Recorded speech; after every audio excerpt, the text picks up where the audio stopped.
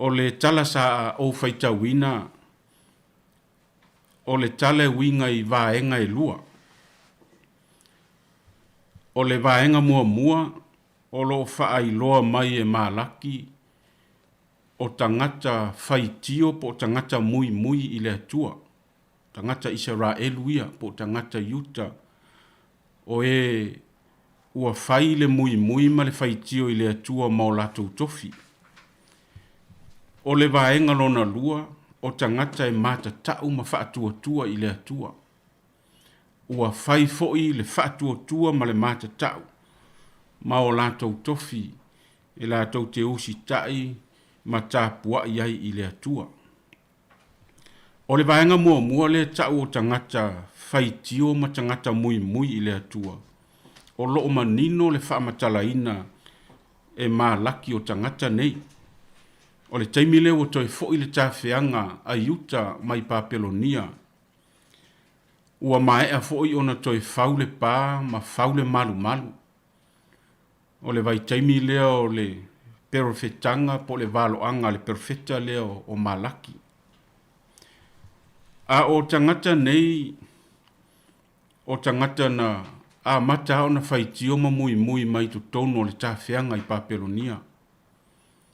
O la latou muinga ma le faitio i le atua. Ua latou tua ia le atua i le mafu anga walai una whaatawhia i le atou. O lo latou lea fesili e faisoa i aso uma.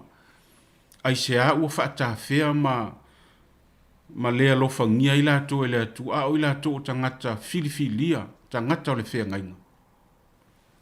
Lea fo i wa e le tawhianga ua fina ngalo malie le atua e toi whaafo i mai. Ua uma ona faule pā ma faule malu. Ma toi whaamanuia ele o Yerusalema. A o lea fo i ua toi whaitio. A wā o lea ua wha maalaia fo i le atua ele ona o tangata lava nei. Ua whea ngai ma mala whale nātura. Ua whea ngai ma le la mala o le onge. Ia ma le tele o mala whale nātura. Ua a mata fo i ona toi onge ma mati tiva tangata. O le ala fo i leo lo latou sai. O tangata nei o tangata faitio ma tangata mui. Ua latou toi faitio fo i le atua ma fai mai. O le a ele winga tātou te tāpua i le atua. A le tātou te mati tiva ma fia ai. O le ale winga o le tāpua inga i le atua. E le alofa mai le atua. O tangata nei o tangata e nau i whaamanuianga whaletino. E nau e whaamalia o latou loto whaale lalolangi. O le ala fo i leo o latou sai i le atua. E le o iai se polo fiti o latou maua mai le o i le atua ma tāpua i le atua. Na o le atili ei ona matitiva. Pei tai o le vaenga le whaamanino mai le tusi whaitau o e matatau i le atua. Ma whaatua i le atua. O lea o lo o manino le whaamatalaina. Whai mai o i la tauia o lo nofo le atua i le mea lilo ma mata i a la tau whi au ma ngā luenga. A o lisi mea tau o lo wha iloa mai. E le ngata ina mata ma sila le atua i a la tau ngai o inga ma ngā luenga o lo whai. Ai o lo o tusi ma wha mau e le atua suafa o tangata nei i le tusi o le ola. O lea o lo o tala noa ma laki le tusi o le ola lea. O le mea lea o lo o whaia le atua mo tangata nei e lātou te ono sa ia ti ngā ma whaingata. Tangata nei na lātou ono sa ia le polonga i to tonu ai kupito. Tangata nei whaatua ma mātatau le atua le na e le tāwhianga. Toi o mai fo i toi puno no e faule pā ma faule maru. E uia ina tele tangata na whaasala vei ma te i le whauina o le maru ma le pā. Ai sa ono sai nei tangata to i titi nei. Le sa ono sai ti ngā ma whaingata. A le ua whai loe ma laki whaamanuianga o tangata nei. Le vaenga po o tangata i ta o tangata whaatua ma tangata matata. Le whai mai upu e whai i la tau mou o loa tāua. O le tofi le nā o tangata matau ma le tangata whaatua. e le ngata ina tusi ma wha mau e le atua o lātou ingoa le api o le ola po le tusi o le ola. A ua whai i lātou ma o loa tā ua i luma o le atua. E se le maa nei o le taunu unga o le tangata e matau ma wha tua i le atua. Ai talo whai i lātou ia ua whai le whai tio ma le mui i le atua ma o lātou tofi.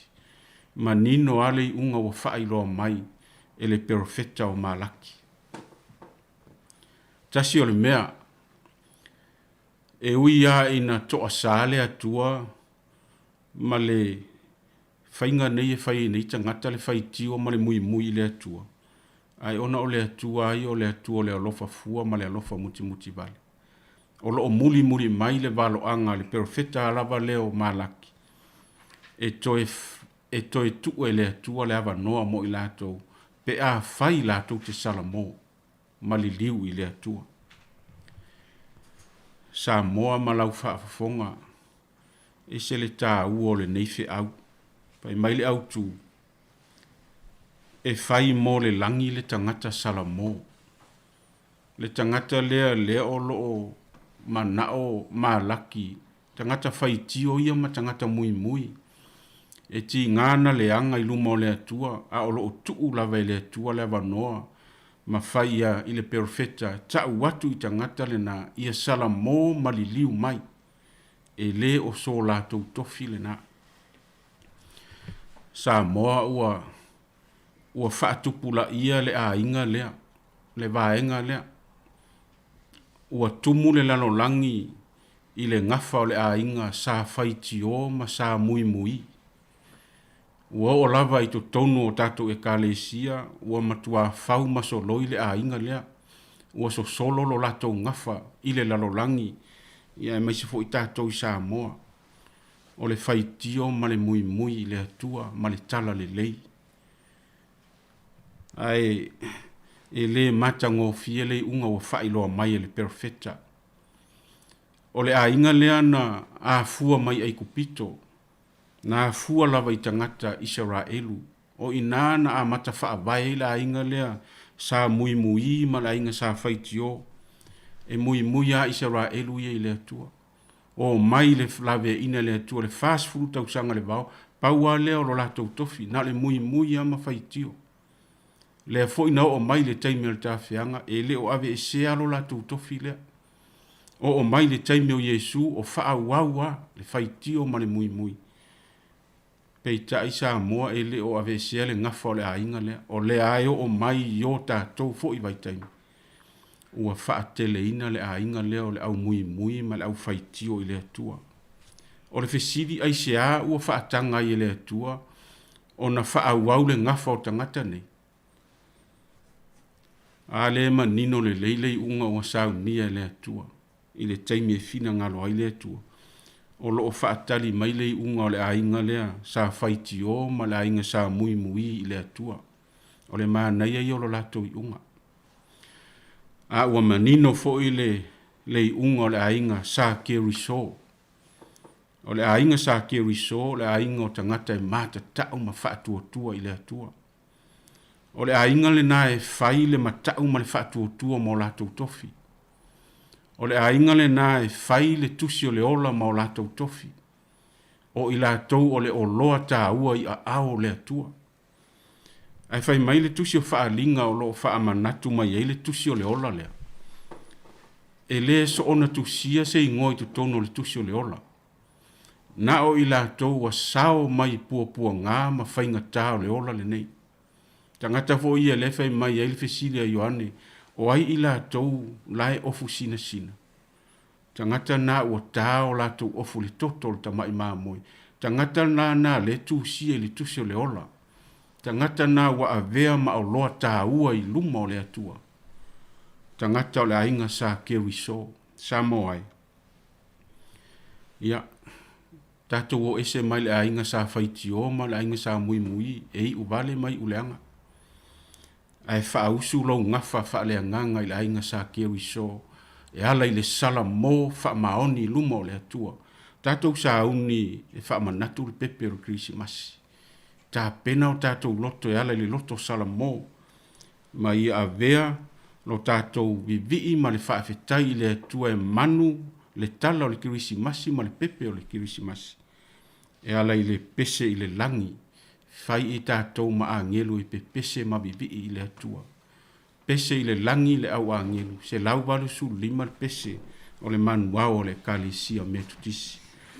Pese i le langi le au angelu, bava o le lalo langi nei, tau fai via le ne manuia, ua foai mai i lalo nei, ua whanau mai le tama li i ole, alo moni mai lu, ngā ole tupu tonu, ia Jehova, lo tatou Emanueluia.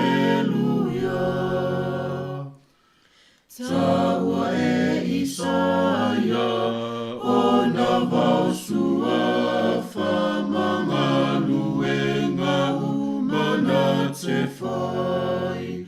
Olona malo e ilona ua, whaia i lunga malalo nei. Ua whanau mai le tama li i ole, alo moni mai lu, ngā ole tupu tonu, ia Jehova, lo tatou Emanueluia. Afio i le langi, taluana mua, o le tama e whavavau. O i tatauna, whaia e le atua, ua teu mai le nutu mau. Ua whanau mai le tama, li i ole, alo moni mai lu, ngā ole tupu tonu, ia Jehova, lo tatou Emanueluia. Tatou whai ule te talo. O vi inga, o pesenga, ma le whaane tanga i fo i ate oelo mātou tua. Ua iaile malanga lau whanau le tau whai unga le nei vai aso. Mātou te o fo lava lo mātou atua i vā venga wa e saunia mo i mātou. Le amatanga o le malanga o le nei vai aso, whaauta i au vā venga. Malutia le soifua ma le ola o tangata. E ui lava o iai nisi whaanoa noanga ona o whaalawe lawe ma mea tutupu. Tali tonu lava o tau whai manuia tutusa i mātou i loa lofa ma lo wanga le lei. Whaaftaile whaamanatu au o fionga pa ia. Whaaftaile ngā luenga le anganga pa ia au maia le file mu ma le anganga mo i mātou. Whaaftaile tau langa ke wiso. Mātou sauni e whaamanatu loa fio mai ma lo liu tino tangata e ale li pepe o le kirisimasi. Whaafetai lau mea lofa mo i mātou. Whaamangalo i mātou. O tangata mui mui ma tangata whaitio i mātou. Ti ngalo o lofa ma lo wanga le leitele mai. Mātou te sai lava. E le whaamali e ina o mātou loto le li i. Whaamole mole whaamangalo i mātou. Whaamangalo loa tu nuu mau tangata male lalo langi. I le toto tā ua o e kiriso. Mātou wala au le nei taia o lofa maia. O sua i o loa tu nuu i whi au ma ngā ruenga. Malu tia i lunga wala i whiwa i ai. Anga le lei nei whanau leo suatu ma le fo i maia o onga. Anga le lei nei ta māma tina. I la tau o whata o tō lia i mai. e maise nai whanau iti, nai whailele ma pepe fō, ma tinafia ngai ma maitanga. I la toi mana onga whaapitoa, ma e o saua ina. O e o i whale pui pui, o ai o whaanoa noa, i ai lo wanga le lei. Mana tua lalo langi, me vesi ma le pua pua ngā tia o tangata. E maise fo i le pa ngā tia ona o le nei wha mai. Leli ie mātou te talo sau niani tong fitinga. E wha malo lo ai i mātou. Manuia whai ngā malo le nei atunu. Wha manuia i so se au au nanga i to tono le malo company ma wha la potpotonga. Le soifua ua ofo e lawe a i o tangata, ia e wha manuia. Manuia si o mātou watu no i Samoa, ma ana whai ngā malo ma tangata a lau tele. Mātou te talo leli i e wha manuia i le nei le tio wha sala lau. O a lātou porka lame ma fua fuanga wale ati na ina, ia e wha manuia i leli pule ma la o whai ngā ruenga. Fua i le to mai ma ngā waa ma tā leni mo i lātou. Wha au wau ai le lātou au nanga au wau tangata ma le tala le lei. Mātou te talo i wha moe moenga o a inga o au lotu ma matanga ruenga, ai maise foi o le malo. Ia e lofa wha matau nuu i le manuia. E le wha moe moe tae au le li ie. Ma tanga whaife au, ai maise foi o le soifua malolo ina le Pasifika ma le tele o au nanga. Mātou la lafo yo o aota maase ia e whaatau nuu i le manuia. Tātou au ma oeta mai le nei aso. O moli le soifua, ma le ola o loa tunu ia mātou maua sikirisi masi fia, masi tau sang fau manuia. E fo iai le vi inga i ate oe. Ono o ki riso whaola o mātou wole ma te talo atuai. Tu maui o mātou lunga ma lava, lo manuia le atua le tama.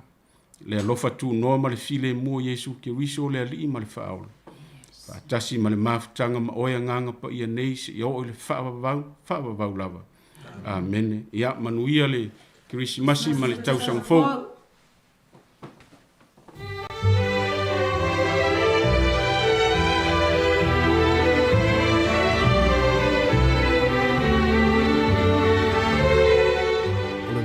Whafonga le tātou watunuu i le tātou sauninga loto le nei tae au, a ngata fwilea o le nei vai aso atoa na whiangai lea ma le sunga le tausi mata ngā luenga, Reverend Konefernisi tua iau whai. Ia mai le kālesia me tutisi sa mo i ko kiwi porirua. Ia e mamoni atua ile ngā ngā whaafitai tele lava whai au msuia lau whaafonga ma lau mai mo mai. Whaafitai atua ile ngā luenga fo le vai aso lau sunga le tausi mata ngā luenga. Mesu wale tua ma no whaalo whaafitai tele lava. Molo ufola le nei fo i vai aso. Whaafitai mo te talo whaamilianga. Ia mātou fo ile talo i whaamilui atu le tua maa le atu. Mo fo iski wisi masi fia ma stau sa fo le alofa malanga le leo le tua. Mia fo ile tua le kāre sia o lo tapo i mai. E whaafitai fo ile fo i pese mo vi inga o le tua le vai aso. Ia ole a whaafonga mai le vi inga o le tua. Ia ole whangasoro ile o le tātou por kalame. Ia e whaafitai tele lava. Ia mo tāpedanga o le vai aso. Whaafitai.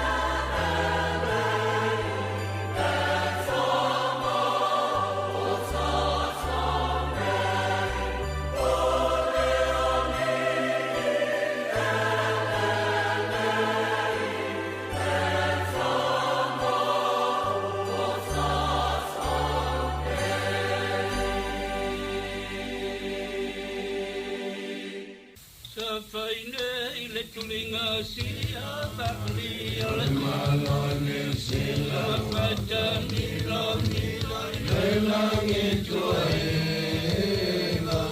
ya tapau atalini ai le fia mawa sengo mosila no fai le se mai au le sango le lo fai le mau na tai le vai mau se sa ili la fanga le mau le ni sila le tu mau ai se aso te fola no fola vai lo no tu mau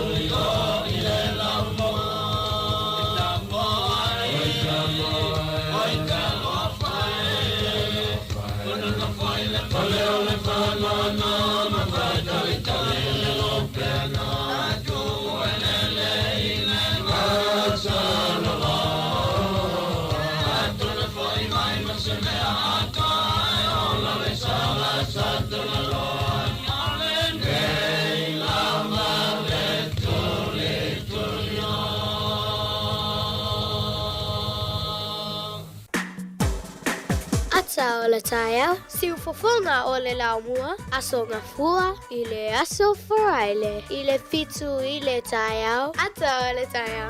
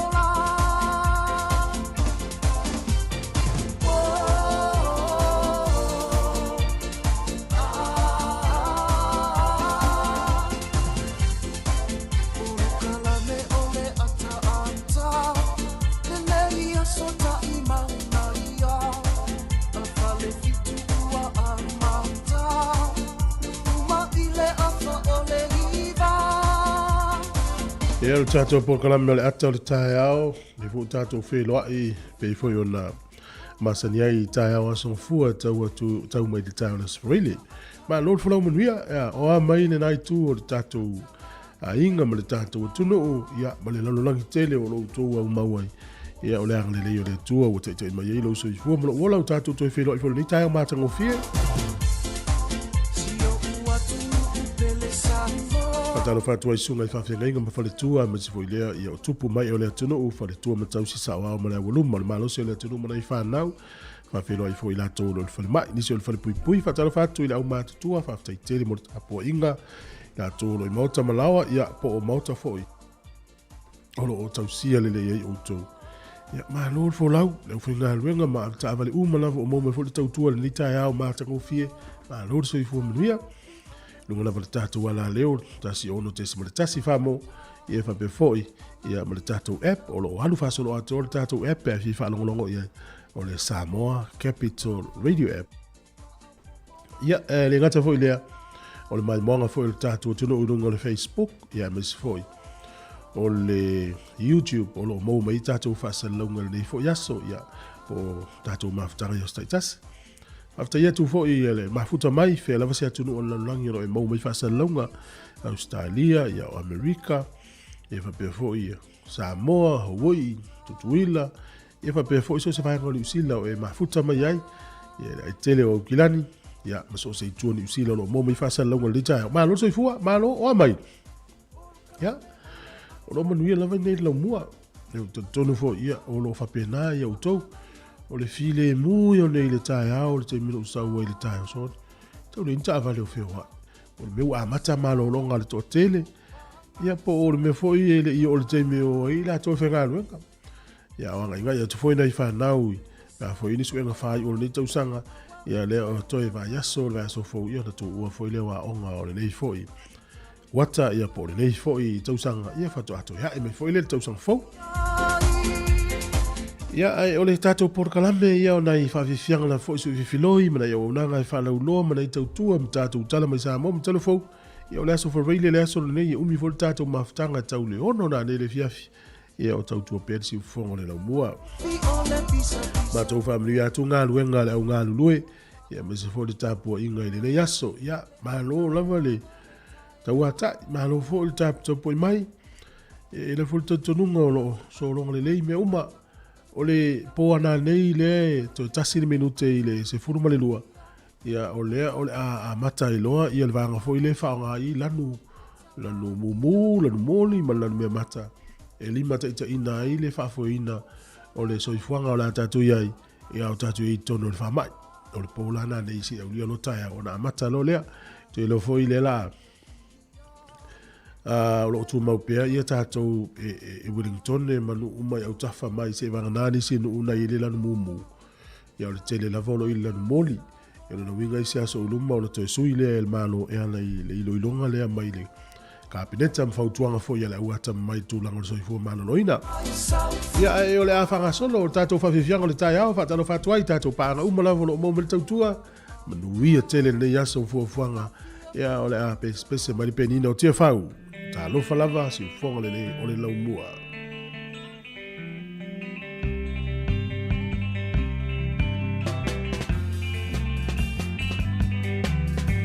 Amalo atu nei tātou woye, whatalo wha mai nei tae au, ia lo whatele atu le pokalame wha manui atu o tō umalama, te ua ngalo atu se suafa o na wha pele o wha au ele ai.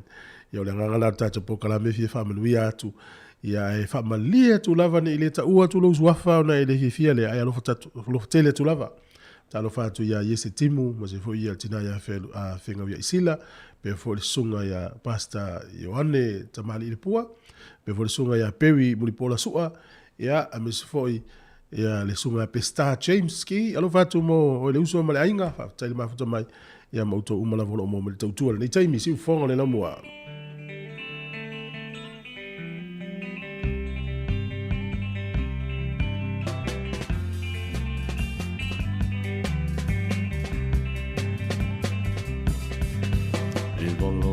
Maio manole vovea e fia fala Selna saulea Ea eti ea nei lau pasika ai o usue hena a ai lau kaiwa. E la te asoa o ola te ula lilo, la mama sue tu pe lau te uli. Ole ala whai le mana mea hela o la sui pua.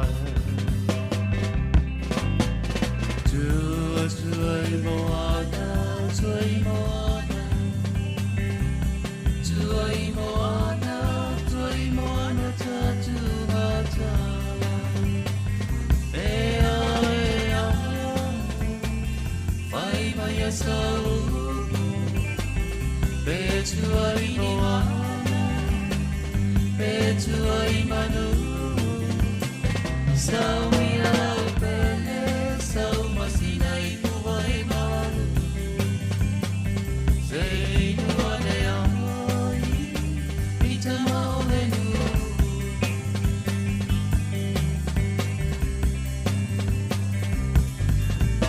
Bolo bolo mai o mano le vave au. Te pia whalawa, suha soleo. Ia eti eti ea nei lau pasika ai o sue hena, a ai I lau kaima. E la te asoa oi o la te ula hiloia, lau mama sue tu pe lau taule. Ole ala whai le mana mea hela o wasu I pua. Tua tua I moana, tua I moana, tua I moana, tua I moana tatu matana. Ea ea, mai mai e sau. Petua I moana, petua I manu. Sau I alau pele, sau masina I mua I malu. Se I lua lea, I te maulenu.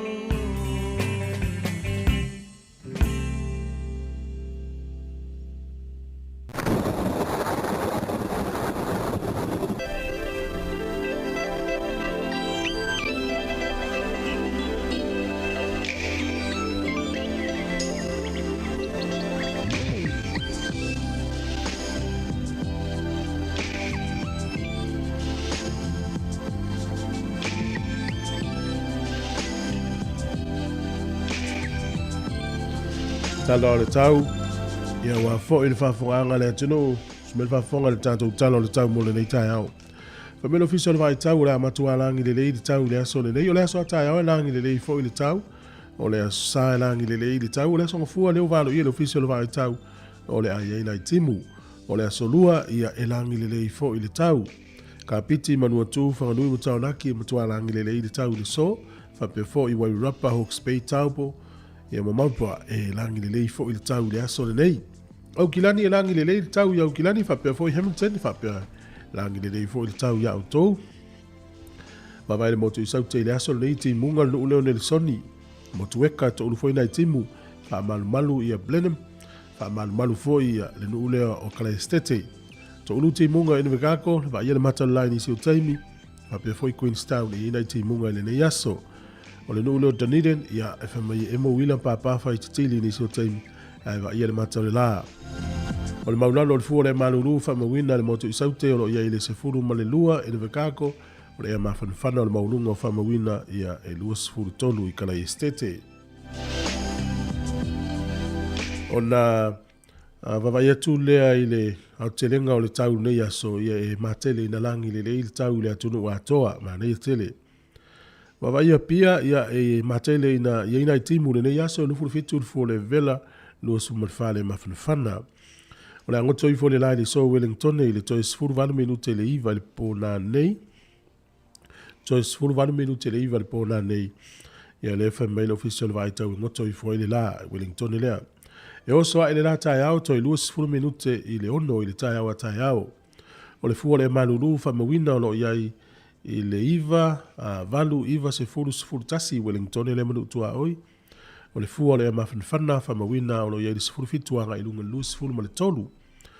O le tala o le tai mo le au whangota nei aso Wellington e pe le tai te o le sifuru le tai o nei sua le tai.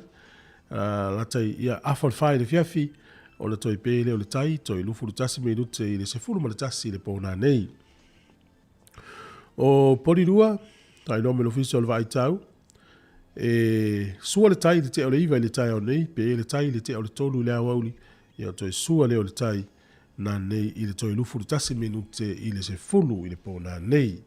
Tala na o le tau, ma le tala o le tai, ia mara una ftupe, ia malo lava le anga le lei, o le tupe sa mole, o ta la fitu sifulu ma le lua sene I le aso le nei, ta la fitu lua sene, ia lo fitele atu po kala memfa milu atu, ia malo lava le anga le lei isi o tatu o tunu. Ole avano family anga wa soifua, ia mo oina soifua le yaso, alo fatele atu por kalame.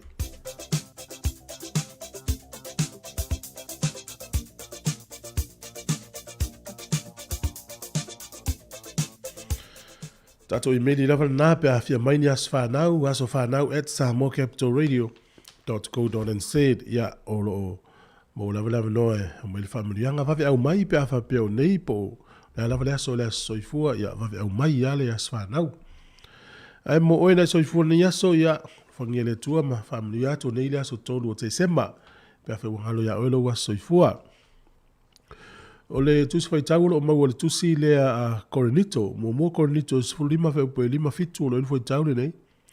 Ai whawhitai le tua o le na te fo ina maile manu maa lo ia te tātou talu lo tātou ali o Yesu Keriso. Ia, o le fai tauna mo o e na e soifua le aso, o le tangata manu maa lo. E le sau nei ia le, fia ngore mori fo nei di tae au le sunga le tausim tā ngalua. Ia, o le mui ma le fai tio. Le ngata utato manu maa lo e le mui ma le fai tio. Hoa le, ia e madu ialo wasa soifua, o le mo Coronito e su lima fe po lima fitu. Ai whawhitai le tua, o le na te fo ina maile manu malo ia i tātou talu lo tātou ali o Yesu Keriso. Manu malo Yesu I. Mea le hanga mana whai ele te Apollo ia, o le manu malo na u tātou manu malo tu ai pēr tātou au whatasi maleli. Pesa nei wha manuia i o tō wasa soifua, manuia tele o tō wasa whanau.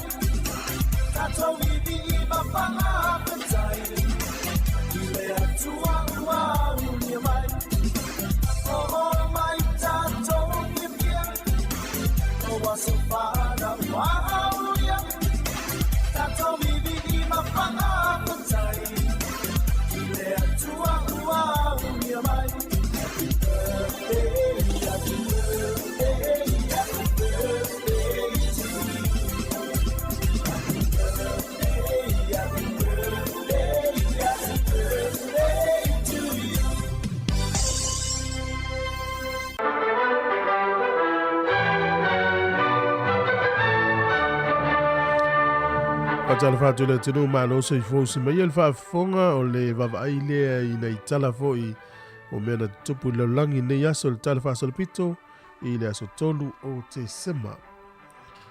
O le solta usanga tasi valu na avea I le stete leo Illinois I Amerika ma stete lo na luas fulu tasi al malo te leo Amerika.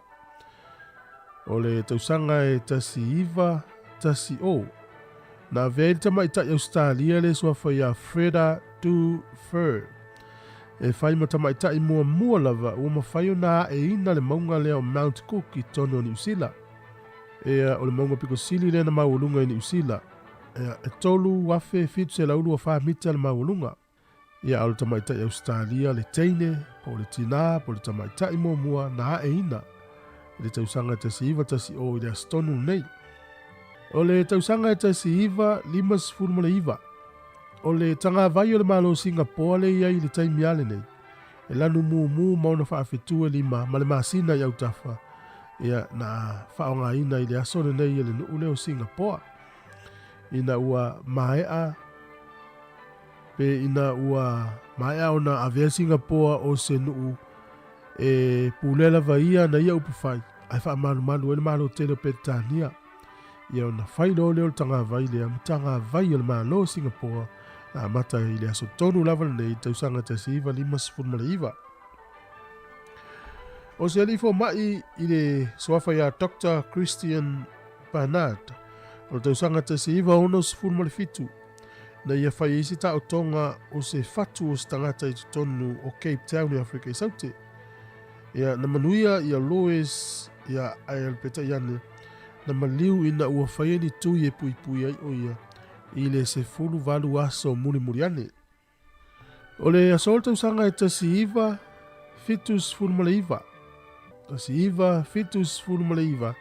Na fili ai le ulu ai tangata I taita ia le Supreme Court. Ia po le whaamusinonga mawalunga. Le malo lea o Iran. Tangata e sua whaia Ayatollah Ruhollah Khomeini. Ia o ingoa nao ingoa Iran bo Iran le te usia tu taunga. O le asol nei le tausanga e tasi iwa valus fulma wha. O wha maumaunga le lalulangi o se wha lave matu iane nei I mea tau o whalenga osi ai o loa na tupu I le aso te tono initia. I le nuu e ngoa o Pohabo. E wha pēwha mutalanga o le tae au a e pālo le kesi o se whale e ta o le Union Carbide o le whale le umia tangata Amerika po o le whale ngausi mea al tangata Amerika ngausi o loa. Na liki e se kasa I le aso o tangata lawa na awhia iso I fua I le aso ana e lua awhe lima se lau tangata na malili wai. Toa tele I la atou e pea male afa miliona na awhia mulumuli ane ai o po ele la tau ai a whaina I o la tau whatunga au a whaina ai a le ate tulou ma le mama na o la tau mana vaina le kasa ona ma le neifa alave lave. Lima tau sanga mulmuli ane a e su loa ele malo intia company le nei ma la tu tongi ai le se lau fast full miliona ta la Amerika. Whamaila wha maumonga a le toa tele o nei tangata na soifua pia na a fia le neifa alave lave. Ele iei ma se la tu tā la e tasi na maua I le tupe le nei. Na tupu I le sol tausanga e tasi iwa fas fun malvalu. O le sol tausanga e tasi iwa fa. O le tālonga voile o le PlayStation. Ia na whatawina e le kompania le Sony. Ia po le Sony Computer Entertainment. Ma whatau to tono le nuu leo Japani. E leo tātou ilo le tālonga o le PlayStation. Ia na fuita alo I nei o walo. O le aso na whatawina ai, tausanga tasi iwa sfulfa. O le aso nei, ia na whaasa I le malo peritania, te whatauni whasipovi e le ini po na iwi. No inga, so whasipovi au avesea mai po na iwi, whaasanto e whatau. O no le manunga I le afia o tangata e whaamai o le PSA, ia po le cow disease. O le aso nei, e whataua e laulangi na amatamai tausanga tasi iwa valu sfulma le lua, whaalau iloa, ina ia sila fia e tangata uma, ia le aia te tau male mana onga o nei tangata e ia io lato mana onga whaapitoa po disabilities. Whatau e le aso nei na amatamai I le tausanga e tasi iwa valulua. Te mo fa ponga o tatu tala te masani faftai lava. Malo faftai si fonga le mua ya manai tala foyo mena tupu lo langina ya so le tala fa so pito. To tolu minute o le tala o le valu tala o le valu fa fonga i tatu tala fo. O le fo te mai tau watu i le tala fa so pito lo langile so i Samoa. Tau sanga tasi valu iwa fa. Ile aso tonu ane le ile aso tolu o te sema. Na maliu wa ile li tu stala le Robert Louis Stevenson. Na maliu wa i Samoa i vailima. O lo lango maune i lunga o le tumtumu o le munga o vaya. Mfaifona alu te mai mo ngore YouTube channel le tatou li tio si fonga le mo por Samoa Capital Radio. Na fa matala atoa mai ye si mafine na nga lue le fale mata anga le vailima. Tala anga le tu stala le Robert Louis Stevenson. Na fo isa umaya le ata tonu e mfaina mai mo. Na maliu tonu wa ile aso le tau sanga tasi valu ivas fu me fa. Fa vianga mai al seto fa mo. But we tele tape na Christmas. Mes fo yo fi tele lava ina ua ma wale tala fia o la ngai tātou e whaonga ia mōli fo i e whaasino sinoi ia po fea le nuu o le ala mumu, le mōli, le me mata i le ngai atu Christmas ma le tausang fau ia mali nei fo i taimi.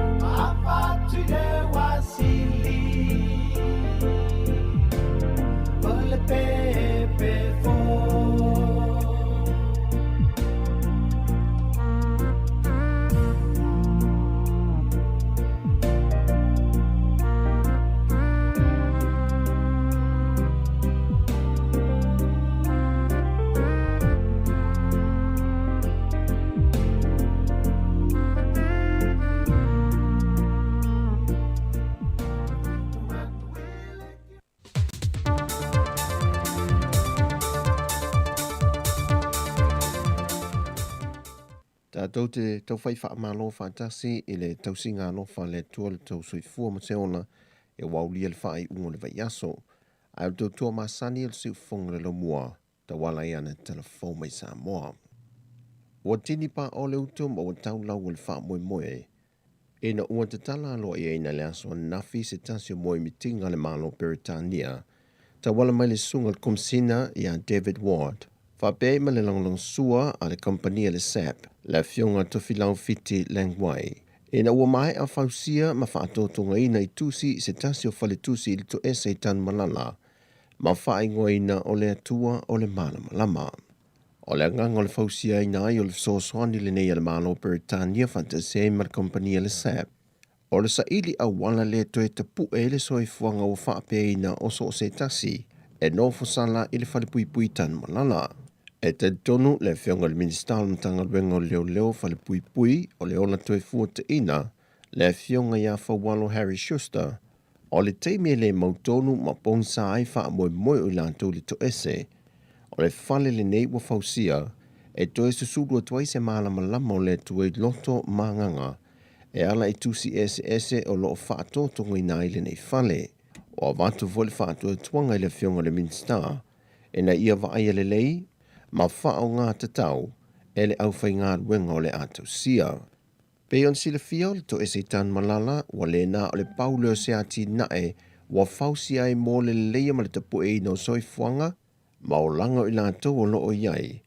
Whapea fwoi o na o inai, mo soifuanga whapisinisi, e au fiai le kuka, sui, o le ngao si o mea tau 5 maisi, ma le wha moe a o e na tu ua le no whanga ma toi fo i atu i ainga, e ao o no lato wha wa wina mea na o wina, e sa i di ai se leni e tau si ai o lato ainga, ai mai se foi no lato soifua manuia. O le aso na nafi nā loa i e le wha moe le wha lawi loa ina leo se tasi of so swan ye le malo, wa mai a wha anganga ese mai lana paketi wha le tausanga, e 5 miliona ta live so swan ye pisi nisi laiti, e au fiai ma whalitali malo. Ono a fianga o le COVID-19 wiva, sau no le fionga le minsta o tangata ta whawhau mai mo mai le antunuu, le fionga toi susulu Cedric Schuster, o le wha moe o le malo i le fiso swani le nei, o le a teleson sau ili toi wha le leia ma fiso swani nei pisi nisi inisio vaenga, o loo mo mia vave le fiso swani, e pei o ngā ruenga wha le leia, fiso swani ili tutongi no le au whai ngā ruenga o loo tutoe, a wā ua to tele le au whai ngā ruenga mai whalitari malo ua vaea, o na ua le lava le se leni e tutongi ma wha whai ngā ruenga wha a wawai. Le ngante lea o ia se leni e fiso swani i pili wha le tausanga, ma fiso swani fo inisio pisinisi, e tutongi e no whanga o loo lātou wha ngā ina, wha te sei ma le fiso swani, e tutongi no nisi no ngā tupe wale mwhai on tutongi, o na ua a fia i ati nae. Whai loe le fionga le minsta o le whanau ta inga o le malo, ia toi te tala ifo fe malanga inga, ai o lo lava ta pena pisinisi o le nei ala manuia, e tali atuai ini malo o le asiasi mai fafo.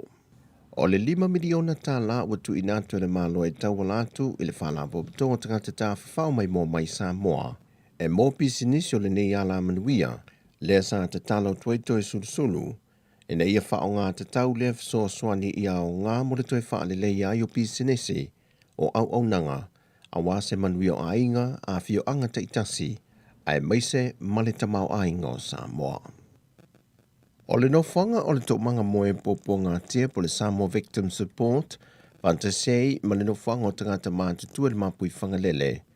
O no whanga i e lua, wa whaamanuia i nei se leni whaasao mai, e pinko sa whaawa wina mawhaia i le ainga sa te lei whale ula.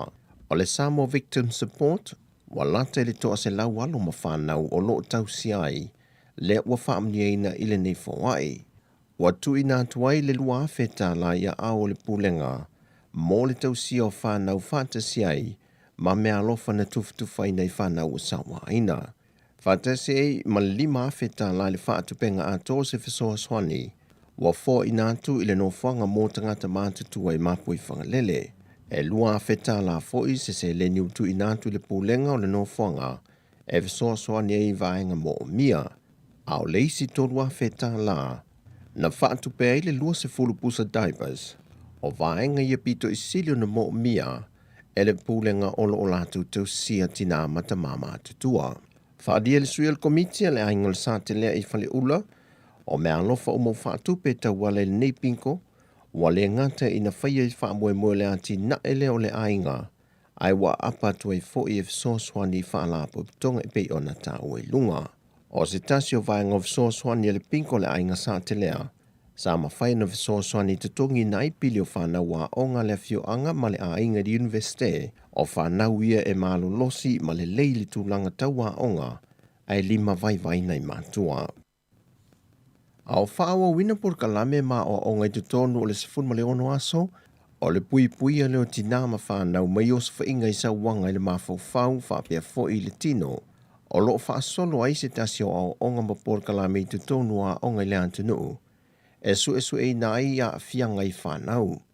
Ma mawai, e 24% o whanau o lo sa wai nei le tino, ai 4% o lo sa wai nei lanto i mawhau malangona.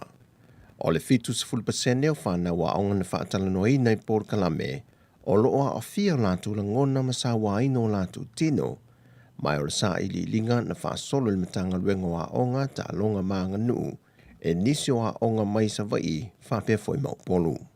O le fionga le li fo mai o le tō whamanino ma ta afa Dr. Desmond Amosa o loo ia whātau teia ia o onga. O le taunu unga o le neisa ili linga wa te talai male awa noa mo le tāpine ino ta iala tā la whengai. Whampea fo i ngā ruenga la vea i mailimtanga ruenga wa onga ta longa manga nuu e whawhawaini swinga le lei mo le fofo le nei whawhi tauli. O lo ia isi fo i tūlanga e le i mawhai una o iei le neisa ili linga e pei o mafua anga sa wai na i tutonu a inga o nisi o vaenga sa tuli loa ina ia su e suenga i whanau i tutonu potu a onga. Ma le tala whaiu, wa polo ia nei le pule o le official whaatun tono le antunuu le regulator. Le whaalapo betongo le malasi anga whae le tise ina ia tau fia lo le toi whaawa wino lana polo keti. Le ono o whaawa wina ai le whaapi no mita ta mai po smart meters e maota malawa o ainga whaapea foi pisi nesi. Se ia toi mai se isi whaatangana mai le pule whaatonu. E le tusi na tu inato le official pule whaatonu o lo ta awaiso lato fontanga le aso mua te sema. E sila ai ni awala e toi wha le leiai whai tionga ma wha se ai wha o inatu le ofisa o lo a ofi ai malamata opule nei smart meters. Wa whaatunu ina fo i le official pule whaatonu le EPC. E na ia tu inatu wha amtalanga lata mai uma e se mai reporti mai a te sema o mai a Januari al tau sanga le nei na au ili atuai i smart meters e nei malona wha o ngā ina. O le tele o whaasea ua tu inatu i le official pule whaatonu, ona ele o iai fo numero unite whaamawina lo whaatawina, se i vanga nai na o whaailonga tupe. A maua sa ili ai i le official pule whaatonu whaamaumaunga e whaawawa tili ai, le mālamlama anga ma le whaamaninonga, o ia mita fau, wa toe so o le atunu i lona whaapipi ina. O talafowia mai sa moa, manuia le whaai unga le vaiaso lo tātou atunu. Whaasoifoia.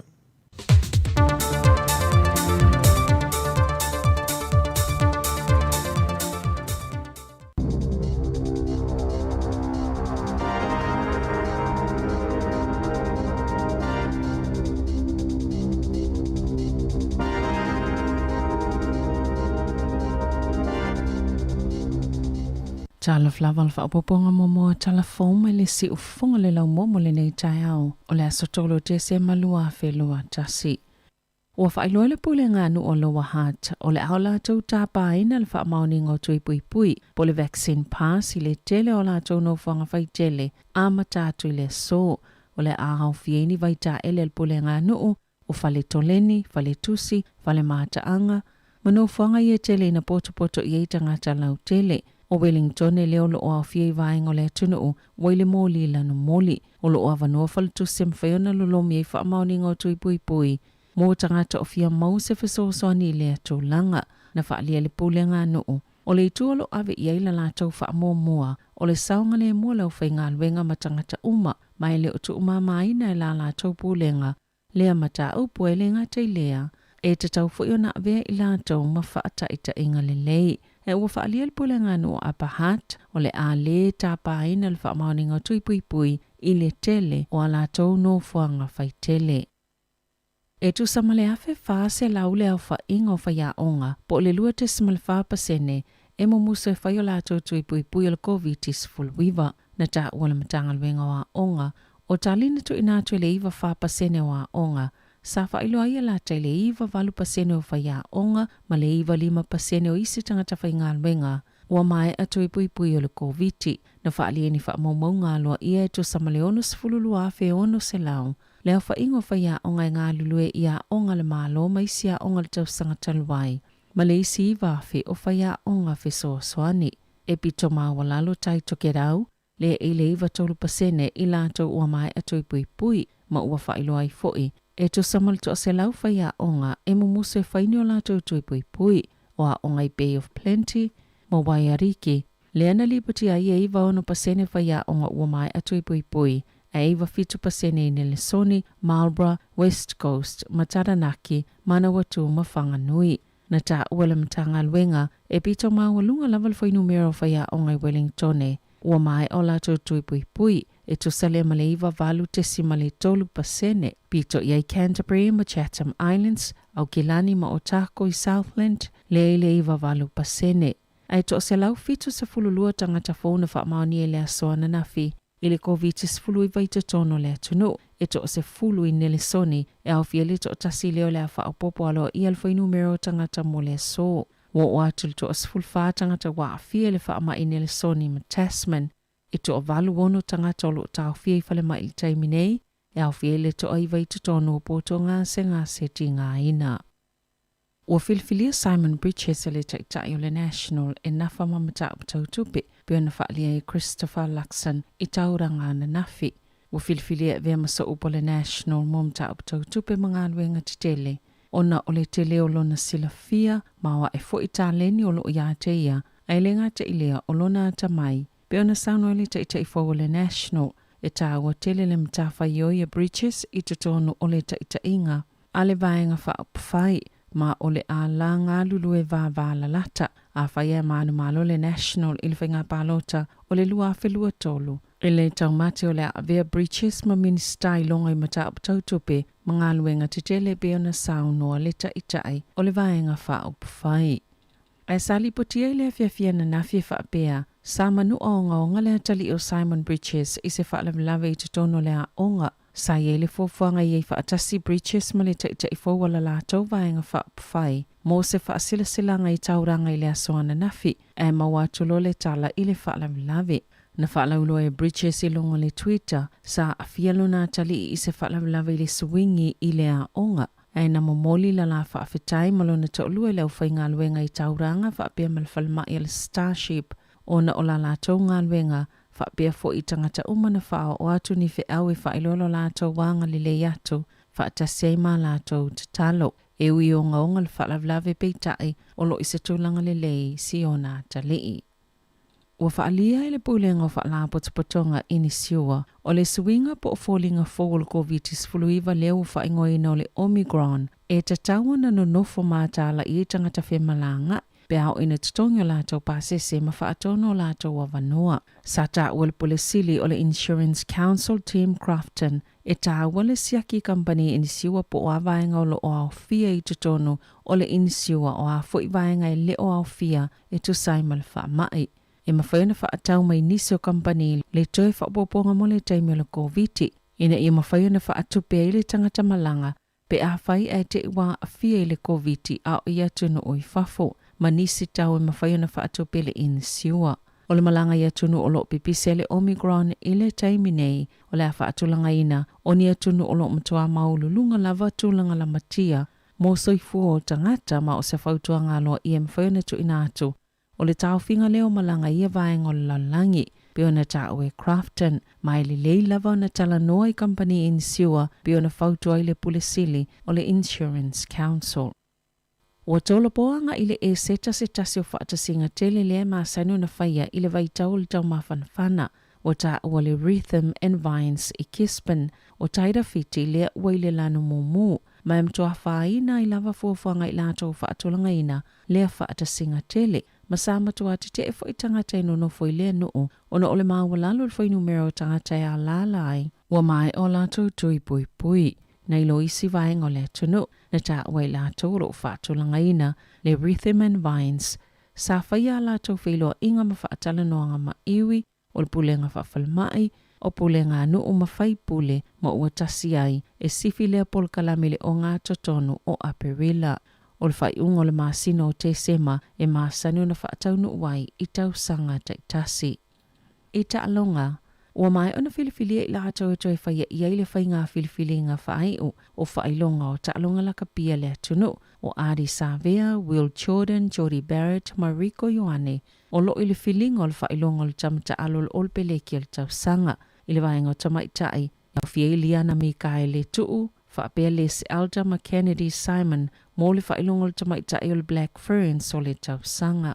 O Sarah Hirini, le kapiteni o le taito ofito o tamaitai le Black Ferns, o lo I le lisi e fili le tamaitai o le au taito ofito o le tausanga, whaatasi ma Gail Broughton ma Tyler Nathan Young. O lo I fo I Hirini I le whainga filfilinga mo le Tom French Memorial Maori Player of the Year whaatasi ma Ash Dixon ma Aaron Smith ole olo peleki. O Smith, Dalton Papali'i ma Richie Mo'unga o le afiliel tangata ma waina le whailongo le tamta alo le lakapi sopa. O le taamilu sango le NPC o lo filifiliai Stephen Berfeta o Taranaki manisi tama se to olua. O lo iei fo ile whailongo le au le tausanga whaia ongo le tausanga maisi. Tala fauia ma le si ufonga le lau mua mo le nei vaengo le tae au.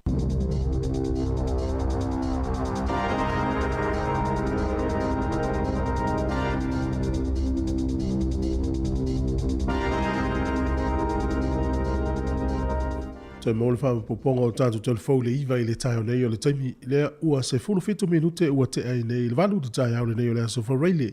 Manu ianga le ngā mata le antenu, manu i fulu tāpo inga, manu soia o ngā le whanau. Wha wauna i whawhi whianga o whepese o na fo i mai lea, nisi o tātou wha sile silanga tāua, ia ua fo i lo tau sile fia. Ale seto whane moe, manu whawhi whianga le Christmas.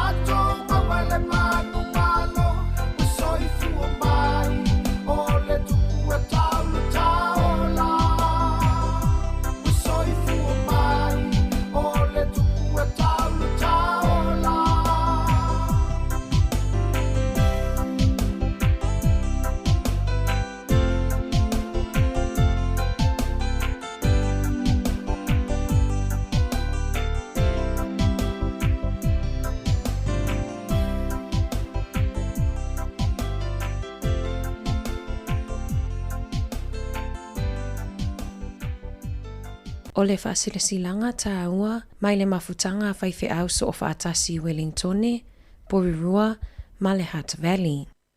Mapuane ia i ni a whane ma le taulai maa lolo, e pei o le whetalainga i le vaa o le manua le sanga lala. O pa ia sausaunga tā sa moa o le au mamala. Tulona ia upa ia faale atunuu, ho upa ia faafainga malo, ma upa ia faale tala lelei. O le ale ngā whatauli maina e se mātou whaamatalanga, tulona lava. Ai talu ai ona olo o langolangoina mālosi e le mafutanga whaife auso o whaatasi. I Wellingtone, Porirua ma le Hutt Valley le whaamoe o le mālo, e pe ona i ai le tui pui o le COVID-19 ma le iwa. O le mafuaanga lea ua mātou wala au atu ai ma le anganga whaalo alo tele, i le paia ma le mamalo si o tātou atu noo, o lo alala ma papa a au i le laumua nei Wellingtone, ma ona nuu tua oi, whaatasi ai ma e ka le sia uma o lo oitutono o le tātou mafutanga. O le a whātau nuina le whaia o le tui pui mo so o se tasi e le i whaia sona tui mua, ma le lona lua. Whaatasi ai ma le tui e whaamalo si a tili ai pui ngā o le whaamai po o le booster, i le aso toona i nei, aso whao te sema, i le itu lai se fulu i le tai au, e o atu i le tolu i le afiafi, i le nofuanga i Pellerus Sports Trust House, i le Hutt Park Seaview, e so o ma le Django Rama. Porkalame o le aso, e amataina i se sauni ngā lotu puupuu, e tāpena ina lava e le mafutanga whaife auso o whaatasi, o na whaanga solo ai loa lea o tuwinga. O le ai fo i whaafiafianga ma taalonga ua saunia ina mo a tātou whanau. Mai telefoini si o whaamanuianga o le a whaapea o na tuwhatuwhaina i le aso. O le nei whaamoe o lo o ngā lulu e whaipa a ngā i le mafutanga whaife au, ma le Pacific Health Service Hutt Valley. Ma nisi o au nanga ale soifo maloloina, e pe o le CCDHB. Au mailo a inga tātou fia whaatasia i le aso, ai mai se lava le tātou tutu whaatasi, e te atu i le nei whaamai, awa lava le saunga le mua o tātou tangata Pasifika i Aotearoa nei, a o tātou anga i atu i le Kirisimasi ma le tausanga fōu. Whaafetai te le lava, sainia e le laulawa fono, o le mafutanga whaife auso o whaatasi Wellingtone, Porirua, ma le Hutt Valley. Ma lo whaftai, o le whamoe lea tai au peo le whailo atu. O le maua wanoa tala noa nei mo le whionga na nai le te o le sifuru mo le lua. O le tala noanga lea e whamanino atili e nisi vaenga o le whamoe le nei. A wale si le fia lo tātou tunu. Pe o le aungala mo le whamoe o le whaia leo le tuilo na tolu. Mo i la tauia na whaio la tui o le whamai mai a Februari, Mati, a Perila, ia whatasia i mai la tauia na me, ia mala matanga yuni, tu sa wono masina taunu na umana whaia le tuilo na lua.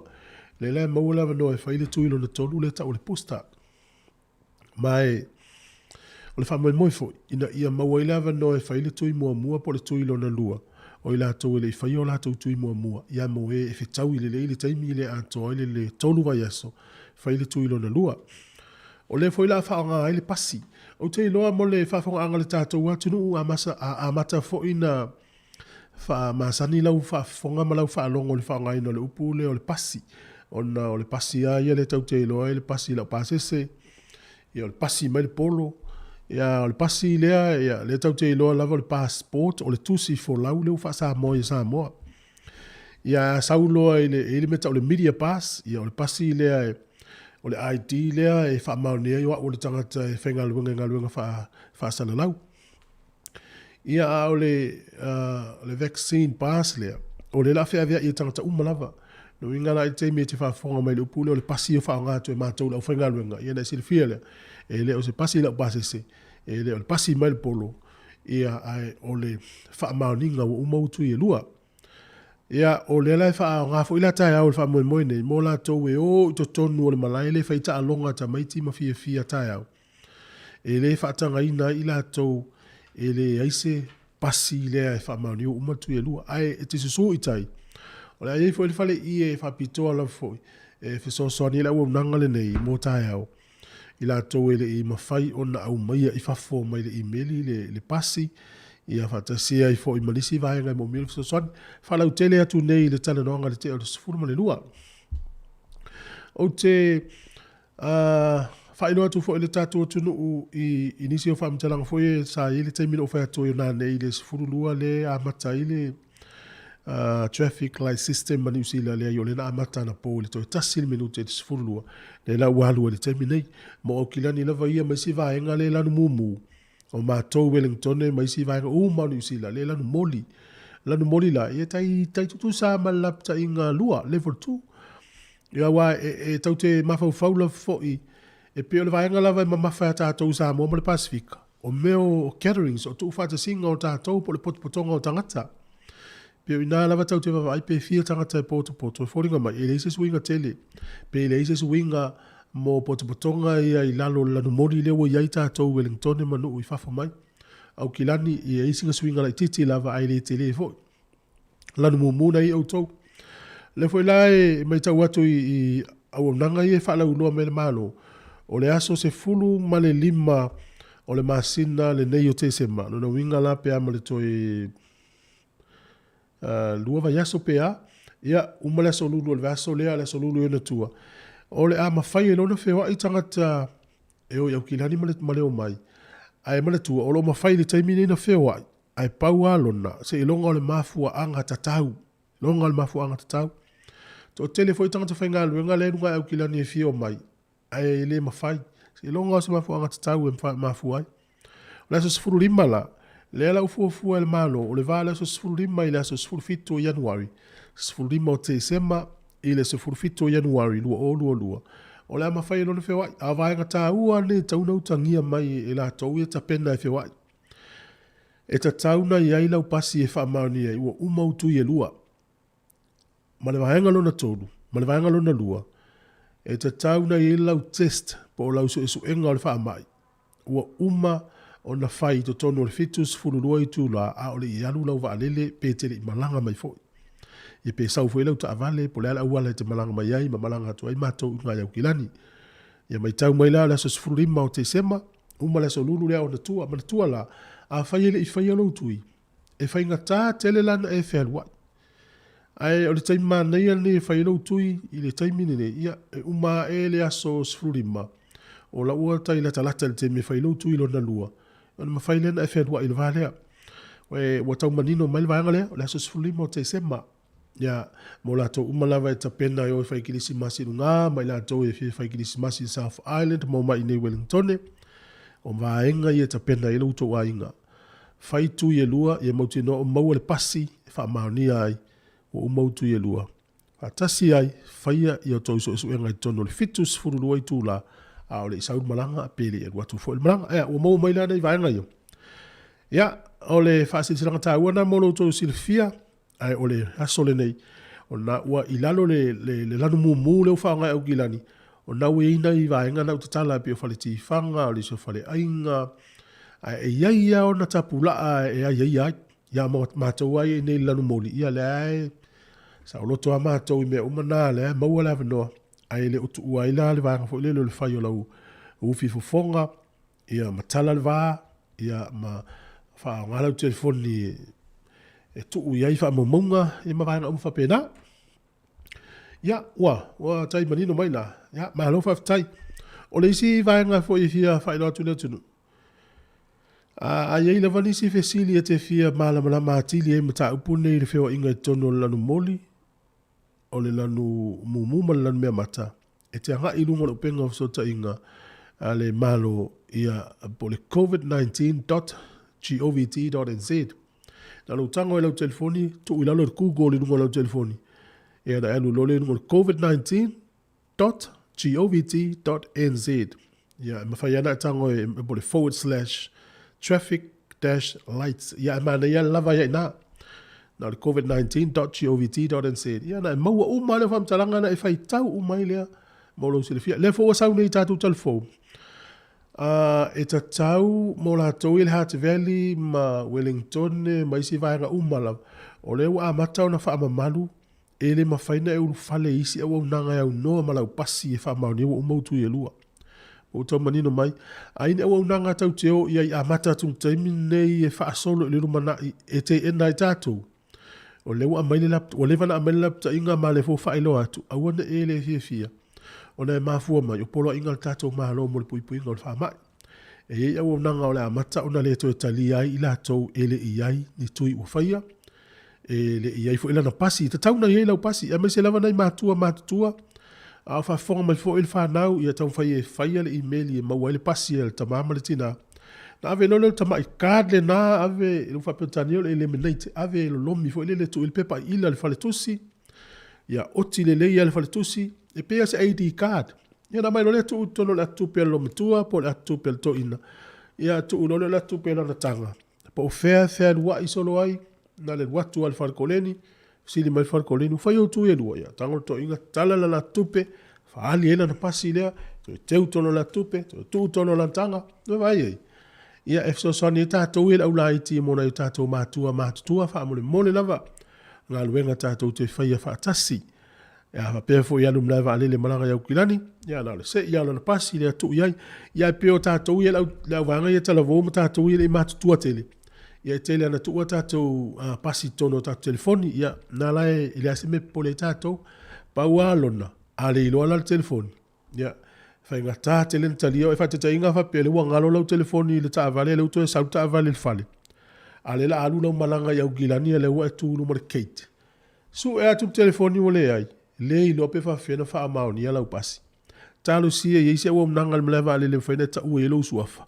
Ona tale ilalo, ona mawai le au elo tanto nunga ile ai. Ona le fa malu si mai lava, lo fa wa yo o mfa ila upasi le fa mauni you tu yelua. Ye wala va ye tala. I am fina fa so mai nunga Facebook, nunga tato social media, YouTube, fa matala nisi vaenga e mafaiona tapina pena yeisi o tato o tunu ine ni usila. Ai mo tatu ainga ma wolo ma futa me Amerika lo tele atu por kalame fa tele lava pe fo i Hawaii ya o Australia ya Samoa tutuila ma lo lava non sai ya tatu e kilani ya matalo no e fa sinta fa la titi e ma tu e ai lava va nga nai li mata ite ne o to ya kilani wai kato mai si va nga i lan mumu atalo fa tu le sunga le foni ma lo fenga lo nga mo tu saute ma lo nga lo e dai fa fianga o tai au si fongo le mo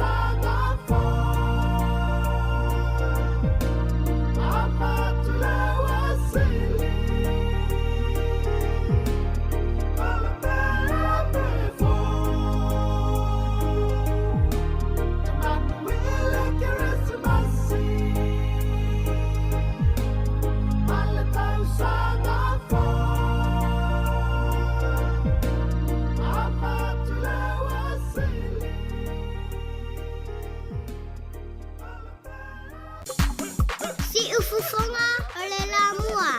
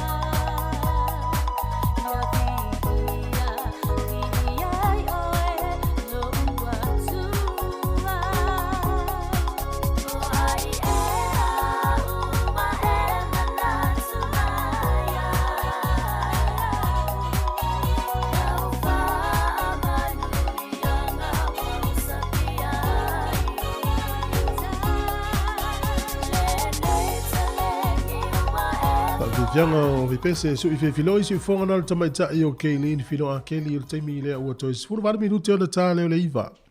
Ta le iva o fa fonga le fa ponga lo luo ta tu telefon tu pena mai ta tu tala fo ile o men atupu lalangi tala laudungo le vai aso ile afoliva por kala mele tala no toi le fiona le pule ma Savelina Casiano o famo monga ie o mai tai ona nei tatu o penga le Radio New Zealand o no ta o le tai ona ile o fa ali le minister so i fu maloloina e ono se lau fa se fu fa miliona tala o lea watu le malo ile o nanga le so i fu maloloina o vaenga nei e mafuai o le se lau afe ina ia fa le leia ia fale mai ma vaenga ma se lava potu i o ICU potu fa pitoa i tu oitanga taitinga inga ia ma le lima se lau fast food fa miliona tala e ta pena ia i le tau le tau so fa i ma le fa mai le tau sang fau wa mo mai le tatu tunu New Zealand o nei le tai au le ufa ilo ai e ono se lau fast food fa miliona tala ono se lau fast food fa miliona tala lea ua ta ofi le malo mo so i fu malo loina mo ta penanga ni usile lava ia le ito so fa i mai fa mai tau sang fau ia e fa tai le tuo ne tunu ia pe Australia America na inu lava le tama wainga ia tati alo fa sta tunu Samoa me tonu ana la ele mana o ila to e va vetatala le watu tato ni ia isi a faina wala te tele o nei tupe walu i talu nei fa ma ia ta penanga lava ia mo le tau sang fau ne o va ai ele tato malo ni usila o le telefone le tai au le o fa longo tu ai le pe ma le afe fa se lau fa ia onga ia ele i fa yo la tu yo le fa ma ia e tofu ale le tangata ma le mafuanga ai o la tai tu ala lo fo i nei o tato ai ma se ai fa ia onga sa mo fa fo mai e ini mafuanga ia te o ma we la nga ruenga e afe fa se lau la tu se e ti le pasene o fa ia onga ia tu toi ele fa yo la tu ma la tu nga lu e tono le mutanga lu nga waonga fa nga le lava no i ma o se nga lu nga se si o ma lo le ya la fa fiala na tu si la inga ma fa na io nei fa na tu io le tai nei o te le sa tato fa longo le verso nei ile tapisa fo ile o le national la to fo va fa fight o son tai na fa ma mulu lo Simon Bridges over pero o te furinga ia se malilienga na faia e Christopher Luxon ia ma Simon Bridges o ma fo in fa mamu ia le o mo manele ata ia le o filifilia le o Simon Bridges e avea ma so upu me tau tupe ma le ngata tele o va pe so tua esse al mele sa fa fau ia tatu tele no fo ia fa e va enga na lape fo le tau tua si tina sa te ia le national fa tau tele Simon Bridges wala le swinga le wini ole te leo le fa ina na lu ese ma to finga tai te leo le vanga lona to tongi na vesi a me le vanga le tongi na fa o le tongi le tai fo le ine pa pena fo le tongi o Simon Bridges te lo po ese swinga ina wa ve ma o suilo na tulanga i tonu le national se fo ia me por kiki tu so galwenga ia por kiki ele mautu le tulanga o tangata e fu ai leo tatou ne fa leo po it filia e le fola o ta pena fo i le vang fa file national mo ta pena ngoli lua fe lua tolu o tala fia i si ta ile o le national ta fola we nei o le li o se li ke wisiano ma o le tato mana o nga le i atu no une tau te i ni ta ke wisiano ta ia ma loro tato ia pa nga le tele o ma loro langi o ta ia tangata e fo ile e se foi la tota li tonunga e vai lai pulenga tangata yo sa wa yo la to pulenga ya tonu ula ifafo ya e faftai le i pulenga ho stato malo ni usila fa pe Australia ma isi o la ya olo ya i lava le fafo e ngai to tonu pangale e ya i va enga o lang fa ke wisiano e fete e na i ma me to pu te mi nei ata vai volta i pale mio Australia le te mi nei o le ke wisiano volta malo na ia o le tele o vai ngai feita i Australia le tamalo he o pau wai se avala wino tangata o le tangata e fai au o le si eloia o le si suatusi o le si kamuta ia o le si palmia e to for tangata ia o le tangata umane ia e tau mafai ia lulunga leina le o tatu lunga le tau te ia pangale ia e matua sa mala to tele o tangata i fili ngam fai unga fai wala si vanga manino na mai ele tai le national le wine o ia sa te e vai nga te tele ia tolu. O le whaonga o le malosi fo i leo tu la fono e wha uma le tangata lona lava so i fua pe a maua i maiti ngā ina. Lua o le tu la fono le marijuana, le meo le marijuana. Tolu, e ma le si tu la fono le na te e fo i le tamalo le wangalo ia te au. Se uma faunto ta utu le step. Ea o nā uma vaenga, ana tu la i ma le tamalo le ta i le national i le taimile na. Ta fe le whainga e tangata. Ia ai, o yo le portion, o mele o le whaafanoina o maitanga o tamaitai, ia ingo le tūla whono nai, pe fia e maasina, ma mafua anga e tatau ai o na whai. Ia ai pau ala vanga le ilo tea le tamano lea, o le mele o le whaipoiponga e to inga tutusa. Le no winga ana pale mai le taimina na ofi na umta apulea, e matua i whai fo i tangata. Ia pangalea, ia o mea lava e tutupu le taimile ua tātou iai, ia e whainga tāna to e vili tua le vau le wati tauana vili maanga i luma. Ia mo le zulu whaftai mo le whamalo, ia ua le whawhesia le tai au.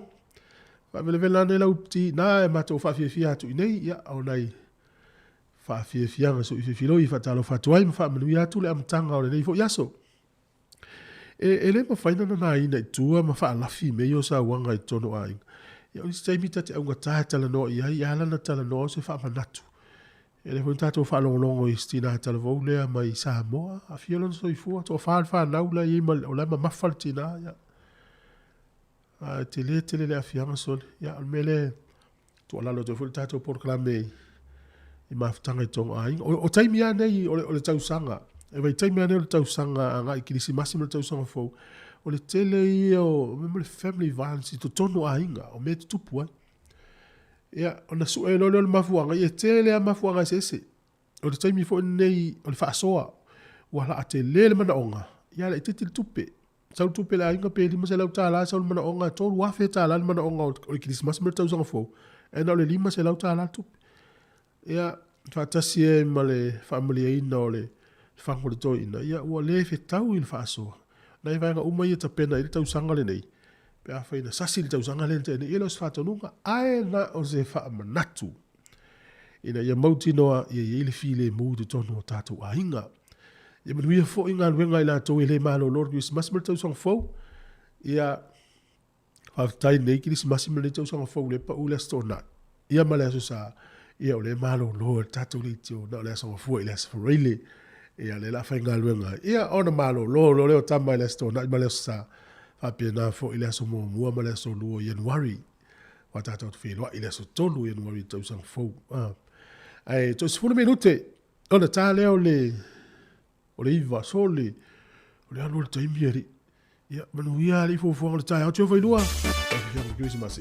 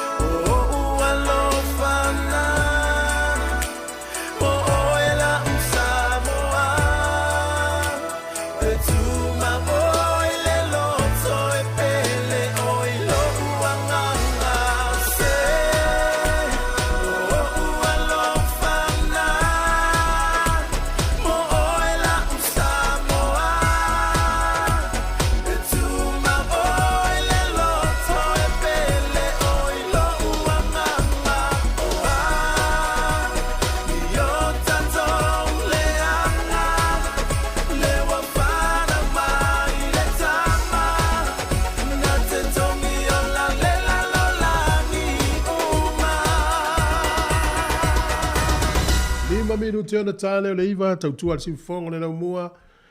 Whawhiwhianga le Christmasi. Ia, pe ia nam tua tomu lau lau Christmasi i mea lofa. Pe a tatou whalongolongo i musika o le Christmasi.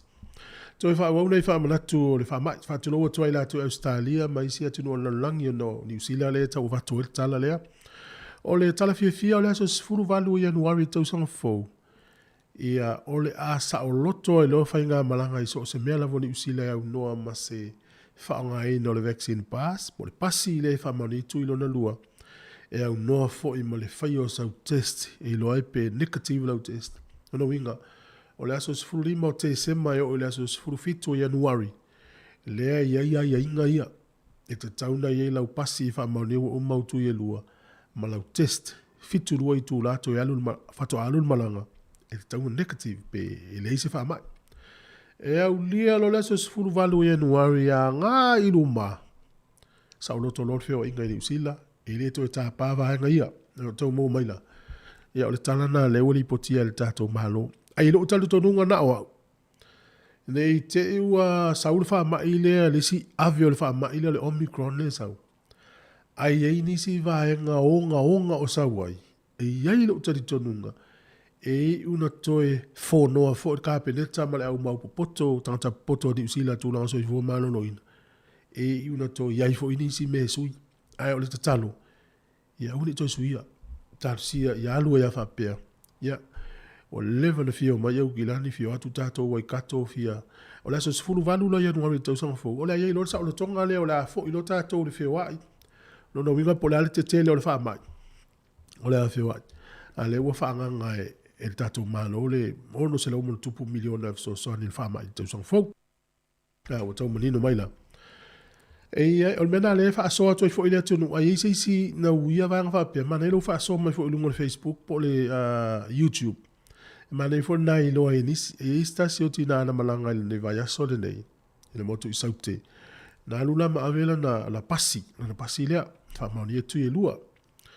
La tau tu atu na pasi il malava ale le company fa me awol pole a tai la lorengo ai o so le sua fortinale o umman fa yona tu ye dua ya o le si foi taman vala o mai nei sa fa longo mai tatu telefone nei vai aso wote e ile fe so ni fa le tala vai ni usila ile fa ngol pasi le ya sa vili yai malu ye tala noi sa ai mana o mia la fa le tala vai le emaili le tau mo mai la o le sila va ngana ta o emaili Ola ta mana o ngale iai, ia mawhai e emaili al whanau, ona lolomi ele pasi e mātua. Wa o le utei loa le vason te nei sa fiu e tau mawhai ia le pasi e mātua. Ana le whai a emaili e le mawhai una maua. Taru sia o isi swinga le taimile nei. A o e whafonga mai fo ia a whapea o ena e au mai e whafo mai le computer pasi au mātua i lau emaili. Ma nei fwelo tango e whasoa mai. Wa le sile ngao sa o le... Tele foi mana tu fari o tangata. O le isi tu. O le ua fanga solo le fao ngā pasi e urufale le tele o unanga se ni usila. Ai pea mal miliona tangata ni usila. O la tau mawhai e maua la tau pasi. E le i mawhai lava. O le lapela na o le vaenga le tu la i mele teimi nei. Ia, o nei wha manatu ia au ta pena lan malanga iau kilani le aso sfurulima te sema o ta whao Christmas mele tau sanga fau. Na ufa ilo atu. Ai a wha pea e ta pena le tausanga fau, a so sifuru valu o Januari. Na wei fo ilava no e malanga sa uloto e tātou le aso valu o Januari tausanga fau. E o ato le teimile, ele ia ea onga. Whaputu leipa hua e ave e ukilani le teimilea. Ia, manuia le tai au, le minuti o le whafonga lole i tātou telefou. Whawhiwhianga, marisi ufonga le na mua songa ia, sive vai ngā wale si. O le asu e sive po fen whana uile li.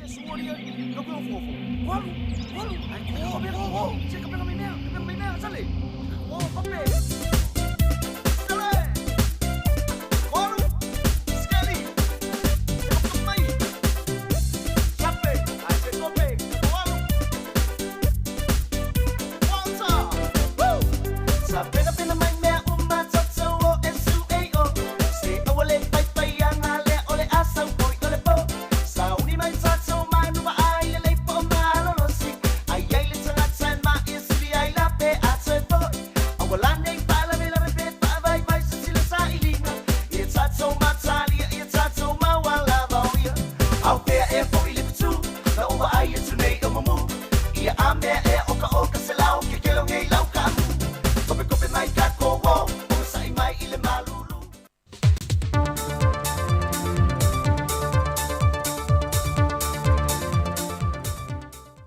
tau te tau whai wha amalo whaatasi i le tau singa alofa le tua le tau sui fua ma te ona e waulia le whai ungo le vai aso.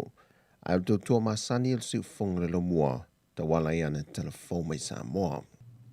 Wa tini pa o le utu ma wa tau lau le wha moe moe. E na ua te tala aloa i eina le aso nafi se tasio moe mitinga le malo Peritania ta wala mai le sunga le komsina ia David Ward.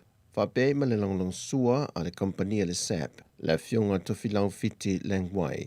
E na ua mai a fausia ma whaatotonga ina i tusi se tasio fale tusi i to ese tan malala, ma whaingoa ina o le atua o le malama lama. O le ngang o le fausia ina ai o le sosoani le nei le malo Peritania fantasei ma le kompania le SAP. O le saili a wala le toe tapu e le soifuanga o whapea ina o so se tasi, e no fosala i le fale pui pui tan malala. E te tonu le whionga le ministal mtanga luenga o leo fale pui pui o le ona toe fua te ina le whionga ia whawalo Harry Schuster o le teimi le mautonu ma pongsa ai wha moe moe o lantou le to ese o le fale le nei wa fausia e toe susuru o tuai se malama lama o le tue loto manganga e ala i tusi ese o loo wha atotongo ina i le nei fale o avatu vole wha atoe tuanga i le whionga le ministar e na ia wa aia le lei ma whao ngā te tau, e le au whai ngā ruenga o le atau sia. Peon sila fia o le to ese tan malala, wa le nā o le pauleo se ati nae, wa fausi ai mō le leia ma le tapu e ino soifuanga, ma o langa o lātou o loo iai. Whapea fwoi o nā o inai, mo soifuanga whapi sinisi, e au fia i le kuka, sui, o le ngāo si o me tau 5 maisi, ma le wha moe a o e na tu ua le no whanga ma toi fo i atu i ainga, e ao no lato faa wa wina me na o wina e sa i di ai se leni e tau si ai o lato a inga ai me se foi no lato soi fuaman wia.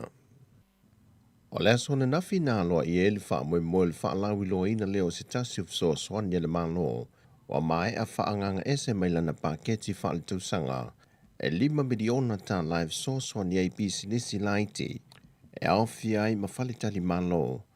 Ono a fianga o le COVID-19 fuluwiva. Sau no le fionga le minsta o tangata ta whawhau mai mua mai le antunuu. Le fionga toi susulu Cedric Schuster. O le wha moe moe o le malo i le fisoa swani le nei. O le atele son sau i le toi wha le leia ma fisoa swani nei pisi nisi inisi o vaenga. O loo mo mia vave le fisoa swani. E pei o ngā ruenga wha le leia. Fisoa swani i le tutongi no lau whai ngā ruenga o loo tutoe. A wā ua to tele le au whai ngā ruenga mai whale tari malo ua vaea, o na ua le lava le se leni e tutongi ma wha whai ngā ruenga wha a wawai. Le nganta e lea, o ia se leni e visoa soani e i pili wha le tausanga, ma visoa soani e fo i nisi o pisi nisi, e tutongi e no whanga o lo o lātou wha ngā ina, wha te sei ma le visoa soani, e le tutongi no nisi no ngā tupe wale mwhai on tutongi, o na ua a fia i ati nae. Whai loe le whionga le minsta o le whanau ta inga o le malo, ia toi ta tala ifo whe malanga inga, ai o lo lava ta pena pisi nisi o le nei ala manuia, e tali atuai ini malo o le asiasi mai fafo. O le 5 miliona ta la watu inatu le malo e tau walatu i le whanabo betonga tangata ta whawhau mai mo mai Samoa, e mo pisi nisi o le nei ala manuia, lea sa ta tala o tuai toi sulusulu, e na ia whao ngā te tau lea fisoa swani i au ngā mole toi wha le lei ai o pisinesi o au nanga a wase manui o ainga a fio anga te itasi ai maise male tamau ainga o Samoa. O le no whanga o le tō manga moe popo ngā tia po le Samoa Victim Support fantasei ma le no whanga o tangata mātutua le mapui whangalele.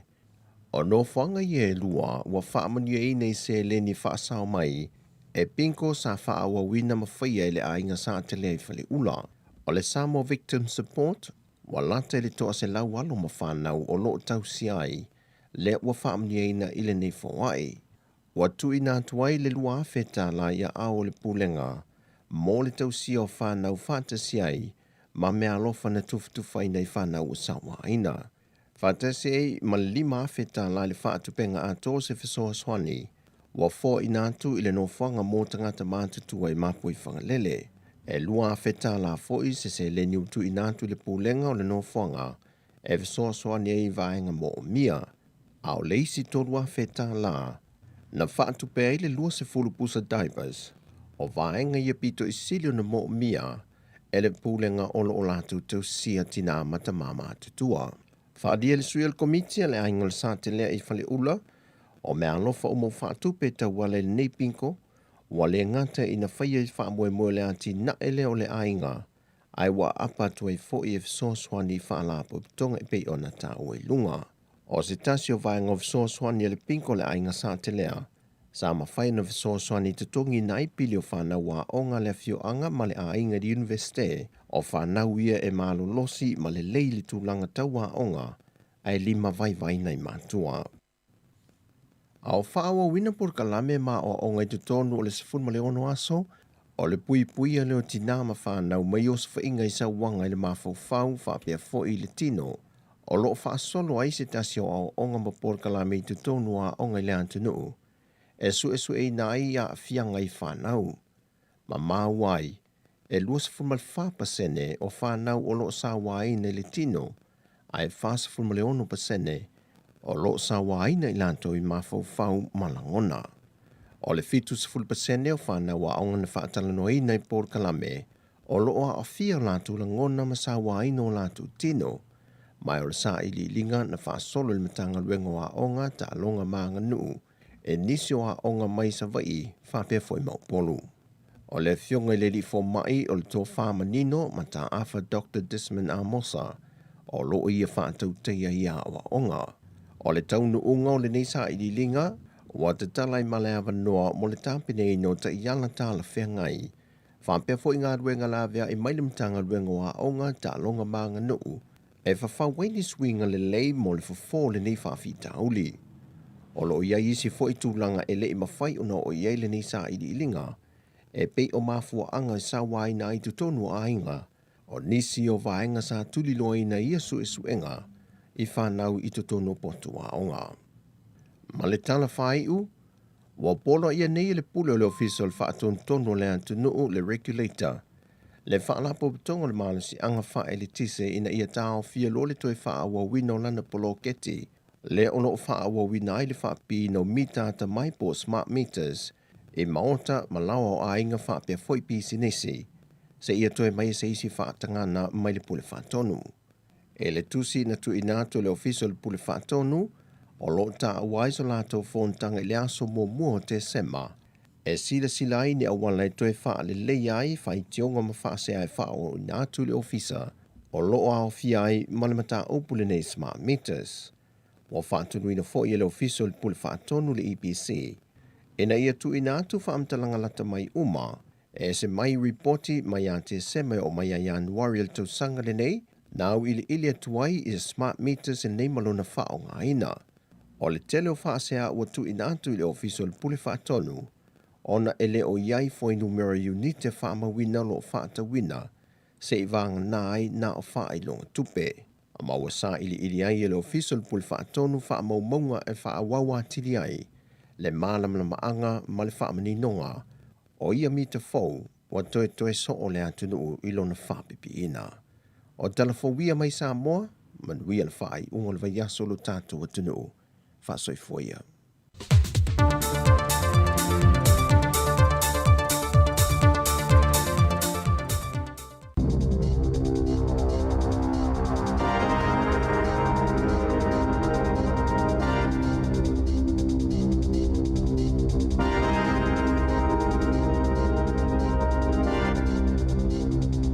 Toi whaatala whaatol whaapoponga o talafou mai le si ufafonga o le lau mua.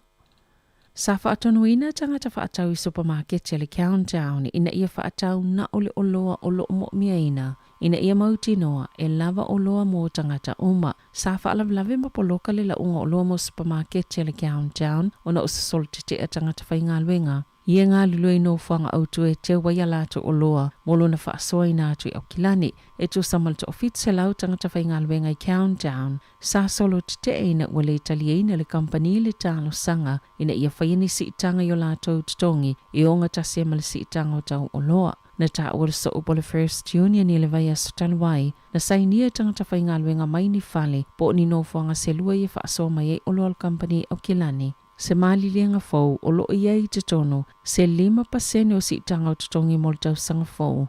Ma le 3.9% e si ia i tutongi mo le iwa masina i le isi tausanga i lumatu na ta uweso upo le Town. Sa whaafifiaina le company na wa iei se malilianga ma tangata whaingaluenga i na tite e peitai na tūla e mai ei mani whaafita auli i le sapalai o oloa. Wale a whaawau na wa aia tangata whaatau le ngao o nisi o whata i tutono o ala tau supermarketi. Ua whaopopoina le to o tele o tangata whaingaluenga i matua vai ma le lava vā. Ma ua whainga tāwhu ina whaapaleni o la tau soifuanga ngā lue, ma tūlanga whainga tāo whianga iei malwha mai o le COVID se fuluiva. Ini so enga fau ma le University of Kilani mo le teknolosi na whaali aia to o tasi ma le to o tolu tangata whaingaluenga. E matua mawalunga level tūlanga la matia mai e whaafita auli, mai le to o tasi le to o iwa le sa whaamawina, ile amatanga lava le whaamai na ua amataina le saili linga. O tangata whaingaluenga i e tele o lātou taimi le whaonganga o masini popoto i ofisa, e mawalunga lava le tūlanga a fio i lātou le vai ma le lava vā.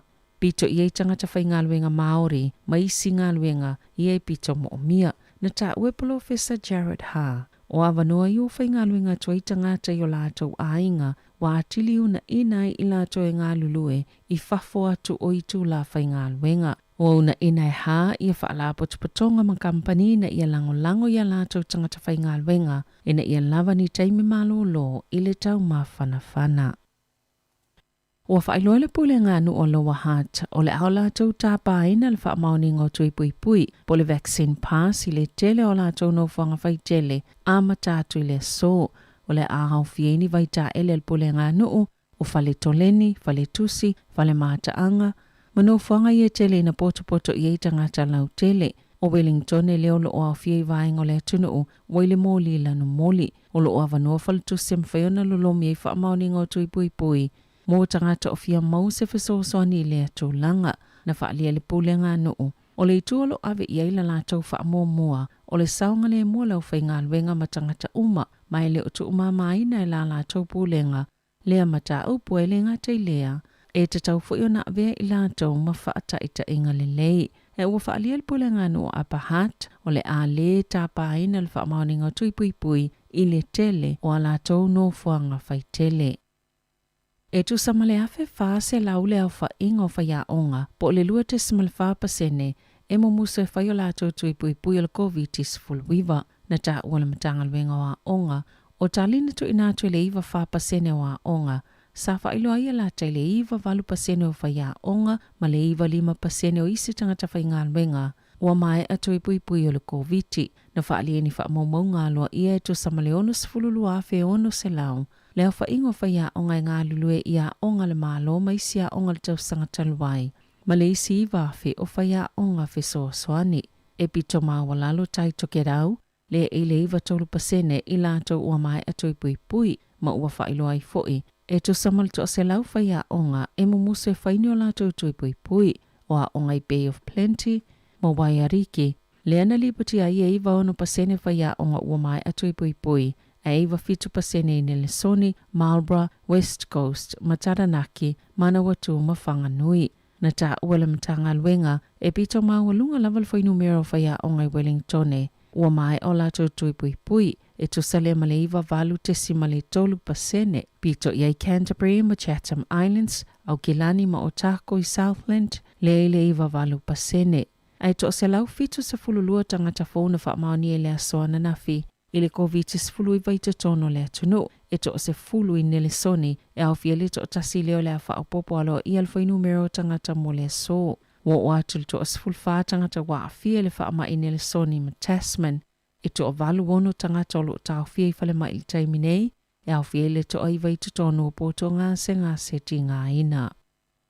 Ua whaalia ele pulenga o whaalapo tupatonga inisiua, o le suinga po o fōlinga fōgol COVID fuluiva leo whaingoina o le Omicron, e tataua na nonofo mātala i tangata whemalanga, pe au ina tutongi o lātou pāsese ma whaatono o lātou wanoa. Sa tā ua le polesili o le Insurance Council Team Crafton, e tā ua le siaki company inisiua po o avaenga o lo o au fia i tutono o le inisiua o a fo i vaenga e le o au fia e tu saimal wha mai. e mawhaiona whaatau mai nisi o company le toi whaapoponga mo le taimi o le COVID. Ina i mawhaiona whaatupea i le tangata malanga pe a whai e te iwa a fia i le COVID a o ia tunu o i whafo. Ma nisi tau e mawhaiona whaatupea le in siua. O le malanga ia tunu o lo pipise le Omicron i le taimi nei o le a whaatulanga ina o nia tunu o lo mtua maululunga lava tulanga la matia mo soifua o tangata ma o se whautua ngalo i e mawhaiona tu ina atu. O le tau whinga leo malanga ia vaenga o le lalangi pe ona tau e Crafton mai le lei lava ona tala noa i company in siua pe ona whautua i le pulesili o le Insurance Council. I ta alonga, ua mai ona filifilia i la atau e toi whaia ia i le whai ngā filifili ngā whai o whailonga o ta alonga la kapia le atunu o Adi Savea, Will Jordan, Jody Barrett, Mariko Ioane o lo i le filinga o le whailonga o le tamata alo le olpeleki o le tausanga i le vaenga o tamaitai au fia i liana mi kai le tuu whaapea le se Aldama Kennedy Simon mo le whailonga o le tamaitai o le Black Ferns o le tausanga. O Sarah Hirini, le kapiteni o le taito ofito o tamaitai le Black Ferns, o lo i le lisi e fili le tamaitai o le au taito ofito o le tausanga whaatasi ma Gail Broughton ma Tyler Nathan Young. O lo i ei fo i Hirini i le whainga filfilinga mo le Tom French Memorial Maori Player of the Year whaatasi ma Ash Dixon ma Aaron Smith o le Olo Peleki. O Smith, Dalton Papali'i ma Richie Mo'unga o le afili le tangata ma waina le whailonga le tamta alo le lakapi sopa. O le taimilu sango le NPC o lo filfiliai Stephen Berfeta o Taranaki ma nisi tama se to olua. O lo iei fo i le whailonga le au le tausanga whaia onga le tausanga ma isi. Tala fauia ma le si ufonga le lau mua mo le nei vaenga le tae au.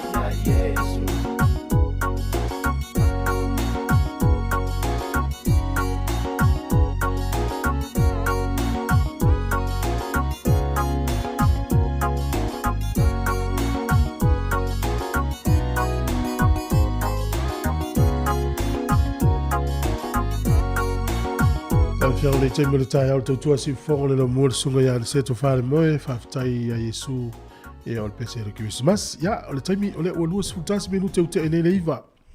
A whalo le iwa o le tātou porokalami o tala laurunga o le iwa yaso whaftai atu ma wha malo o le tātou au wha longo. Ia po le au wha fonga fo i le mafuta mai pe le tautua o le tātou wala leo. Malo lava o le whai o le whaiva ya. Sanga ia ne ai o le tai mo utou i ngā runga mati uti o le yaso. Na ile fa la vile sa tu pune Wellington i po vaso tu e na tuon po loka ia ta vale e wata te ia le filo i manisio wo e fa ali mai le ata o si taulele ana fia ilo na ola o pe talo fai ia le wo o mai te mugiri si masi ia le fa pela wo fa ia tu ia o te lo fo o le tele io fa la ve i Wellington en po lua o nai fa na u manai tamatala vou sa moa Pasifika na fia yo la to wola i le taimi lea i me tulanga tau ta avale ia avatu i fo tu alalo i ta avale nei taimi se i alo lofa e tau tu na ma o to sa ngale mu ile yam se o tatou e mana o e ui tono skivisi masi fa no noa tau te mana na o tau te fia umala ia tau tu na la sa ngale mu me umala ia li vai tau o e fa ngota ai lo la vai lo fe ausi au ala lu sa ai lo fo le la ia tātou le vaenga le ata mai ngata i fale e nefu pe tatafe ia aua leo e whakangota. O tātou o le usta ia maua le maafutanga fia ia mes foi nei whanau a le la o mātua i whainga luenga le la tu ua le aonga. Ia oisi la ta maiti e o e la tau o. Ia atu fo i o le sami a le ilo ta maiti tia au po le vai tā ele pe o fo iti e ngā ta avale le vave hao po o taimi. Ia nei vanga e whamana tōtua i wa mea na tutupu i tausanga uma i kirisi masima le tausanga fo. Ta te le mana o e tupu le nei tausanga. Ia avele le tausanga o tausanga ese le mana ia. Whanau longo fo i nei tātu telefone i le tae ao le tautua savelina. O le ta ua ai le to te leo i la tau o lo maua le mele o le vai mai ngā luenga le taimi le nei. Sa o le ia. La tau ia ngā lulua i le fale. Ia la wala to le ise taimi atu ese male a inga. Wa le stangata alu le ngā luenga pe i tūla e lunga i la wala. Le anu male sau, o le ise lua i tūla. Ai a no fole fale, e whai ngā luenga wha solo atoa. Ia, tele lopo o la vaila o malo longa. Ia ai, o le ua mau e so enga le taimi fole nei. La ngona le vai o tangata whai ngā luenga. Ia, o la vanola le malo lo le whai ngā luenga mo le lua vai aso, tolu vai aso. E o e tā whawha wai ki si masima le tausanga fau. Ai pau au lea. E fo ila tau e a malolo. Ele malolo. E toi fai fo ila tau ngā luenga le fale. Ia e pūlea oe. Ia o le mea lawa maua le fia. O le mea tā ua le rā. Ia o le fo ia ta pena. Ia le liki kirikiti. Ia nisi fo ila tau wha maa popoinas. Wha moe wha pia i nei. Me fo ila le wha iloa tau e lau malo si le i Kenneth Creek. Wha ia tau ta alonga na le fiafi. Le lima i le fiafi. Ia e ta tala lawa noi. So seisi lawa i fia ta alo wha afuai. Ia amata lima tau mistaimi o le fiafia na nei. Malai le Kenneth Creek. Alo whanau Samoa, Pasifika, po ai lawa le tamā. Le toi ina o le tau le alea. Fia ta alo, maua lawa no na nei le fiafi. Le tau le lima. Wha solo le fiafi. Ia isau pate manaia. Ia lai maua pate le tapena ina le uso. Ia wafo ina i fiafianga o le fiafi. Maua le wha malo steno. Maua le mafutanga. Ia maua le talitari e. O tātou Samoa e mafutanga o le tali e a mo le fiafia.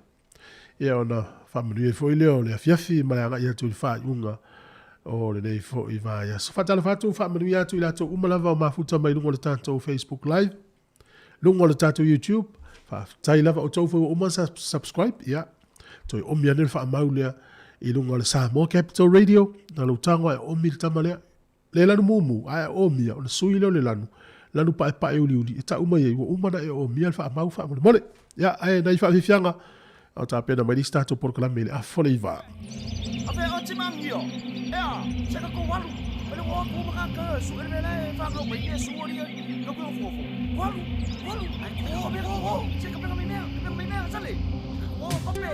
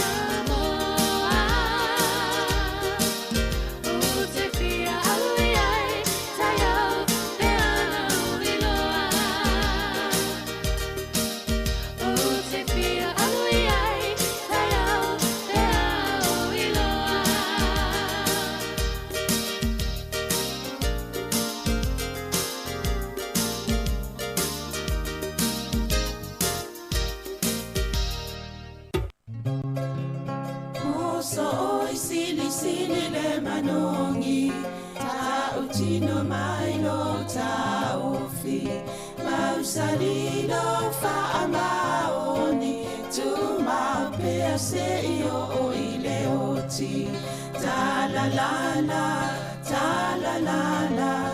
afio oe ayalu ita tu ye oba inotama tofa ina soifua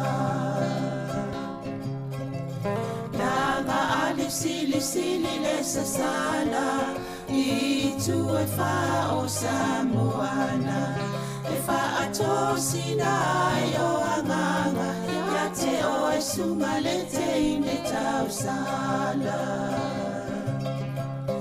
la ula fala wa avea talua yo e sungale mana mea pe a fai ua elekea tu ai pe sia mea etafea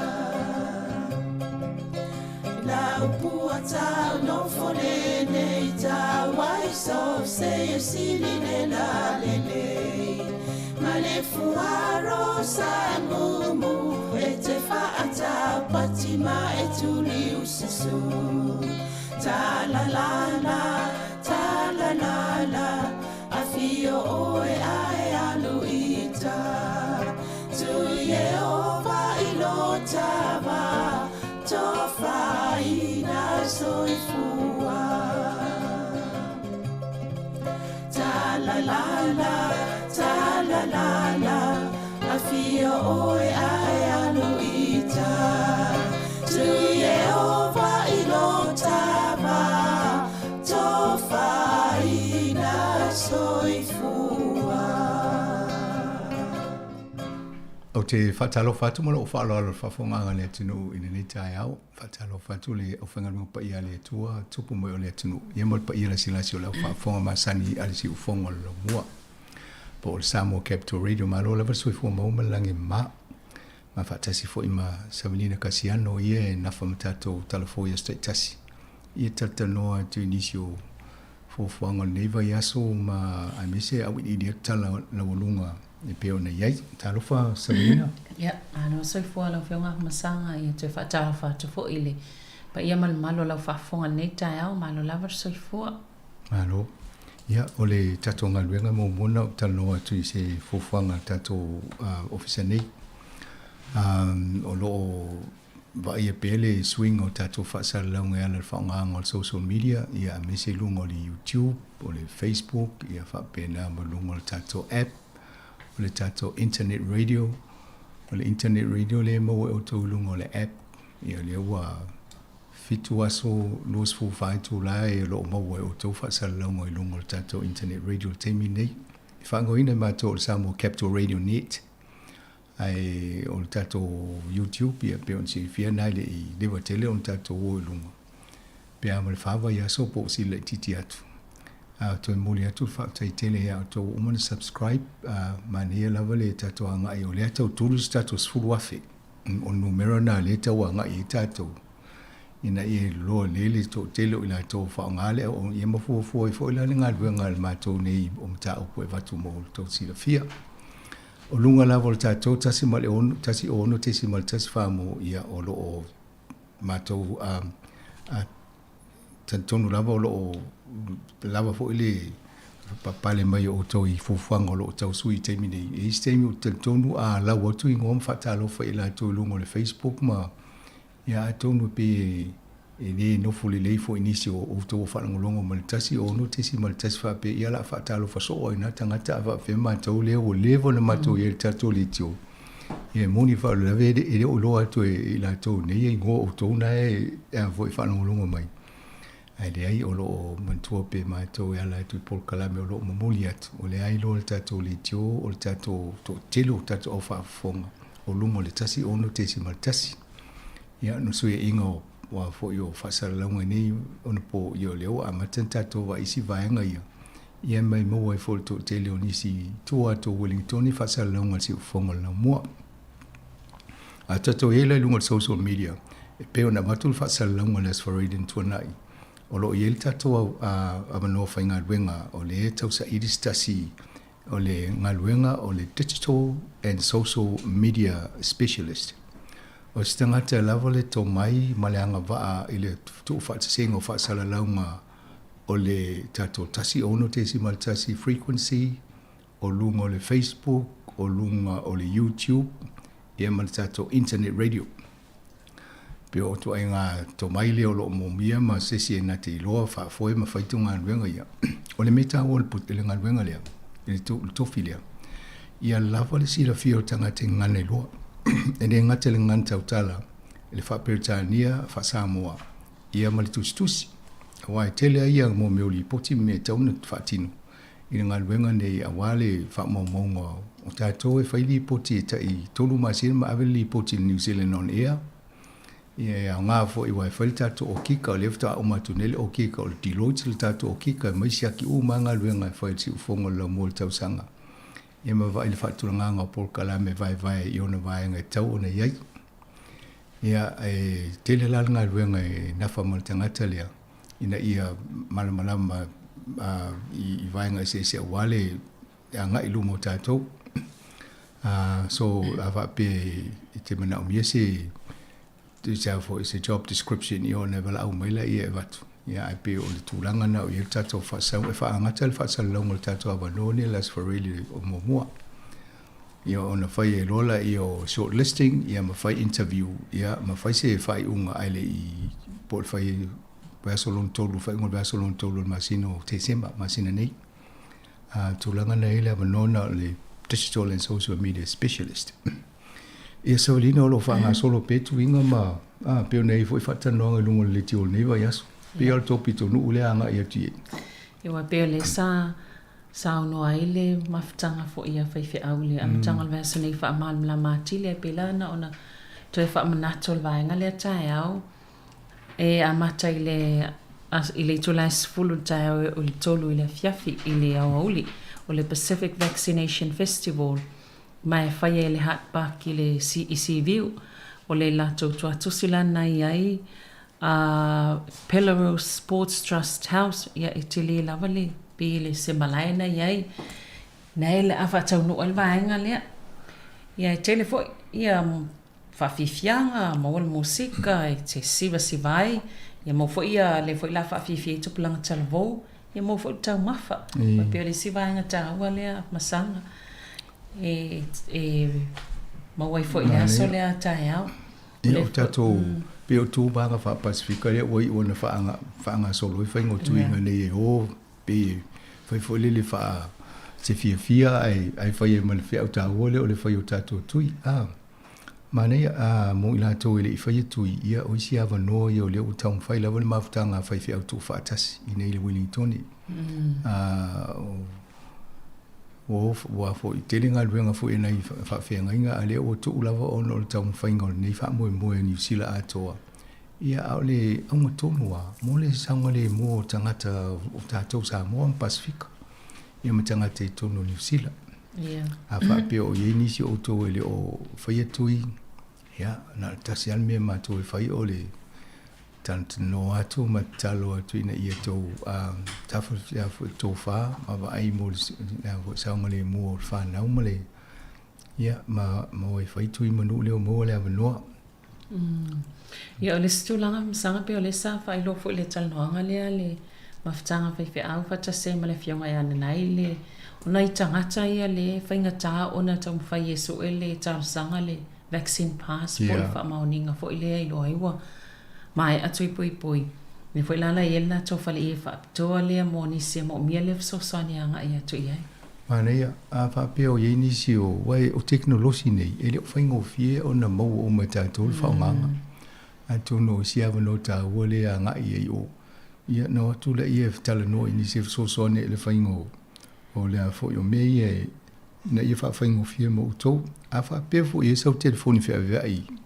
Mane la wal mo lo telefoni fe ai fa ele lo telefoni fe ai fa fe na tu me lungo lo telefoni fe ai ia ona fa so soni fo le la to mane le tu langa na wale wa mai fa linga ana nai ola ye mo le la to fa le fa pito mo le tu langa le fa mam la mai fo ila ye red lights ma ma tu langa yo mo li ese ye la nu me mata moli mo le mumu ia ia no ta ya we ia nga ia tu so son la le mena tu pole tu inga lenga fai o le youth dena va so lentia na va so tu atu ia le mana ia ile fai o ni sino turn up ia le sa fa no atu fo ile toi fa mani no e na nai le tulanga le pe silia mal se lauli mas fulu ila to la vai ale na tu le tai mile o le tu inga le ia mai to te foi la to sa fai tu mo ile aso le mo to la ile ma fai on a wai le tu inga na ia o le o ba le sia ba lo le mai anga i mai ia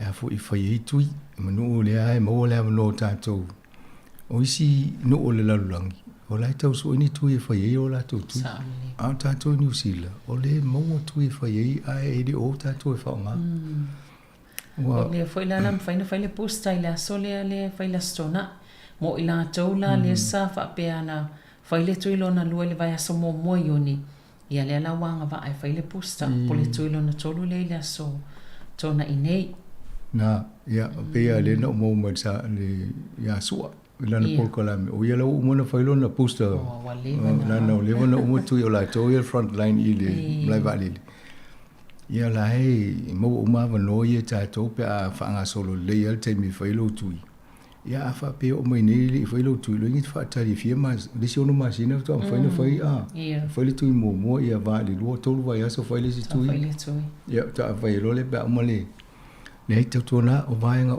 ia o lea e whaanga solo lea fo le ngase le wha mai.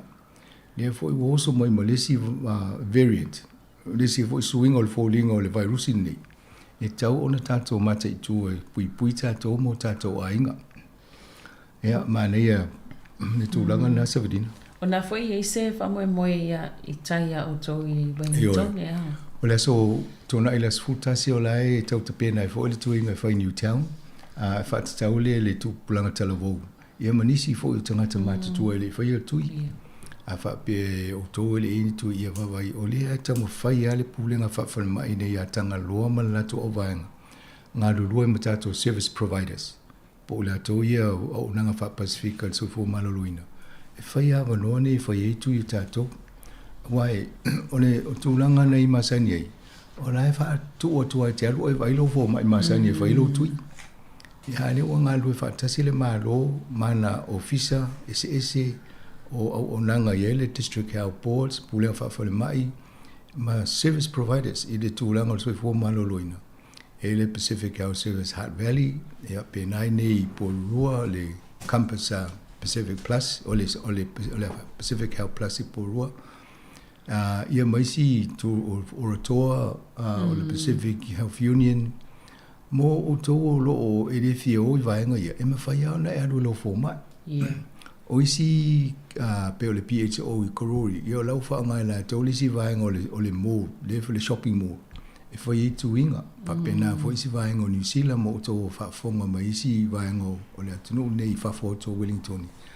I tau tuana o ia e whaamalosi o whai tui. O leo tato wa i e tu suinga o whainga o malo, te mine si o statala a ne va ia tua i whaingo tui nei sa vadinga o whano noa o whaia ina le pule no o tato nei porua i le tau pule no no whapea o leo i nei tato le tio o lato umai nei porua le satal tanoa tui nei ia Anita Baker ia matau an tau ana watu e whamulmule o whaitui i o le nei o ana whaile pesi al pule no o porua ona o le tauanga a whape whai ina ia no sule sena pese lunga o le breeze e pola ale le tio le na whai. A tono isi taimi ona watule o le pese o lewo i le kopi i tatu social media.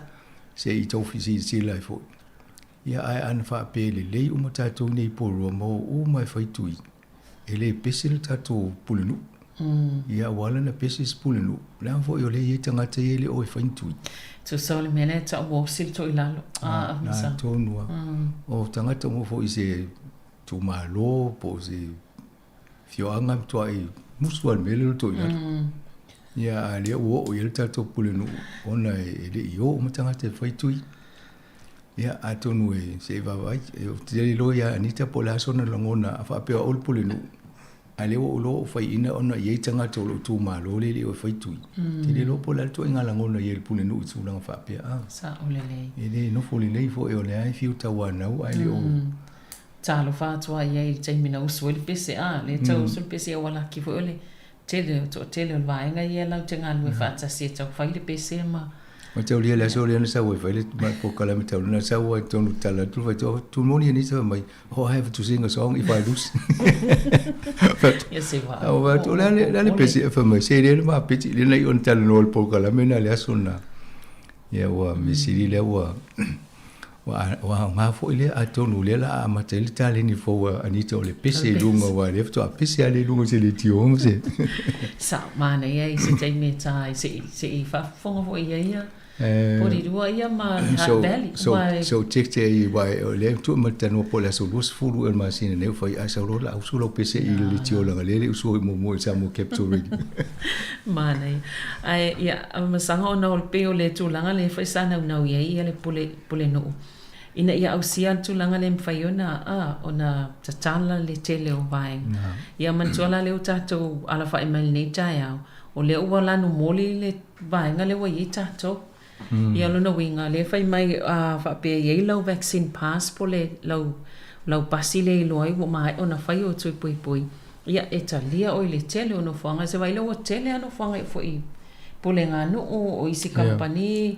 o le wa o mai la tu ngale sau pasilia ia ele mafaiona e ul fale tono la tono fo o le wa mata ona fa mamalu le malo tu langa fa vasenga e pui e tangata New Zealand e pui e foi malato ia fa tunga tai o fai tui le la wa mai le malo ia o ia inga ia e mafai ona e alu vaenga ia pe fa pe o mo fai lo tui mo to la le fai tui ia o le la amata ona le moa mano to te o fa ta se me fa peni o le fa la vela bena o le tu langa le ia o isi o te tonu o le o te dia la to le tu se o la to ia fa la vela e o le tu langa te so fo malo loina e va ai le malo i a wala e pui ai on tangata ele na New Zealand la o fai le men nei o lo fai fo inu uma la lang a wa ai atu ne le mele o tupu i Europa i inu la o matua i fa malo si ale fai o tui i o Eleni o Greek o la o Greece la o fai le tu la fono o la to i onus futa usanga mai lunga atu a umale masine le fai lo tui sala o se lauta la euro ia o tūlanga na na oi o lau wha malo si wa vo i laifi o e whai atu e whai tui ai leo e whai tui ia wha tūla fono lo ia te whaingo e o isi la lai mo ia wha mai wha whenma to ia te tau ma tau lia ama mai mai ia oi lai wa ia o nei tangata ia leo e whai tui ma o e wa ai le fai le ia tau anai fonga o le tau whai e tatou malo ia ngā ruenga e wha whaingo fie mo tatou uma wa vai foi o tato tupe ave faila fonga e ave fai inga luenga ni o fale mai ngal luenga uma e ia o lai tau fale mai lo i sefe i tato to e sefe ma fo fonga ngal luenga ile tato e fai o tato tui o le mem e fa mo e uia o lo so fo malo loina ma tanga te ma te no fatasi ia o tato ngal luenga pe ona vatu fo i stemi o fano ia o mo fale tato tonu nei na tangata o mona fai tu e lua e talia e tono tato o no puingo tato mala to fo io mai tu langa na le ia o lewa amata fo ina va ai tato fa tonga ese o e kalesia o lewa mai a fa ia ta yala ia e fa tino ia la to ton o lo no ina o si e kalesia a tono e fai ia talia fa tasia ia o fai tu i matanga te le ni tu ia oni si fo ia o lela ta pe talia na o la to fai tu a isi e kale si e penta mo atu o lawa isi aso atu i la tu umuna fai tui mai la tu le ni tui a le tu langa la vainga na o le la tele mga luenga lai fai fiao ia fo o foi ana tui fa tasi umatanga e o fa e de se meta fai ese ia tu ese ia le ngatena ia o le tape nanga fo o le fale o le mai ese tu ai fulu ma fai uma ia o la no foi mais estúpido tau foi ngonanga luenga o no le o fa tasi le se ia muli foi la mi fa va ma o ese mai tulanga le la le se li mi ti mo tanga to mai on fai tu o le o mona mai foi ia fa salonga ma fa ringa le fa tu ia tulanga we ni so nga luenga wa i wana fa malolo ni se mai nga luenga o isi wa ese isi va nga o tono company nga lue ia ma taulia o tulanga tu on tu la mai este au fa pe sanga te fainga ma te o tele to e fainga benga mo tanga tele la le foi son tu ia ma wale ngal be o le mela na tu ia to no ia ta to va ai to ia ta to tel to no lo ia ta tau ia o isi tel to no fa ali lot a ta po ingolo ia ai tão ta to ma fo ma talo le li fa sino mai por fa fe no le si vos fu po se ne fa le me ne ale la tu ta ia le fi na wa ia fa te tsainga la pe o ilan macho pulenga no wale wa saule email wali si uma mai ai ia no fanga ele mfai ona e alu ia pe ale ai sau pe ale fai ele fai ne o toi poi pe fa tsainga la o no fanga i va il pulenga no le ai mo me o vai ta ele la ia le wa mai le lisi ia le to va e to le si vai ta ele le ina ele nga e tanga tol macho tu e Ave whāna we whata ele ai ma whaila to le son. Ia toi ngā mela ia whai wapolo ka mai le tā pāle. Pe ala toi le ise toi ia wa misi fo na vanua mona I whāna. Na ui lau pasi lau telefoni a Severin. Le wai le pas. E mo le verifier? Wow. Leila, masalo I statement tu le ia I tonu wale. Wa man tu e ana ma. Ya, manea. Na manea le to lo. Ale wa man laminate le pass le ai. Tu telefoni tu e laminate tu. Ma fata I tai mai a ana. To inga pepala ia le mwhai ona whai e tu wha le ia e wherua ia e te ofisi dia. Ia wai mo ia le telefoni. Ia angalo fo le telefoni. Ia wole ai a sire tu ilau. Tama te tupe ia na wherua. Ana whai ni kopi. Whai le si tu ta vale, whai le si tu tono tuspa ia, whai le si alu te ua la tu mea ai ngalo a. Ia ala su al tuspa ia la tonu ia tu ia. Ai ai te lo to te le la te tono tuspa ia wala. Wala fa on hai te mi Ia pe o le sila vaenga le wale pena e tā ua masanga le isi swing o falling o le virusi lea a le ua. Ia le o sau no alava le minister le va ia le tolanga le o le tali atu le wha mai. O le Omicron, sa ia le fufuanga e whaatala no Professor Graham Lacrosse tai au nei. Ia na whai le text la ala fo e wan va mai so staimi a fita noina vidi atu la ia mamatu. Ia o toi mantua o le o le tato telefoni le mwhai ona so tai mai e. Ia e se taimi mo wai le ele tanoanga ma Professor Graham ele aso lusu tasi o masina nei. Ia tonu e o toi na ia o te lal sila fio scientisti i le lalulangi. I le tūlanga tono o ia le sisu inga le o le virusi o le coronavirus. Ia po afo inisi tūlanga e ono e vava i le afo i le au ngā peo o le Pfizer le tuile I tato. Wa pe o lan tau masalo mie ni si ia tonu te o fai o so mai le vaenga o le suinga le o le virusi. Ai le talafenga I male malo si o le Pfizer le atonu toi fo se suinga o le fainga o le. Ia o le au te mantu o le mata noanga ma fo professor le masino Junia. Wa o lo ngā lulu e fo le lato vaenga le fainga o le virusi o se tuia New Zealand lato. No si de atu le lala le umi e fai fa mai lo pol sfu van masina.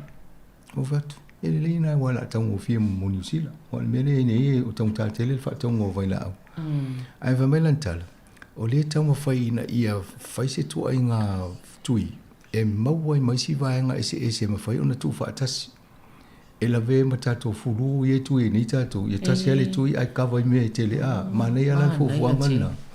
Ia wa le sim tu ai fe fe le ni la lu tu ile tu ile si ia. Tu ile si tu pui ile si fa mai. Ia a tonu la wala nga lulu e pe ia loina la mo ne mo si tong fiti o le Omicron pe fa pe o le fufanga na lo ye. O lo tong fa ye au fa tasi va nga tai tu se to nga nga singa se ale le virusi le. Ia ona fa lo le tuina so so ani ata to pe awai o le me mo ni sa o ya le tala na fa le si por kala me le fa. O le o ne le virusi le o le covid e le to alwisi ma da to ma la lang o lo inga la tato o lo fata si te pia o si virusi fo le fulu le masini tato. Ia lo ne fai matato ma mai. Ia o si e fio lolo, ia o si matua tinga ina. Ia le fo ila leina fai mai fai o tato tui pui mo isi fulu masani. Ia atonu ya ngā fo ile o tal loa tautua na o le si vaenga na tau o tele mo. Na tangata matutua le mo so o le i fulu. E mo ia le tato e tuli le tui lea. Ia alo e whata ua fo i fo mai o le fo i longo toi por kalame le sui fo mana loina. Fai e siaki o tui o me uma masani e tauna fai. Ia e pui e tato. Ai tatele i o ese atua mta upu ia atono o le avanone e watu alfa malo ia o toi au kilani. Umi ia o na loka na toi au kilani. Ona o le tamo whainga lawa i pui New Zealand il wha mai. Ia o le awa a mata o na tau sau mai. Ia ai laki na usta ia to telo na tangata i au kilani le wha mo le malo. I le whaingo fie. Ia o fie nei wa yaso o no nofo le whane. O isi ana o wa soli le tū la fono o na o le la wavano nofo i tono whale mai. Ia o nei kampani o pisinisi o le mawhaia o na toi tatala. Awa pe se fulu rua wa yaso e loka ia se pisinisi. Le se tu pe maua a le atu tongi ale renti li masina i vai a straightas. Tu tongi ma le au whainga alwenga. E uma e le tolu masina pa wa pe o vai aso uma nei. Utapuni motua ia. Ia o le mo atu o fio lo le numero 6 tau su e mai a whamamonga. O na whaia toile i o se tale sisi o tatou Paul Kalame. Ai pe o le tūlanga na iei na pisinisi o le mawhaia o na toi whaasau mai o na tūlanga iei. Mai o pisinisi o mai a ofo i teimi le iei. E adwa ngau isi pisinisi e fiwa tau mwhaia ai paua. Ia ai wha pe o whamalo si ele loka o na tūlanga o le vairusi ia. Ia o isi pisinisi o le mwhaia sisi na le ia ele ngatala ele tapuni o pisinisi.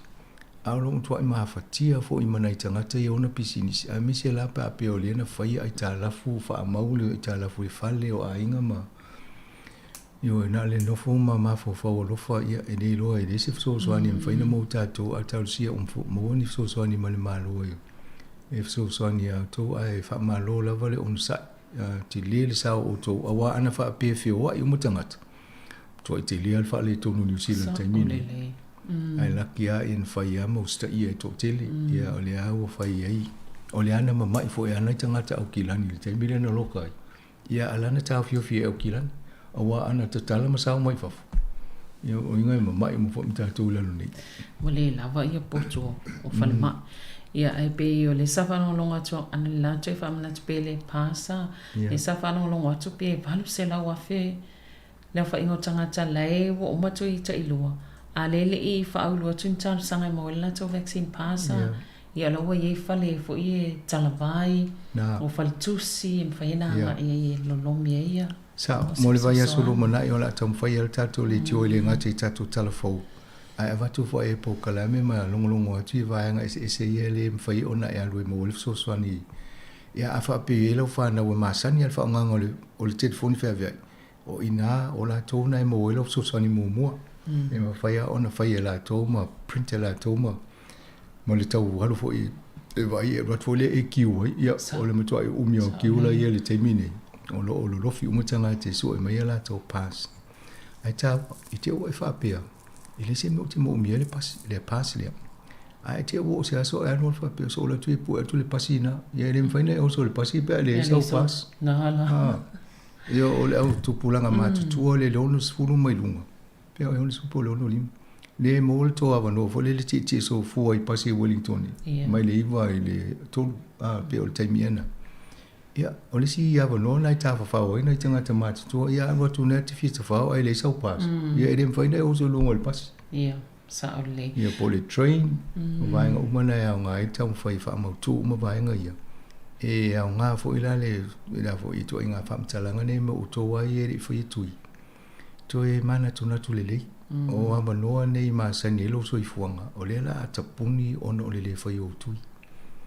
Ai ono sa i tadia le tūlanga wo i nei New Zealand ma lanulangi. E whai o tātou tu e pui pui e so i fua o tātou uma. Ia, matoi te tala ia whaatanga i tātou whio ai peona. O le whaarama sa walina ma le whaafua ngale tunu. Mo sui lo langa leo tātou ia. E le to ia le me masani na i tātou non fua sa wat. Ia, sa o le. O nei sa wari a sa mo lau pas. A le lau pas e le mwhaina sa wat. Ma lau mas. Yo, o si tani o te alatu nei tonu whaloto, titi au tō montu o ngano le mas, e tō sau tā wale tō su atu le mas. A wai mo ia la tātou ia wel i le lanu mōli. Po a whatasinga iei, o lai whamarsi al whaonganga o le talipuni o whonga. Ia wai pe o vaenga tā wana scan le QR code pe restala, whaali lau pasi lea, ia mawhai lau talipuni o whonga. O le isi vaenga msanga whatu i taina vili le numero le over se lau le a mai e. E vili iei pe a wha pe e mo mia sef so sani e. Whai mai lau pasi. O le whai ngofi o le vāwe ia.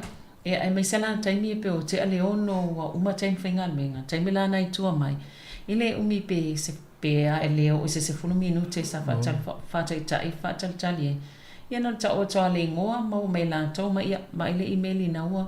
O la fo atu lau pasi. O vaenga ese umai. O whaalawe fo ila. Tō te loista ngā te le ni email. Ia le si me lo no inga tau na avese email se so le ainga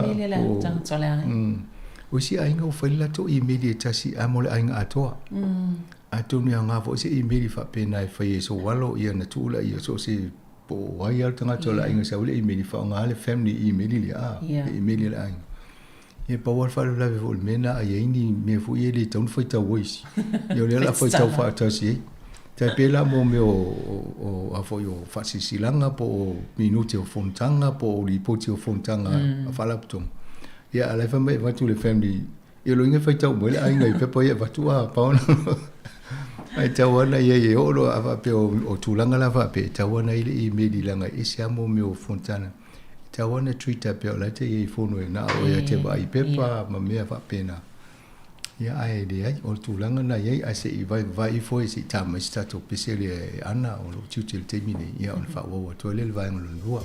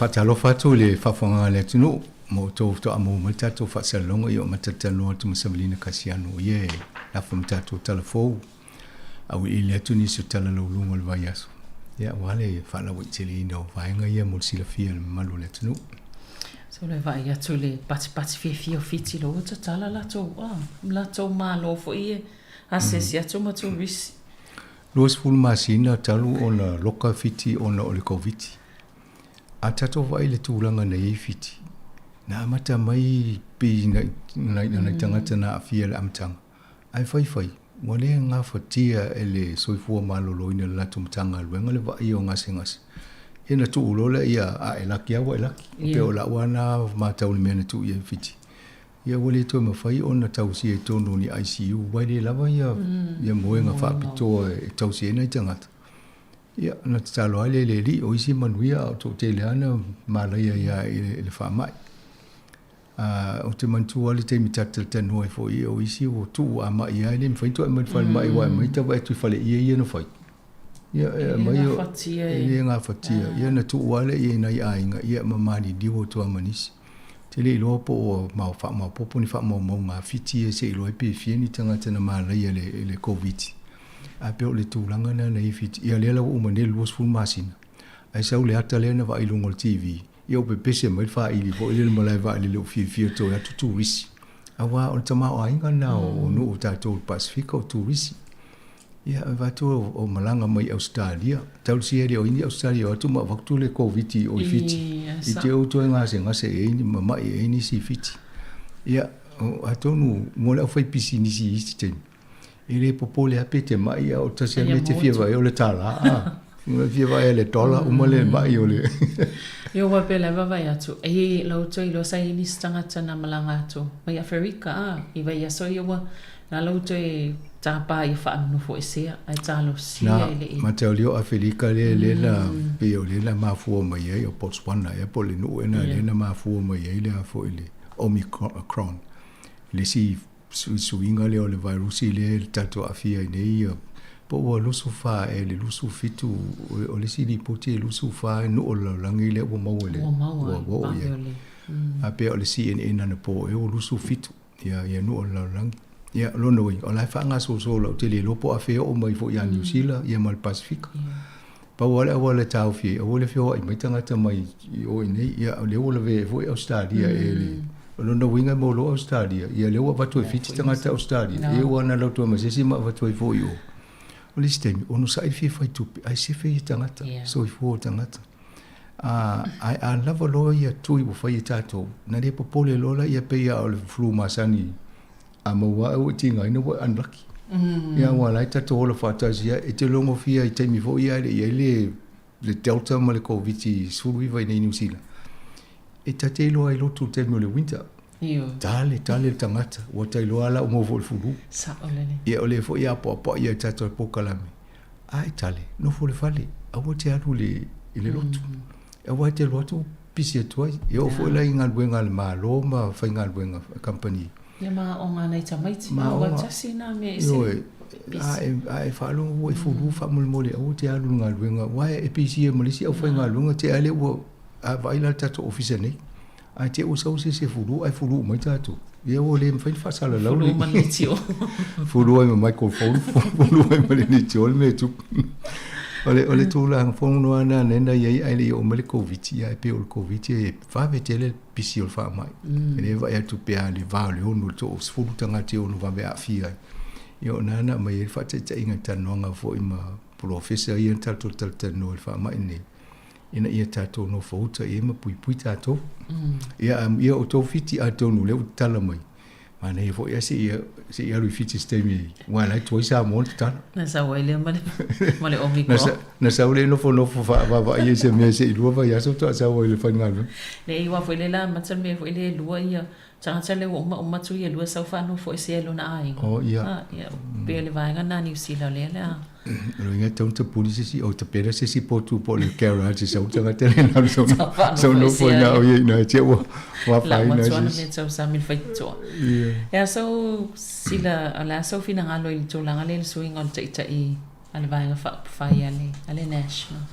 manea a va ai de mele tu pul party le national te fa pe o male tu langa nei le lipa e fa isu ia inga o ta i me vo le se party wa le stapa sa o mienda o le se vo se ta ia le muli ia o va ele fa pena male me nei le lipa fa solonga mai ngal se lo fuel cough o canlef o e fo io to lua e stanga tele no ai tonu le tauanga tamu fainga mai ia o Andrew Little le na muli ia fai Andrew Little wa e to nga tele mo fai ia pasilo ia Chisinda sao mai lo mo le lepa ia le o star ia Chisinda le lang o le national ina o sao mai ia Chisinda ia o te ofo ia la to ana le ia le fa foi a tonu ana onu sa ia pe o English le tua ngai ai tau fai fa le mai a tonu e te le fa la fa ina le na ye ni ia pe tai na fa ma va lo pe o English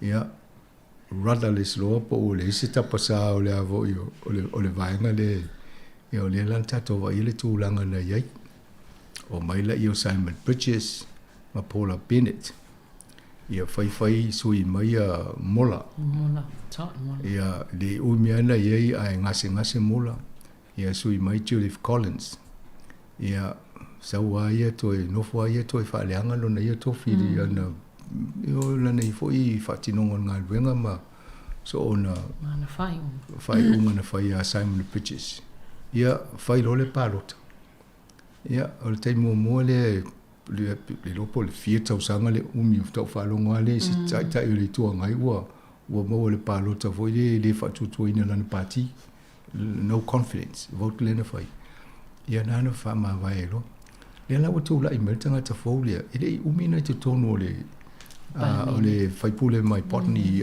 au kilani I lungai ale usau tono te pe te le lo pe se stanga te wa vave o no o se tofi fa pe tala ango se I tau fosi su enga tono tan no resistant ia le o sao mai o le mea lai mali e lo vava e tu lani e foi sao noang o le te ma fa nga o mota le ni tangata o mo yelen tai mo mo ai ele sao fia mo o mal termine yo le la wa fo i mana fa nga peta le ni la to te tonu e sa o ye o lo la batali o fa le va inga tangata mai e le o toile le va o tangata ina fe misa i fa pe e mo ia e u mi ana tau sanga toile le se misa tangata lo no winga a fitau ni corridors pe fio e pe ho fo se fono fo le cabinet e le tau tala le si na ti lo ti lo si yo tu langa na mo e to inga maftanga va pe e o le mena mani la o e fa no ku i fisili la tu e le media terminate le au fai e fai a tuli a si to ina le ilona tatonua fa kisiano te le o mana malama le i media po le me fa ta wela to le tulanga le e io se ne tala ma si tulanga e fu le tu ai e tauna va ai po ai tulanga ma to mai manga va o laxte na fo ye ia wai e mo o tangata fai pisinisi le leilo na whaafoenga le Unilever sa iai fa pena ma le New Zealand ia o la sa uia mana ia na to mai va inga lau telo company ane ta mai company o company e la inu eso le la langi le nei momo ia o le New Zealand e telefo ia na ia whainga bang a tonu la to inga to mai manga va ana e whaafoenga mea tau pisinisi o fale vela o ye se ngol pisinisi mal polkiki o le polkiki te le va inga al polofiti e te va i tau se fengo tangata uma i tono ni sila wa fo ilanga ese ia tu inga manuia le mo tato o isi ol matua i polonga matitiva pangatia a o isi taipela o ia fitu e ona fale ia no fa longo fa lo mo ia fitu fale a tu fa tasi tu pe maua ia fale ia isilia tu lon tu tongile na il tau sanga le na ile inusin o lona wing e fai tau miliona ne value fale o ia o mela o va pia fai nga ta tele na lo tu nei ai una ile tu le malo i fale le ni fale a le sa fa ia ma fale ia ma te ana le fa tau mo ia fale ia fitu ai fa tau na tasi pelo o la eva no si fale di ma fa tau ista nga te ia ni fale ia fa le la o mo nei mo si fo tanga tol parti le nesu o le tele fo io fale isi ai mai le lepa ai mai le lepa fa le tele ni si ni fale ia o to inga tu langa na le mo le pa le ni o tato langa le ni o isi o ma to tele le o la ye o isi ne ai ma se o ye na le tam faia le malo le poverty le tau fa pe na tanga tama tiva ma tu pula tamiti talvo o tau fa pa le nginga na o le tele lo po la se me tau no faia ni usila ye to no tato tunu a wa se 4% o tanga te o le tele o le fo tama o ingo ni usila ya le fo fiola to tele ma o le sime va ia tu ia le tangata fa pe ai o le tangata le satu la i mai Dr. Shane Ritchie ai pe va ia tu fo i tele lona to mai ia manga va wa fai fo isi le vo ia ia pe o lele o no fa pe o la ta o fie e po ia tu ma il tai ai le o Shane tu lu e vo i fa su tai ia e sui e fo le va ia tangata i winga ma le faingol polkiki ele ava vau ma so ona pe o si e ma sa ni tato va inga e talo ana tu la imeli tu ngai la va i metu anga le tu ele ai ma se teme va pe fa fitai fa malo ma ne to lu to fa fo ele ai ma sta la fa pena na le su e mai au me fo le fa sia fa tio o si la tanga te palota o fiu fo le to inga o langa na ma to inga tala nona e o le si e avo i te reto fie palota ia mai le fie i polkiki wa vo i tinga o te ringa to inga no va ile le tula i mai o Shane le na sa o fo i Ritchie ma na ye o lona o to inga tai fo tai fie nga lue e le nda tato mo le mawina le alu fai tui te loa o ma na ye campaigner Shane te loa to fai ne le si palota wale na lusi lon no fo talwai lo inga to mo ne lon no fo to palote to te le va e tu la nga e se fo le va ia party ma palangi ta i su engo tai ma le sui tai O lai va ai la tō le si tūlanga fo I whawhenga I le tō ai ngā levo le I ngā lama. Au Shane Ritty. E re I tangata e matua I ata mai a. So much Harvard. Yo, ia. Ia e fo lana degree la whaalonga kule accounting.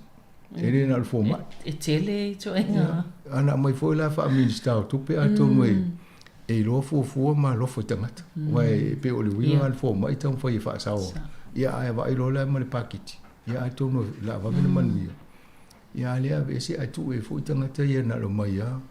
Ma tau lia fo le patini o le national o la tonu suia na tipi la lo benefiti tangata. O le la o me le teimine o la tau wha catch up le ma lo benefiti ono le suinga ngā le national politisi iwa o e poliva o le 1990s. Sa whai suinga na ai o le tūlanga leo o tū mai fo ia Christopher Luxton. Mana ia, a tonu le iloa pe e mo ia e de o whape o lava fo ile sila fie tonu tūlanga polkiki. Ia ala sa mai tau mai ia mi whafo au whafo.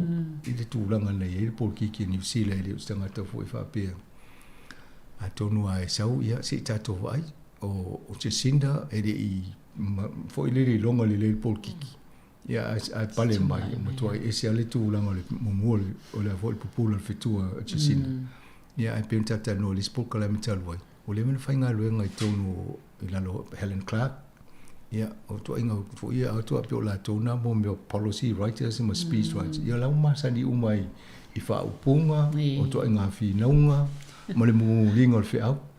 Le me vo ina atato va ina le tano a Jacinda. Ese le flow o le tano a e mana ia le mana ia le tunga o fe au ma.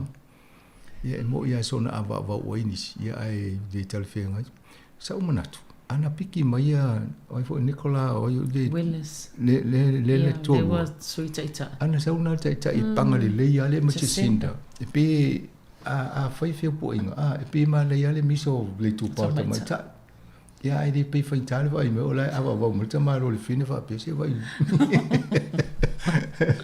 Ia me se pe o le si fetu popular na national well time nei Ia o le vale vela ma taulia foi o ia le na lulango lango mula le na una I se ia Bridges Samuel Bridges le sina tanga te sei le kingi le no ia lo na winga la ni taita ia e misa mo Samuel Bridges le winga le se me mo se ava no le ia tulanga na po kike nei e le fo le tulanga le mo New Zealand ia fa pena vo isinu ia o la tō ia la tala te ilunga me ia pe o tātou I mātau ma wawa ai tūlanga iai.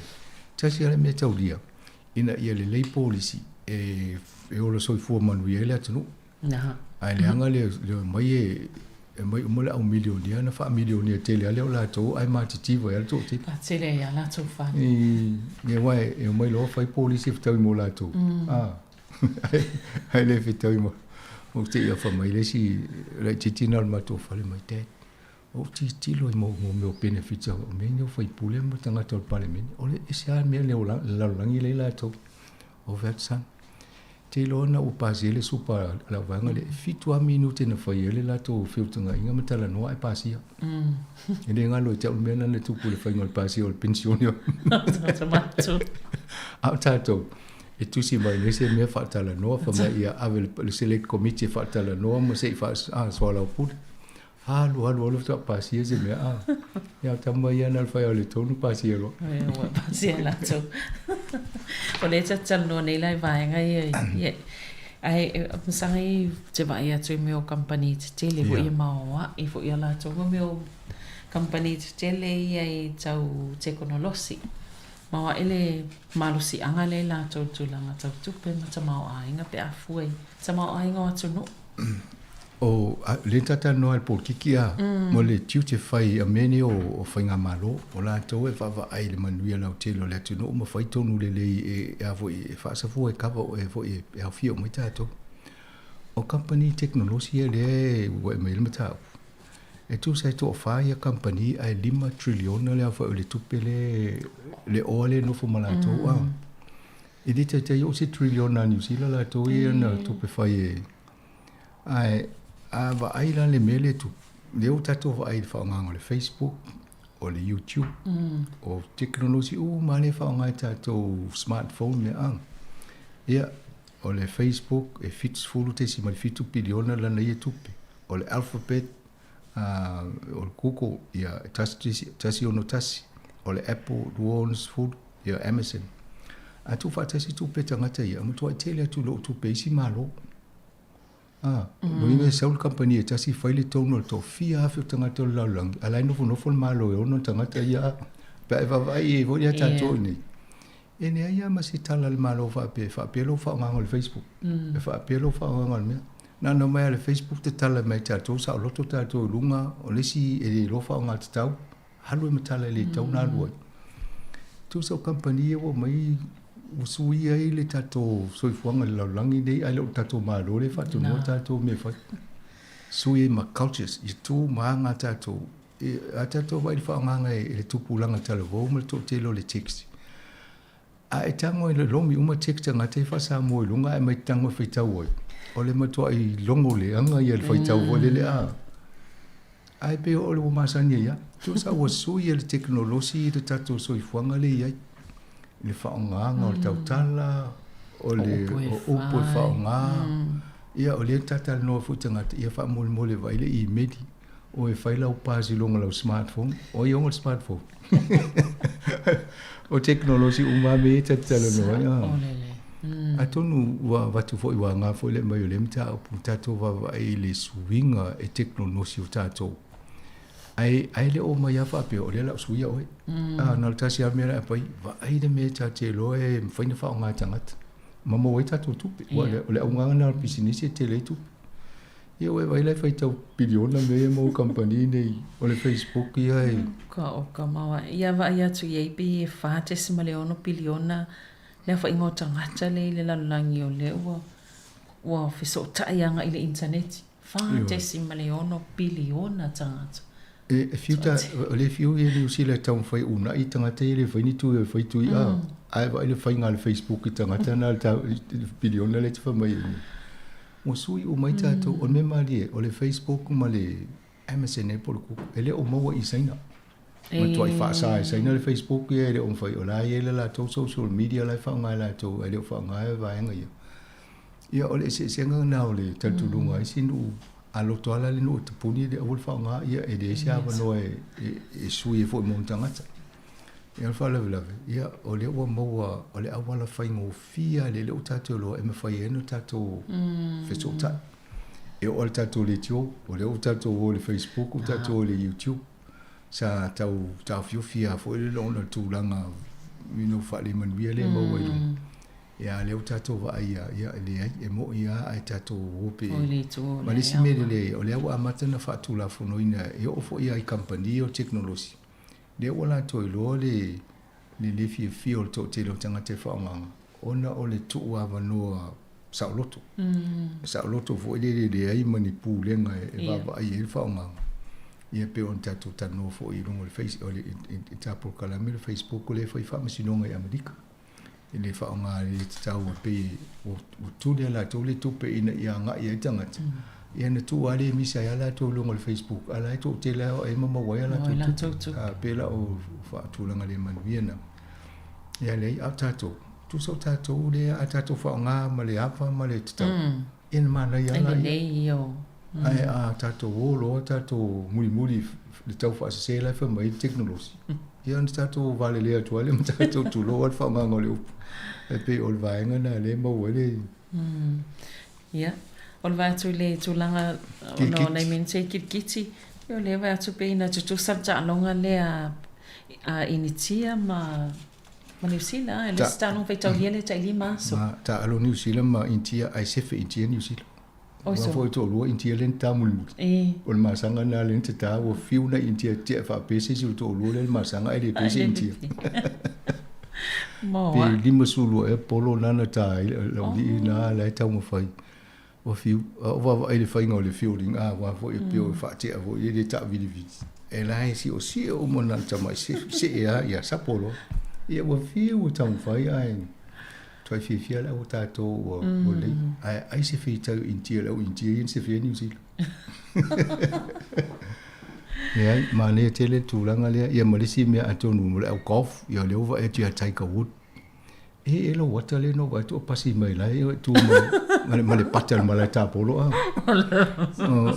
O e tau muli muli. Tau whaafefe atu lau tāpolo ia tau so. O e tau muli muli a Lydia ko. O e fo i o Tiger Woods, ia leo to e fo i fo, ia atonu fia mo fo i la lange pe o le sire tangata na suia a tole fo linga o le golf ia fo i la lange. To tele tangata no mai e tono tanga polo to i halulunga ma tupe maua. O leo o mini o nea ina, leo bisi au vaenga le na muli muli atu. Ina o latu lo Tiger Woods sui a tole va inga le golf, tele ma tupe maua. Lea la uto e latu neita, a wha pea lo neita le vaenga fo i sinia. Lo inga la to tele fo tangata la ato e lofi atu ina, ia mago e fo i lunga le purse po le tupe maua tangata na i le tūlanga lea. O le vaenga na pumasanga le ta uai le atau le uso Lydia Cole na ta le. O le stona ile sa i fo le fionga le komisina o sa moi o il malai le sa whaia o nga fo ia Tamatila Academy. O e the Academy Sa Golf. ta walunga ila ia ta alonga nei fo i o le porkalama nei fo i tau sanga. Ia pisa wha ama vai atu ai fo i si whaia o ngana sa whianga i male o ina o Tamaiti. Ia e fo ila i stasio le a o ina ma whaile Academy ia. Ko le nino Tamaiti le. To le ne Tamaiti a o i Tamaiti ta. Sa ila komisina. Na whaila ma sa wa o ngale so le peo. Sa mata zua ia ma ai le pizza na tu pa Tamaiti. Fa tai le komisina mo le pizza. Le wa nga fo le ngale ta ko lingi tato o golf wa isi temi fa stato au tato ta alo nisi o tau vanga ma isi fo i business. Ia al tato po klame na mfa tu fa sia ne ya so mo fa fo nga le tunu. A tau na tato tu inga ia fa tato e lango ai misi o tu le ofini tu fa mo le tal sanga tu o fa tato tu. Pui fa tasi o mai tato. Ele anga le upui o tato Samoa po toke lau po niwe po tonga. Le leo e fa tui. Ai tato o e tato o pongi e fufuanga le malo. Ia fufuanga fo ia le tato au fa fonga i manu i tele lava ia tu lau to ne aso. Anga ia tu fa iunga lua yaso mo sa pati. Mo la no na va yaso ta no temini mat fa tu fa suifua.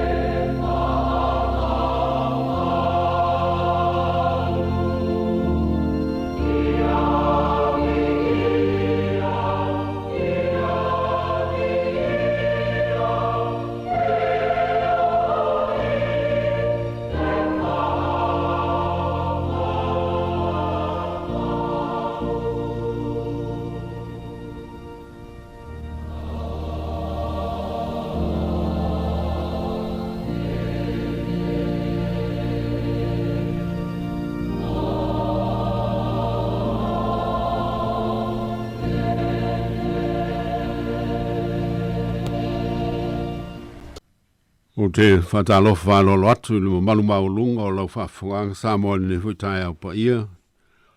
O tau pa ia ma o tau Sama whaingatā whaale talare lei te inane whai malu whaaleanga nu mai maunga te tele. Se ia oi whai maunga iti whaapele malu lau tele o lau whaafonga tā lofa lava. Wa malor so i fua maua ma le langi maina.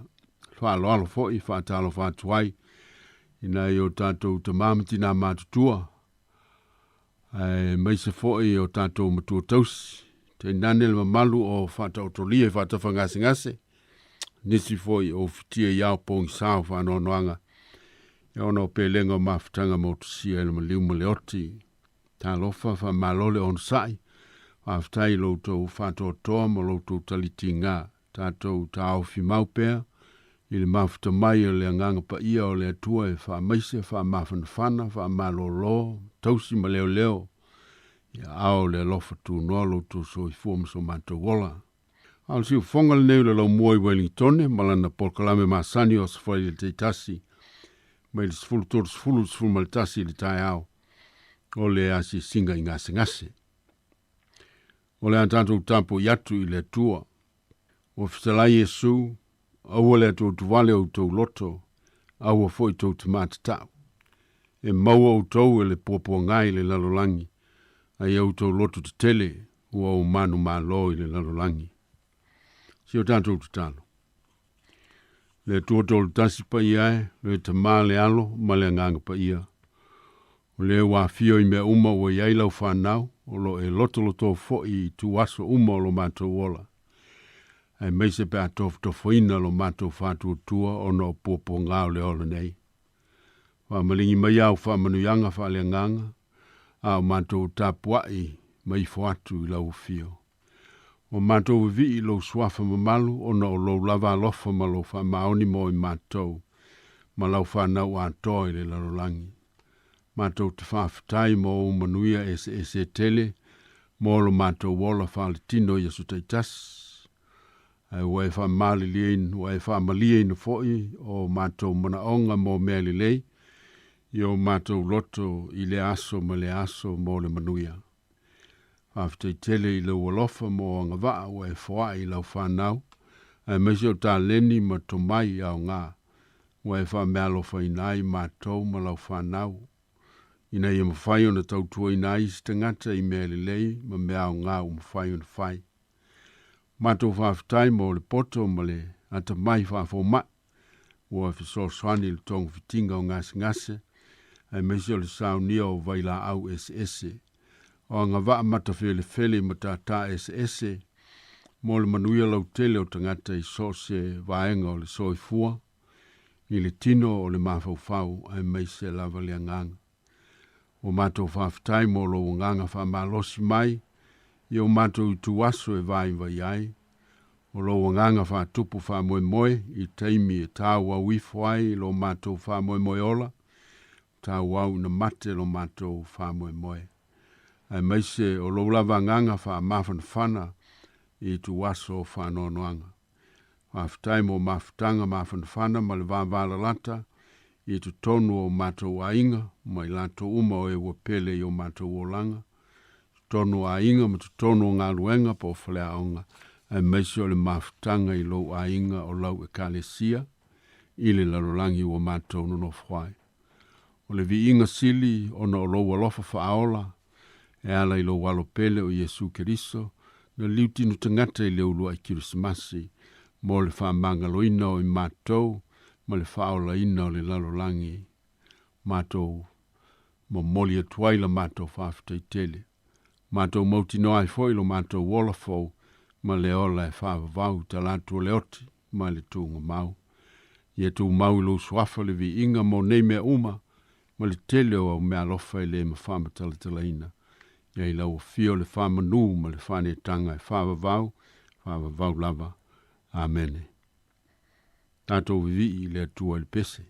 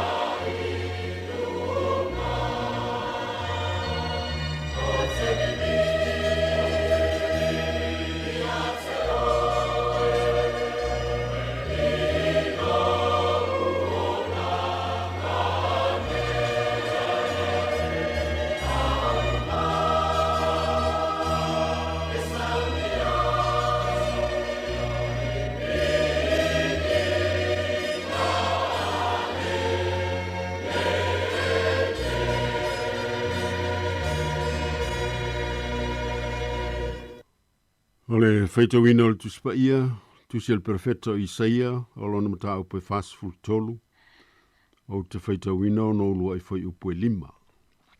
Se fa mai e fiong pa ia le tua. A le nei o lo fa peon fitala I mai o le lii, o le na faya oi a ko poe, ma na faya oi Israel lue, au o le fefe a wau o fata wina oi, o wala wina oi lo lava ingoa, e faya oi mo'u, a e sopo yantu le vai, o te yante oe, a e sopo yantu vai tafe, e le lo fia I oe, a e savali tu tonu le afi, e le mu ai oe, e le susunu ina foi oe, I le mumu le afi, a wa o le li lo tua, o le paia o Israelu lo faaola, wa o tua I kupito e fai mou tongiola, o ai tiope ma sope suia I oe, a wana fa pele ina oe e au, o fama maluina I oe, a wafo ina o lofa I ate oe, o le mele o te avatu I tangata suia I oe, ma nuu e suia I lo wola, au o le fefe, a wau te ate oe, o te au mai alau whanau mai sa sae, o te wha poto ina foi o tau mai sa sifo. Wha manuia tele mai le atua I lo tātou whaitau, o lo tātou whalongolongo I na fionga pa ia, e ia te ielo na vi inga e whavavau. Amene. Au o le fefe, a wau o whata wina oe, o wala wina oe I lo lava ingoa. A e sopo yatu le vai, o te yante oe. A e sopo yatu vai tafe le lo fiai oe. A e savali tutonu le afi, e le mua I oe, e le susunu ina foi oe le mumu le afi. O le nofu polonga ma le ola wha au ua inu ese o le nuu o le atua I Papilonia I se vai tau pito I pongi sa le ilo na talavasol pito. O se teimi sa matua lulu I nailo lato wola wha whatu atua, tofo I nailo lato talitonu I le atua, na osi whengainga ma o lato tamao apera amo I sa ako ma ia kopo. E ui o na sa whainga tau na lato talia ina, e leo se whai mea tu la fwa I o le atua, o mafu ai lo lato ta whianga. A I lato lava, I lo lato soli whianga inga, ma le letu au lafo I le whina ngalopa ia o le atua, ma ana tu la fono, o le pongaile na, o lo lato whata whiaina inu ese pe ona sai ai. Ai wila vailea, taluai ona o le atua malona I lava na atura pa ia, na I sauni ai a wala mo lo lato lave ina, e pei ona sai mua I whaia a o nofu polonga le nuu I kupito. Le ana wala winai mose na te tai le whaasalo toina o le nuu mai ai kupito. O lefo I ua toe whapenao na whaia I le atua I le tawhianga I Papilonia. E ala I aku resa le sili ina I toe whafo I sia le tawhianga le nuu o le atua I lona nuu. E maila matua au o le fefe. A wau o whata wina oe. O wala wina oe I lo lava ingoa. A e sopo yantu le vai, o te yante oe. A e sopo yantu vai tafe, I le lo fia ai oe. A e savali tutono le afi, E le mu ai oe. E le susunu ina foi oe le mu le afi. O le malelenga le ale atua, lana malelenga whatupu, le malelenga whatamali, o le malelenga o le alofa tu noa, ma le alofa wha pale pale o le atua. Le malelenga o iei le pule, ma le mana, na te whaatino I nai lona whingalopa ia. Se saunoanga wa tumu I le wha moe ola, o se wha aola tō tonga I tuaso le ai se wha moe, ma le ola le mautonu. Teimi o le popole, teimi o le atua tuvale, ma le wha tanga oti. Saunoa le atua, tal malele le atua, aua le fefe. A wau o whata wina oe, o wala wina oe I lo lava ingoa. Wa ta ua I nei le mafuanga ma le pongai, ti nei ai ma avese I nai le fefe. A wau a vea I lantou matangata wha pele ina o le atua. Walo fangia I le atua, e latou le atua. Wa uma na whata wina I latou le atua. Wa wala wina fo I ma wha ingoa I latou le atua lava ia. Ma ua mau ai lo latou whasino manga po lo latou identity I le atua. Ua tau lau o le folflanga le atua. I le soifua pa ia o Iesu Keriso e pei o la Paulo. A wau whatawina o tau i le tau, o le nei, i au tau vivi atu i le atua i au tau tino ma au tau nganga, o mea ia a le atua. O le whalinga fo ina i loa Ioane i le moto pa tamo, i le pese le au pa ia o lo whapeane, wa te tau lava oe, ina ia e tango i le tusita aima te tala i ona wha mau whailonga. A wana whasia oe, wa e whata wina fo i tangata i lou lava toto mo le atua, mai tu a inga uma, mga ngana ese, ma nuu a toa matu nuu. Ioe, wa whata wina i tātou i le tau tele, ma le tau ngata, o le soi fua pa ia lea, ma le mamalo tātou wali whaola, wa tongi o le nai i tātou. Wa vea i tātou, ma whanau tō tino le atua, e ala i le whantua tua. O le vitalenga whala i au o le atua, mo i lanto uma o whata wina i le tau, o le au whatua tua lea, whai mai. A e sopo i atu le vai, o te i atu oe. A e sopo i atu vai tafe, e le lo fiai oe. A e savali tutonu le afi, e le muai oe. E le susunu ina foi oe ni mu le afi.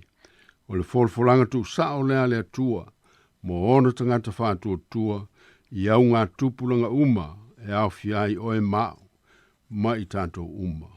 O le vai loto, ma le vai tafe ma losi, o le afi fo i malona mo mu, o whātu saina i ai mea whainga tā ma mea ti ngā, o lui tau ma whawhi tauli, tofo i naili tangata whātua tua, i lana savalinga wha leo langa i le lalolangi. O le a talia laina i vai loto, e le au sia e se malosi, ma vai tafe te tele, e whaala lava i le ala, e whainga tau na sopo ia, e au noa ma le atua, o le ala matia ai whainga amalanga uma.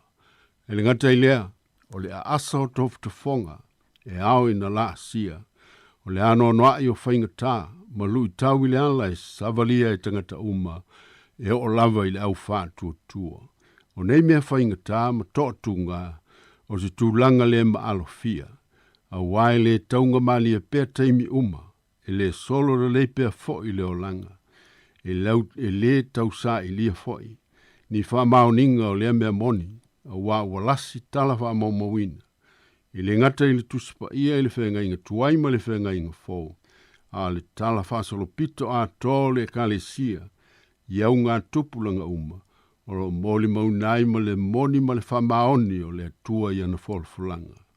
Lau i lo le tala i tau le lea tala vou sa utā, sa iai le nata whianga i Papulania, sa taraka me sako ma apitaniko, le ana la foina le o ngā umu a asa, ina walatou le ifo le tupua auro, o na e fete nai ma lo latou talitonunga i le ali i le atua o Israelu.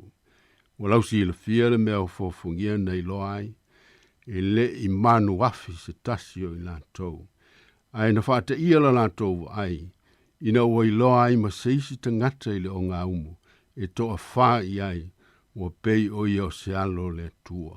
A e savali tu tonu le afi, e le muai oe, e le susunu ina foi oe le mumu le afi. Le au pe le, o le ata whatusa le nā o tātou mawhatianga i le tino nei, ai maisi o tātou loto mawhau whau maganga. Pe ao ina lutia i tātou i ngase, o wha mai pipisi, o mawhtanga motu sia le maliu ma le oti, o le loifafonga malingi ma whanoanoanga, o le popole ma le whememe ai, ma le mau tonu o na o whalewelame whafosei, ma le vao mea ese, o luita wina ai pei tātou le soifuanga i nei ona po, i o tātou wola i le tino ma mawhau whau, o loto foi manganga, o lale apostolo Peteru, i atu ina atu i le atua ia mea uma tau te popole ai, a wā o lo manatu mai o ia i ante o tau. O stasio saunoanga tau mawaya Yesu i on soo, o whaiatu nei mea i ante o tau, ina iau tau maua aile manuia i ante au. E maua o tau le pua ngai le lalolangi, e iau tau loto tele, o manu ma loi le lalolangi. Tato iai nei le tau le ate veni, wha manatu ai le fio mai le mesia le tama mea mea i pete le ema, le tua na liu tino tangata o le Emanuelu, o le tua o ia te i tātou i taimi o malawa le au noa. A wawa o mauti noa e pei o la Paulo, e le mawhai e le oti po o le ola, po o angelu po o li, po e malolosi po mei nei ona po mea atali, le mawalunga le loloto po se tasi mea na whaia, e le mawhai e ia mea, o na whaatea e seina mai tātou, i le alofo le tua, o loo ia Keriso Iesu lo tātou uli. Ia te ia le vi inga nei, e o i le whaavawala. Amen. Ia tātou stāna. Le tu wai. Aftai mo au folfolanga wha amalu si au, mo i mātou. Au mātou whai malanga i le ola nei. Mai zelo mātou mauti nolo au i mai. Tau tō lua i mātou i tu aso e toftofo i nai mātou i poponga. Ma meti ngā uma. So soai mai le ali ie, e mātou tu mauma le whanga i tia. I lau fio le puna o lo mātou malos. Le tu ai le fo mai o tino loto manganga. Lo i lau fio le lofa ma le mana e wha malo lo ai mai uma i lau pule. Se ie wha manuia ma wha malo lo i ai lanto uma. Wha tau to lia i wha tafa ngase. Fo i atu le whantu o tua le loto tele ma le on sai. E tau ave ai o lanto maftianga. Wha mana ina e lau fio ngā luenga ma tau mwhainga fo mai. E a wala tu ai lo walofa wha malo lo. Tu natu wha pitoi o luma le ali i lo whai. La matou te talo no pupo ngā. Matou te ai o atu le ali i e ma matou tangi atu. Ina ia wha alia lo walofa. Wha alia lo mana la veai. Ia vave ai o na tafi e sele wha mai mai lau whanua o le atunu. Wha mana ina le atu ai. Vai la au o wha o ngā ina. E ala ai lau wha malo longa i le atunu. Le atua wha mafan whananga uma li lingi wha aua ifo lo manuia. O lo file muma le mafan whana o lo nganga. E to o matu i nai lo i whafonga uma o whano noanga. Talo mo nai o matu te mamti nā matu tua. Ao iai le tau o fiafio le soi fuanga whale tino. I lato maua le loto tele. Ma le ono sai ma le whato toa. Tau ave e whainga tā le soi fua whalo loa. Whamanuia i lanto uma o iai mana onga whaipitoa tino o mafau whau manganga. Ina ia whasa olo toina o lanto tangata i tutono e ala i lof so sani. Talo mo to tele o langa o whapolonga ina pele ti apolo e ala i ava malosi. Whala au ona maisi masani whatupu mala i nei ona po. Ina ia lave ina i la tau i lo mana. Ma tau te tuinatu foile lalo langi ve vesi. Ona o taua o mala o le natura ma whale ve lave te tupu whafo sei. A mionga le tapu lea. O le tō tele o tangata o manu nua ma mali li wai. O e o mate la ina le fia ai ma le fia inu. E mate tiva ma le tango lima. O e o whaaunu ua ma sul whai le fia ola. Leli ie se ie sao ni ala o lo walofa i lau whanau manu mawhatia i le lalolangi.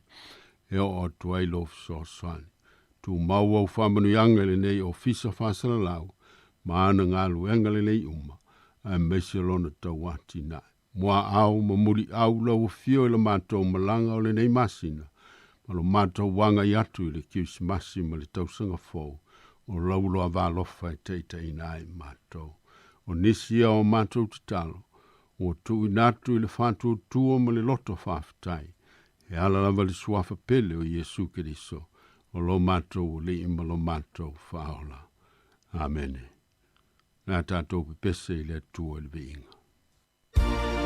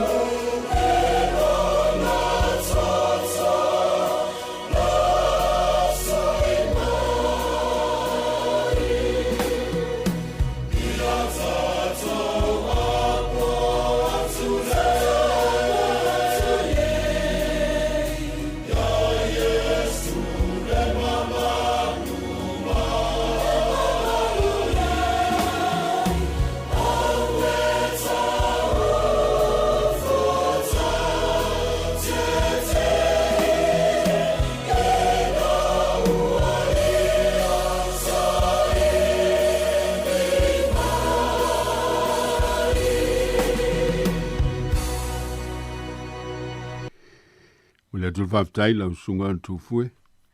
O le whafoina o le tātou polkalame nei fwoi tai ao. E manuia le whai ungo le vai aso i le alofa malanga le o le tātou mtai. Tātou whai o le titalo. Tu maumaia i o mātou lunga. Ma lunga lau whanau pua ngā tia uma i le lalolangi. Le alofa tu no tele o lau o fio le tua o lo mātou tamā. Le alofa sili ese o Yesu Keriso o lo mātou wali i ma lo mātou whaola. Ia maua pe i mātou le mawhitanga mawhanawhana, ma lo lava nganga pa ia nei, se iau i le whawawau e whawawau lava. Amene, ma amene.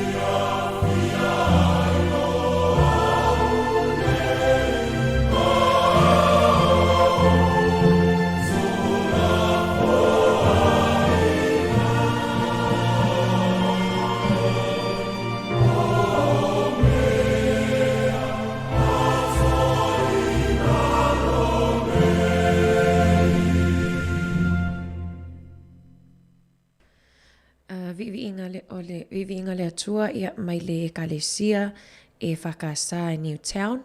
Ia e taulunga toi fo il tatou Purkalame ia o le asia singa mo tangasengase. Ia pe ona tapena ina i le sunga i le whaiwhautoi ina ia po Reverend Elder Research Sone ete ia mal tatou Purkalame le asia singa. Ia toi whatalo whatuai pa ia male malo tatou au whafonga i le neiva e ngol tae au. Ua 8 minute te ele tu last full maltasi i le tautua si fongo lau mua. Ia whamaloa te la tau lo whapeona nafa fo e ma le tausingo nei tatou mātua mātutua. La tau vero mafuta mai tono ngaluenga malo le tawatai malo le ngalue nei aso. Ia nafa ua mai a fo i le Purkalame tala la walunga vai aso. Ia le foi sava peona tapena ina i le fionga i le lipule. Ia ma le uso ia Savelina Kasiano tala noa atu foi. Ia inis tala foi mwhaiona long pui li e foi le tatou atu noo. Ai le eva ai atoi foi lungo penga te whailangi o le staff. Ia le aesa wai o porirua tatou porirua nei. Silia ma le ono afe tangata o lo whapeona anga waa. E whai o lato tui pui po tui pui o COVID. Le ai li mwhaiona e le o whai a lato tui. Ia peon sau noa tu foi le fionga le li pule ia. O le o whai a ina tatou porua.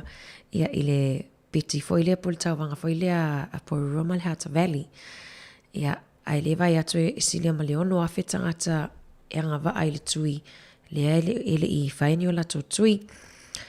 O ai e pito silia na maulalo numero o tangata e le i whaini tui ia o Cannons Creek. Ia malunga ai o ia mātou i Waitangi Rua. Ia mana ia toi so atu fo i o taftafa ia to atu a lalo. A whape le tfafonga mai e le i whaia so tui ia. Mātou te whautua ina pia le ua silia wa luas fulfitu ia atunu ia o ia le isi fōlinga po le isi laulu o le variant o le fō o le COVID po le Omicron. Luas fulfitu atunu le o e whatase ma Australia ia o Afrika ia maisi atunu ia o te ilo fo isa taimi fo oiluma ia e le loa lava e le o mai a tatou New Zealand.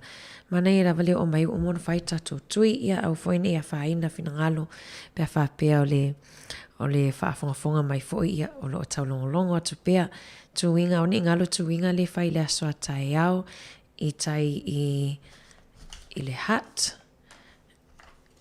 i le nofuanga a le Pellerus Sports Trust House i le Hat Park Seaview ia le so o ma le Jungle Rama a whapele i whaialo tui mua po olo tui lona lua o ma le toru vai aso taro na whaialo tui mua ma olo o wanoa tai au o wha moe le whatau tai en mawhtanga whaifi au so o whaatasi i Wellington po rua ma le Hata Valley ma nea fo i maue whailo o wanoa pia whapea leo mai au na whai o tui e lua ai wa ono masina whapere na whailo tui lona lua i le vai aso mo yuni ia le hoa e anga waa le tui lona tolu ia po le booster whaamalo sia tili ai ia le puipuinga mai le COVID. Ia ona i talana mana e fo i longolongo pui ali e le tato atu no tele lava mafua anga le na sau noa i se tasi fo i fo mai ia tato nei purua ia Dr. Brian Betty tele mafuanga le ona le o tangata e whailato tui mua social media ia po o tustu singa fo i lea e inunga o penga te whailangi lea e tatai e se ai finangalo tangata mai le whaingo le tui luna lua ia o teltonunga religious beliefs ia po teltonunga whale loto ia ai lea e mana ia watu fo i whautuanga ia mawhtanga au whainga pa ia lea tua i la soa tai au lea o lotu maa losi ia awale whātau taia fo i whaingota o whainga tui le whai tai au. Ia nei whamanatu nā, ai o le a batuni tatou whawhiwhianga sui whiwhiloi ia, i vai maa lue lau whaafunga anga, ia o whea ngai whai mga luenga, ia po o whea au matiu te fo i tono a inga le nei tai au, maa lo lava.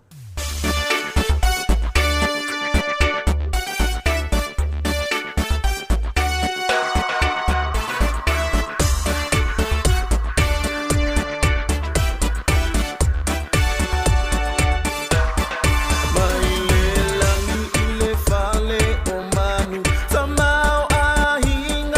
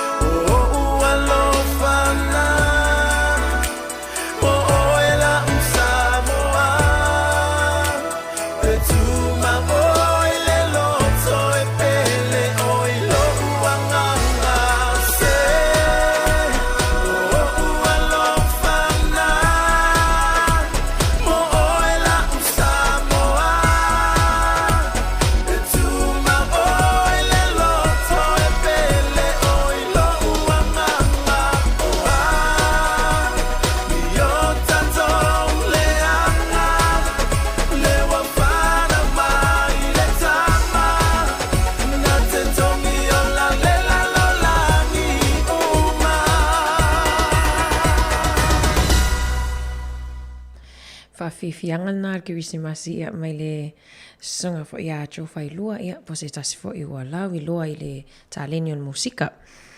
Awan ingalo le te au le tulai sfun lua pe mai ata tu telefon ia le ole a fai atoi e fatala no atoi le sunga le au ia tu fue ia le fionga ia na nai ia fa popula foi pe fai lua tili ia le fa moe le fai ngā tui por fa moe mafutanga fai au le aso atai au awani emisia ai malia yo le tala le vava ai atoi foi fatatau foi i a tatou lea porua le fia o le matawhanga po le beach le i tu Taipei le pe wa tau fa atata mai o se taimi po le amatanga o tau sanga fo po ia Februari o le amatanga na fa sa ai ona toi pakan ta avali foi le ilungon matawhanga ia ona o le vainga lava a le tato pulenga nuu i le saunga le mu ia mo tangata ia whape foi mo whanau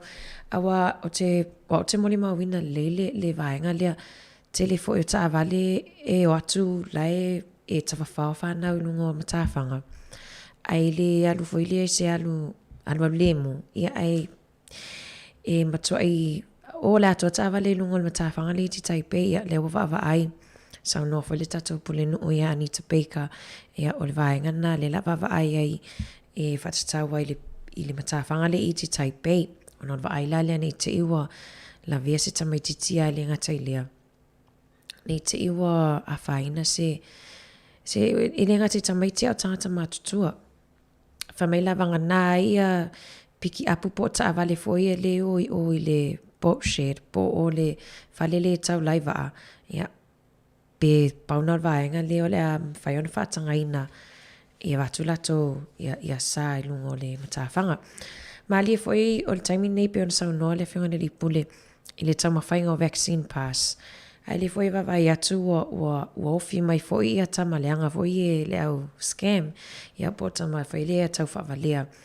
Ia le foi ua mwhaiona lai tau wha ofi mai foi i le au tama whai i tangata e whaila tau vaccine pass pe talo sanga mo la to vaccine pass le fa ngai nei ni si lo vaenga ia le vaenga le real me ia por vaenga le vaena e fa ngai nei yo au fa maunga it's a log in nei pete alo e lungo penga tsfailangi ale IRD ma le wins ia po so se me lava ia le foi wa mai ona a mata ona la fo mai emaili ia e fai mai ai e te tango verify pe fa mauni ato oe ia ai o le au vaenga i tau whawalea. Mana i foi watoi foi whawhautuanga ia pe no fautai foi le mano la tunu i lea vaenga ina nei te foi wa o mai foi wa maua o mai i le vaenga lea tato whaamaunga. Mana tua lau vaccine pass o le aso le wa matali ai o na whaongaina pe tā pā le vaccine pass i tono nisi o public services ia po o no whanga lau tele. A me se no whanga le council ia le wa mataon tā pālau vaccine pass whamanino tuluaenga lea tu sa lava pe o umona whai o tui pui e lua e mana o mia lava le whaali o lau vaccine pass e te uru whale e tutonu o nisi ia o matanga ruenga po o whale ia po whale ainga whale tusi ia le tele vaenga le mwhaiono whoina la tof sosoani ia e sosoani atua ia te oi e whainu mera na o le ovaru se lau ia se mai asu e mai e mwhaiona Evelina pe a whapia e whawhinga tāo na whai a me se lawana i tato mātutua. E vatus whamalo na e ala tau i e mafuta mai lungo le tato a alata e pol tato Facebook e ma le YouTube a wane i ngalo a paula walau sosoani le tato a tautua o le subscribe ia omi le whaamau mumuna ia e te subscribe mai le tato YouTube channel. Fatalo fatu ya lifoanga le mafuta mai pa Mr. North. Fatalo fatu ya Susie Tyro Petro.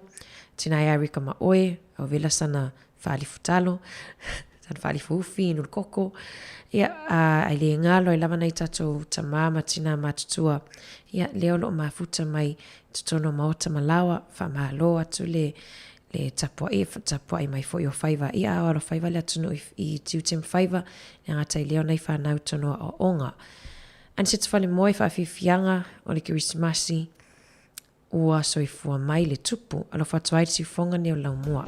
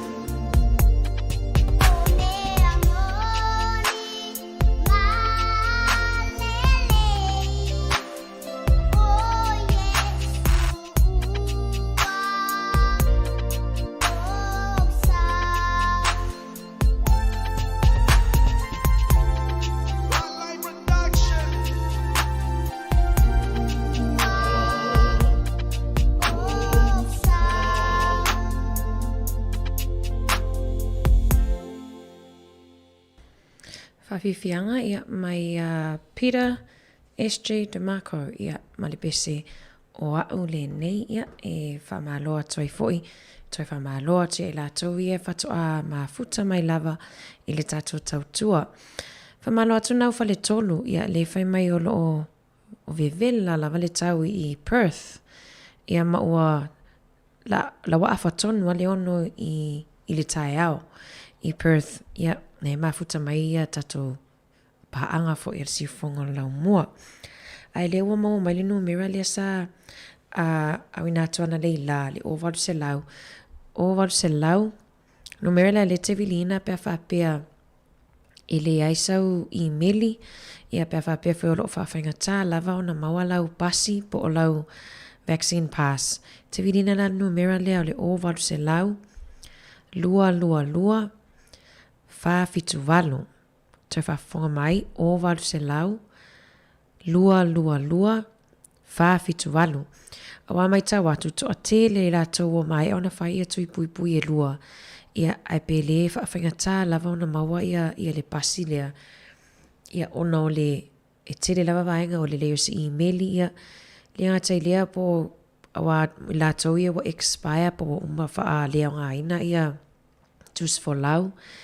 Ia pe le ai foi ni certificate foi lea po le citizeni, pepa foi lea wha mauni e citizeni. Ia pe o vaenga wha pena wa pe ia o le e mana o mia lau laisene, po lau laisene avta avale.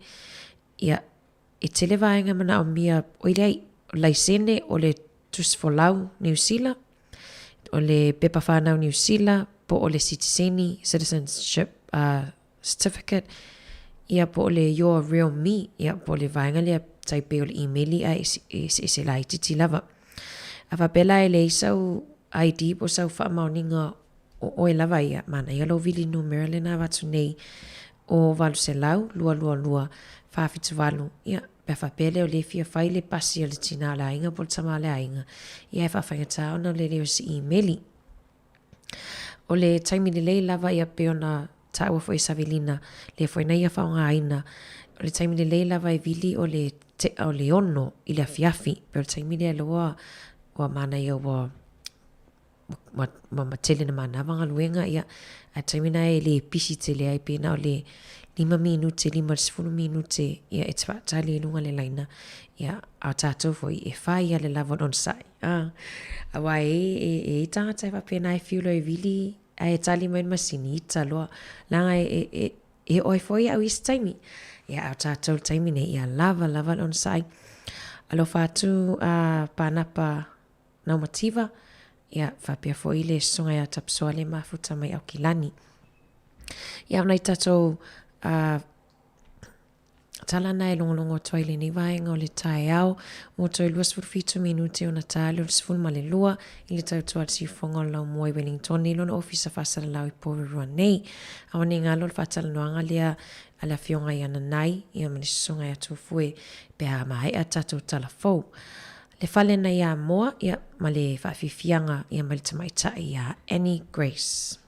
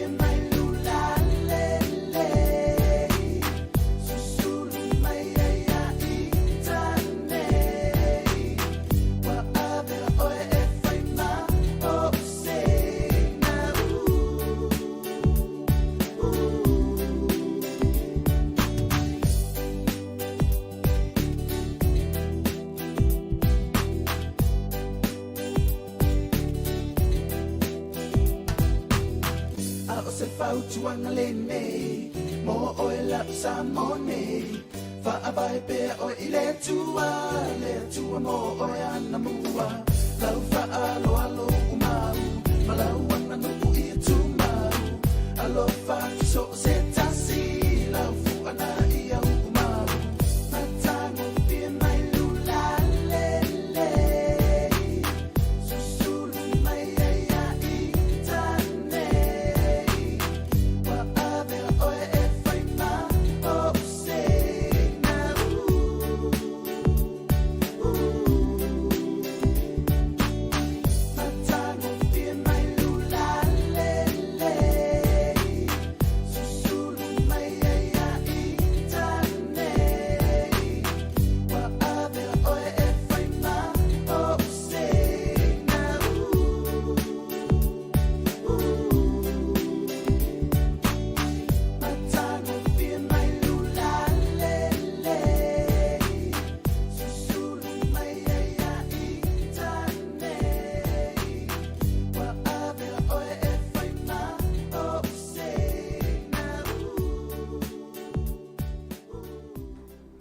Whawhiwhianga mai le sunga ia Mr. T, ia mawiwi inga. O sio tātou atunu I Samoa, beautiful Samoa, ia. Taimi fwoi nei ta te mana tū ai lava ia sio tātou atunu I Samoa, taimini wa mata fwoi ona whaita alonga pe whaini voli I tua ia ono uma lava ia pena. Ai mese lava no I tua le te leo whaikiwikiti, ia ai mese lava le ta alonga leo le voli. Te le lava ina ia whai fo I pingo ia le whai sue ngā tupe au tala vau, mawhatanga tina, ia o la waluma komiti, ia al vai taimi fo nei, ia mawalunga lava linu mera, ia o tangata fo lea I whaalawelawe I lungo au wala. Ne le ngata I Samoa o tātou fo New Zealand nei, ia pe ona whawhautua tupe, ia le tātou tautua, ia tautua nā, lava saunga le mu I lungo le ala tele. Te loa foi le la tamai foi ia so foi as whapitoa pe o Kirisimasi ia na si itia foi le lunga o le limiti foi le whaatulanga ina ia alua I le sa I lunga o le awala ia wa manatua I Samoa ona o le pese a Mr. T le na tāne wawai atu foi Samoa le te le wa onga ia wa tu ua ia pe wa whaatino ina foi launga tongi ia po o whauunga nei whanau mahe a fwele nei tausanga tātou lawa I New Zealand nei te lewa o ngā ia whaatino ina lato a launga tongi po o lato whauunga fwoi ia Lea ele o mawhai ona awa ia tuai mātua ia po ainga ia ono tuunga lava o wha mai. Au te iloa e tele ona matamata i lungo le Facebook ia pe mai voise link foi lea i lungo le YouTube e matamata tuai ia mātua i lungo penga te whailangi lau ngā tongi. Ai tano te foi Samoa sole.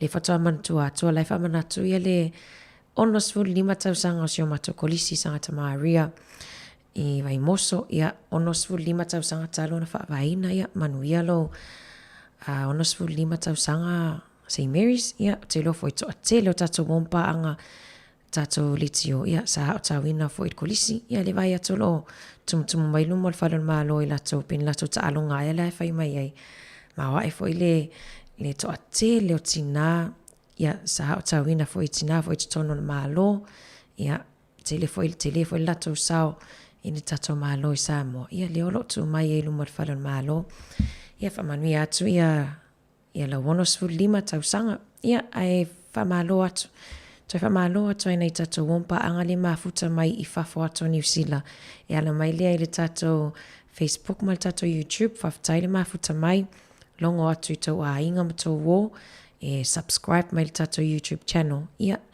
awa lava lau lango mai le tato tautua tamale o tapsuai le o facing aluenga laiva eva mai lava toi tititu li ala tamale pule le i le ngaluenga alo fatu lua petelo lo fatu foiltina ia loto mali o lo mafuta mai au kilani nei tato tamama tina o lo mafuta mai lungo le tato frequency whamalo atu lava le tautua ia auto le ai e le whaangaloina lava auto i le tato tautua ia ai mana ia le whaina i le whanau pea whapea te fia maua pea ia le ia whasara launga ia po le tautua si fonga lau mua pea umalitio o lo iai fo il tato app o le tato Samoa Capital Radio app ia e mwhaiona e whafonga i luas fulfai tu la fitu aso vai aso ia te mafuta mai lunga le app mana ia o le app i nai mātua matutua mo le aso sa wai e matala vai le se fulu lua i le po la stonai ia ona vatu ia vivi ingo le atua se ia mai an le sauningo la sa ia mana e foi te mafuta mai ai fai le whanau e fai lau app e te alu nungo le Play Store ia download ai le sue nunga le Samoa Capital Radio app ia ona download lea ia ona e mawailola ia luas wood fai tu lai te whafonga mai ai ia i whaafifianga sui whiwhiloi mporkala me alisi fonga lau mua taulanga tanga loa ma le pese Faiva o le lau niu, whamaloa toi lau tapua inga sa moi le ni vaenga o tai au.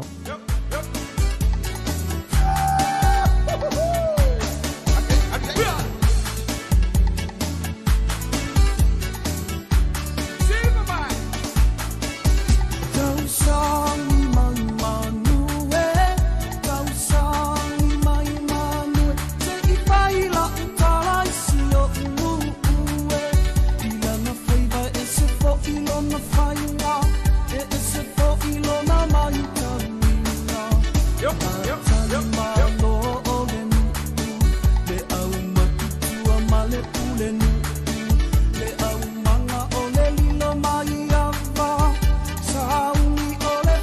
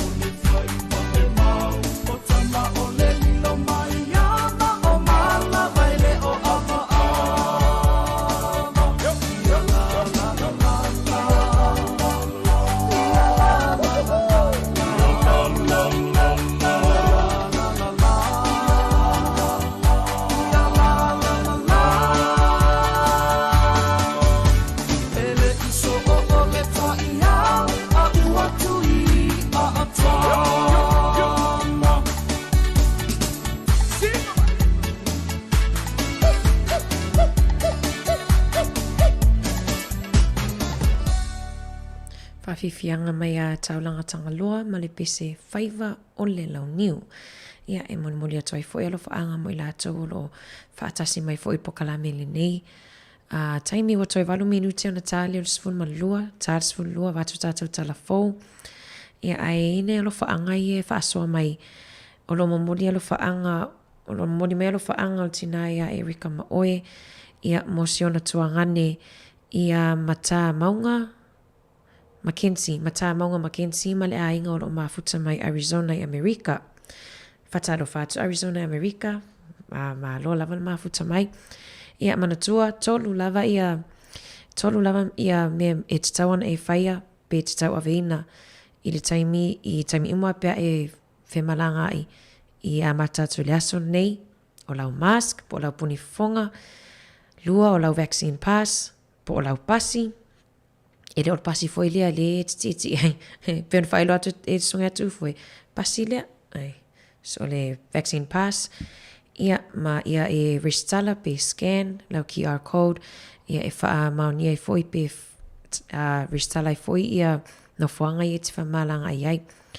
Tolu lava vainga tā ualana e te no fautai ia awa lava le ia awaini e te i pia whapena i te ue alu atu i se whale ainga ai tapa ai lau vaccine pass ia ai te ue e fia misa i le au whainga wenga ia ai le ai o lau pasi e tā ua o lau punifonga i le whamalosia pere punifonga ia ma le scanninga o lau QR code foi lea ia pe tusi lo swafa i lalo ia i pepa ia te alu atu lo lei lava se pisinisi ele o mawai ia se api e tusi elo ingoa tusi elo swafa ma lau telefoni ia alo nafa o ngā lau QR code lau telefoni e scan ai nei mea nai whamanata o toi pe el tatu tautua awa lava le nofisi la fia o tatu atu no ia leo tapina mai tatu talafou wat whawhiwhianga lea kirisimasi mai a Dela Malangi mal whawhiwhianga fea ea le pepe.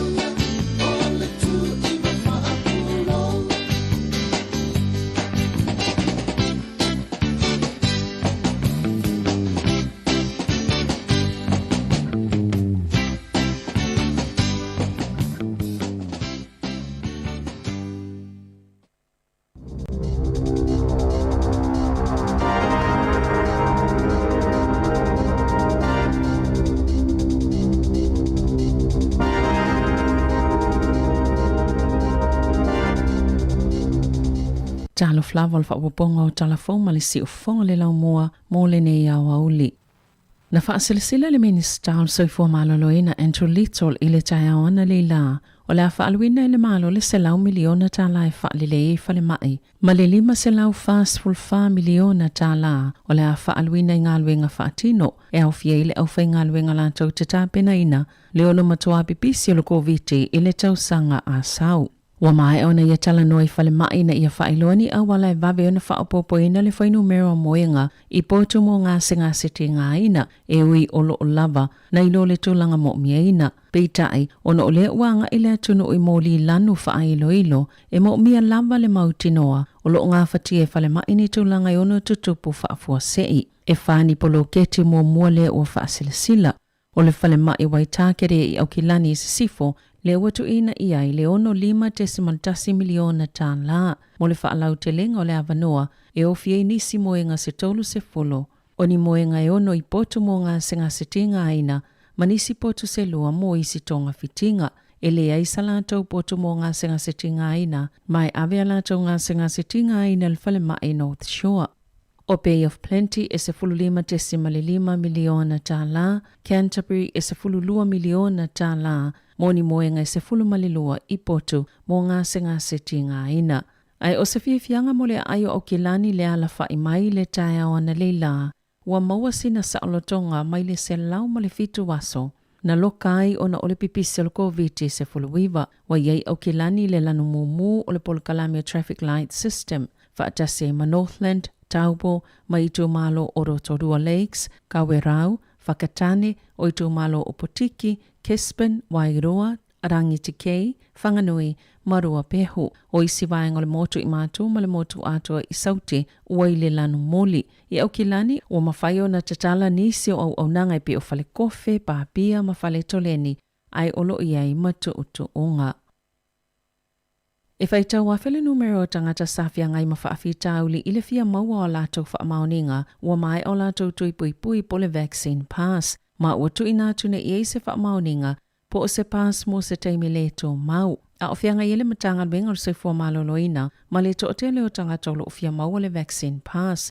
Pe o nanga i New Zealand le so, i le Polkalame fo, ua whaatulanga i le tali atu le COVID-19, le ua whaingoina o le traffic light system, ma ua whaongaina i le teleo au nanga i a whaamaoninga, mo i lātou o mai atu i pui, e sa o loto ai o naulu whale so se no fuanga, peitai, e whaitau a whitangata o mai atu i tailua, ai le i talo sanga moni a lātou vaccine pass, e ieni se tangata o silia malta i lua baiaso, o fiso o tai malamitanga luenga, maasia se atu i whale talavai, ina ia maule whaamaoninga peita e le o whaingo fie, ona o nisi na whai atono i whafotu i pui, o nisi foi e whesui ia i ngoa, wata ue whaapeto samalafit se fuluafe i lātou ia. Sale ima whaio na maoni to si pasi whaamaonia ua mai atu i pui, le walafo i nātu i eini whaamaoninga mo se taimi le tō mau. Sa whaatonuina tangata whaatau i supermarket le Countdown, ina ia whaatau na ole oloa o lo mo miaina, ina ia mauti noa e lava o loa mo tangata uma. Sa whaalavlave ma poloka le la unga o loa mo supermarket le Countdown, ona o sa soltite a tangata whainga luenga. Ia ngā lului no whanga autu e te waia lātu o loa, molo na whaasoa i nātu i au kilani, e tu samalta o fitse lau tangata whainga luenga i Countdown. Sa solo te eina ua le italiaina le company le talo sanga, ina ia whaiani si itanga i o lātou tutongi, i onga tase ma le si itanga o tau o loa. Na ta ua sa upo le First Union i le vai aso talwai, na sainia tangata whainga luenga mai ni whale, po ni no whanga se lua i whaasoa mai e o loa le company au kilani. Se mali lianga fau o lo iei te tono, se 5% o si itanga o tutongi mo le tausanga fau. Ma le tolu te si male 1% e si iei te tongi, mo le iwa maasina i le isi tausanga i lo maatu, na ta wesa upo le Countdown. Sa whaafifieina le company na wa iei se mali lianga matangata whainga luenga e na tite e peitai, na tūla e mai ei mani whaafita auli, i le sapalai o loa. O la whaawau na wa aia tangata whaatau, le ngao o nisi o whata i totono o ala tau supermarketi. O whaopopoina le to o tele o tangata whainga luenga i matua vai ma le lava vā, ma ua whainga tāwhu ina whaapaleni o la tau soifuanga ngā lue, ma tūlanga whainga tāo whianga i e mal whaamai o le COVID se fuluiva. Ini so enga fau ma le University o Kilani mo le teknolosi na whaalia ia to atasi ma le to tolu tangata whainga alwenga e matua mawalunga level tulanga la matia mai e whaafita auli mai le to atasi le to oivale sa whaamawina ile amatanga la wale whaamai na ua amataina le saili linga. O tangata whainga alwenga i e tele o lātou taimi whaonganga masini popoto i ofisa e mawalunga level tulanga a fio i lātou le vai ma le lava vaa. Pito i e tangata whainga alwenga Māori, mai singa alwenga i e pito mo mia, na ta ue Professor Jared Ha. O awanoa i o whainga alwenga tua i tangata i o lātou ainga, wa atili una inai i lātou e ngā lulue i whafo atu o itu la whainga alwenga. O una inai Ha i a whaalapo tupatonga ma kampani na i a lango i a lātou tangata whainga alwenga, e na i a lava ni taimi malo lo i le tau ma whanawhana.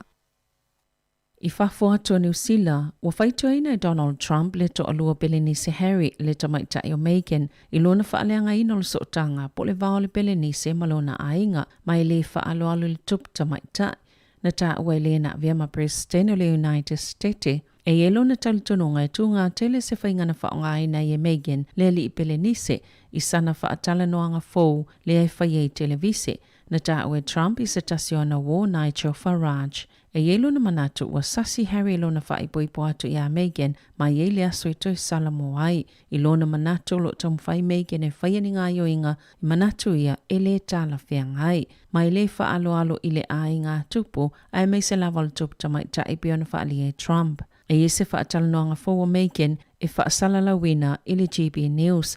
O Meghan sa amata mai le polkalami le televise i Amerika o tamaita i o wina atopau i le deal o no deal ma o le luaf ma le ono sa iei Trump i le polkalami lunga o le televise.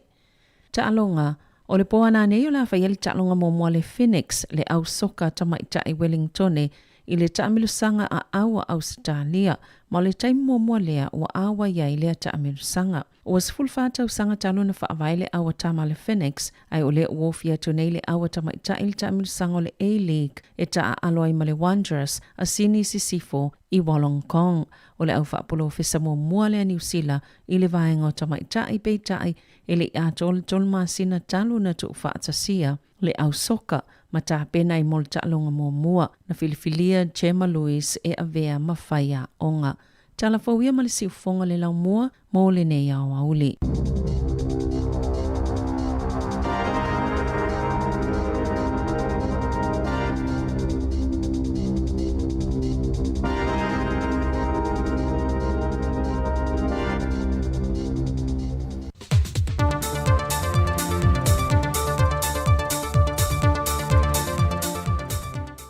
Tātou te tau whai wha amalo whātasi i le tausinga alofa le tua le tau sui fua ma te ona e waulia le whai ungo le vai aso.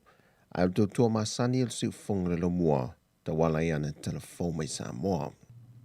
Ua tini pa o le utum o tau lau le wha moe moe. E na ua te tala alo i eina le aso nafi se tasio moe mitinga le malo Peritania ta wala mai le sunga le kumsina i a David Ward. Whapei ma le longlong sua a le kompania le SAP, le fionga tofilau fiti lengwai. E na ua mai a whausia ma whaatotonga ina i tusi se tasio whale tusi i to ese i tan malala, ma whaingoa ina o le atua o le malama lama. O le ngang o le whausia ina ai o le sosoani le nei le malo Peritania fantasei ma le kompania le SAP. O le saili a wala le toe tapu e le soifuanga o whapea ina o so se tasi, e no fosala i le whale pui pui tan malala. E te tonu le whionga le ministal mtanga luenga o leo whale pui pui o le ona toe fuata ina le whionga ia whawalo Harry Schuster o le teimi le mautonu ma pongsa ai wha moe moe o lantou le to ese o le whale le nei wa whausia e toe susuru atuai se malama lama o le tue loto manganga e ala i tusi ese o loo whaatotonga ina i le nei whale o avatu vole whaatua tuanga i le whionga le ministar e na ia vaai le lei ma whao ngā tatau e le au whai ngā ruenga o le atau sia.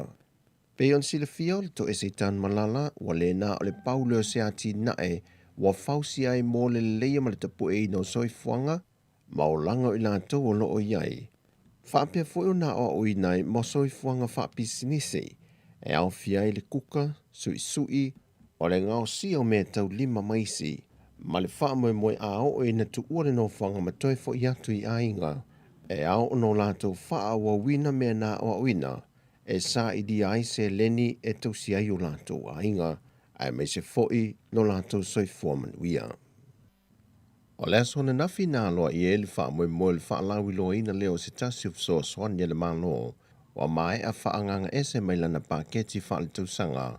E 5 miliona ta live so swan ye pisi nisi laiti. E au fiai ma whalitali malo. Ono a fianga o le COVID-19 fuluwiva. Sau no le fionga le minsta o tangata ta whawhau mai mua mai le antunuu. Le fionga toi susulu Cedric Schuster. O le wha moe o le malo I le viso swani le nei. O le a tele son sau ili toi wha le leia ma viso swani nei pisi nisi inisi o vaenga. O loo mo mia vave le viso swani. E pei o ngā ruenga wha le leia. Viso swani ili tutongi no lau whai ngā ruenga o loo tutoe. A wā ua to tele le au whai ngā ruenga mai whalitari malo ua vaea. O na ua le lava le se leni e tutongi ma wha whai ngā ruenga wha a wawai. Le ngante lea o ia se leni e viso swani I pili wha tausanga. Ma viso swani fo inisio pisinesi.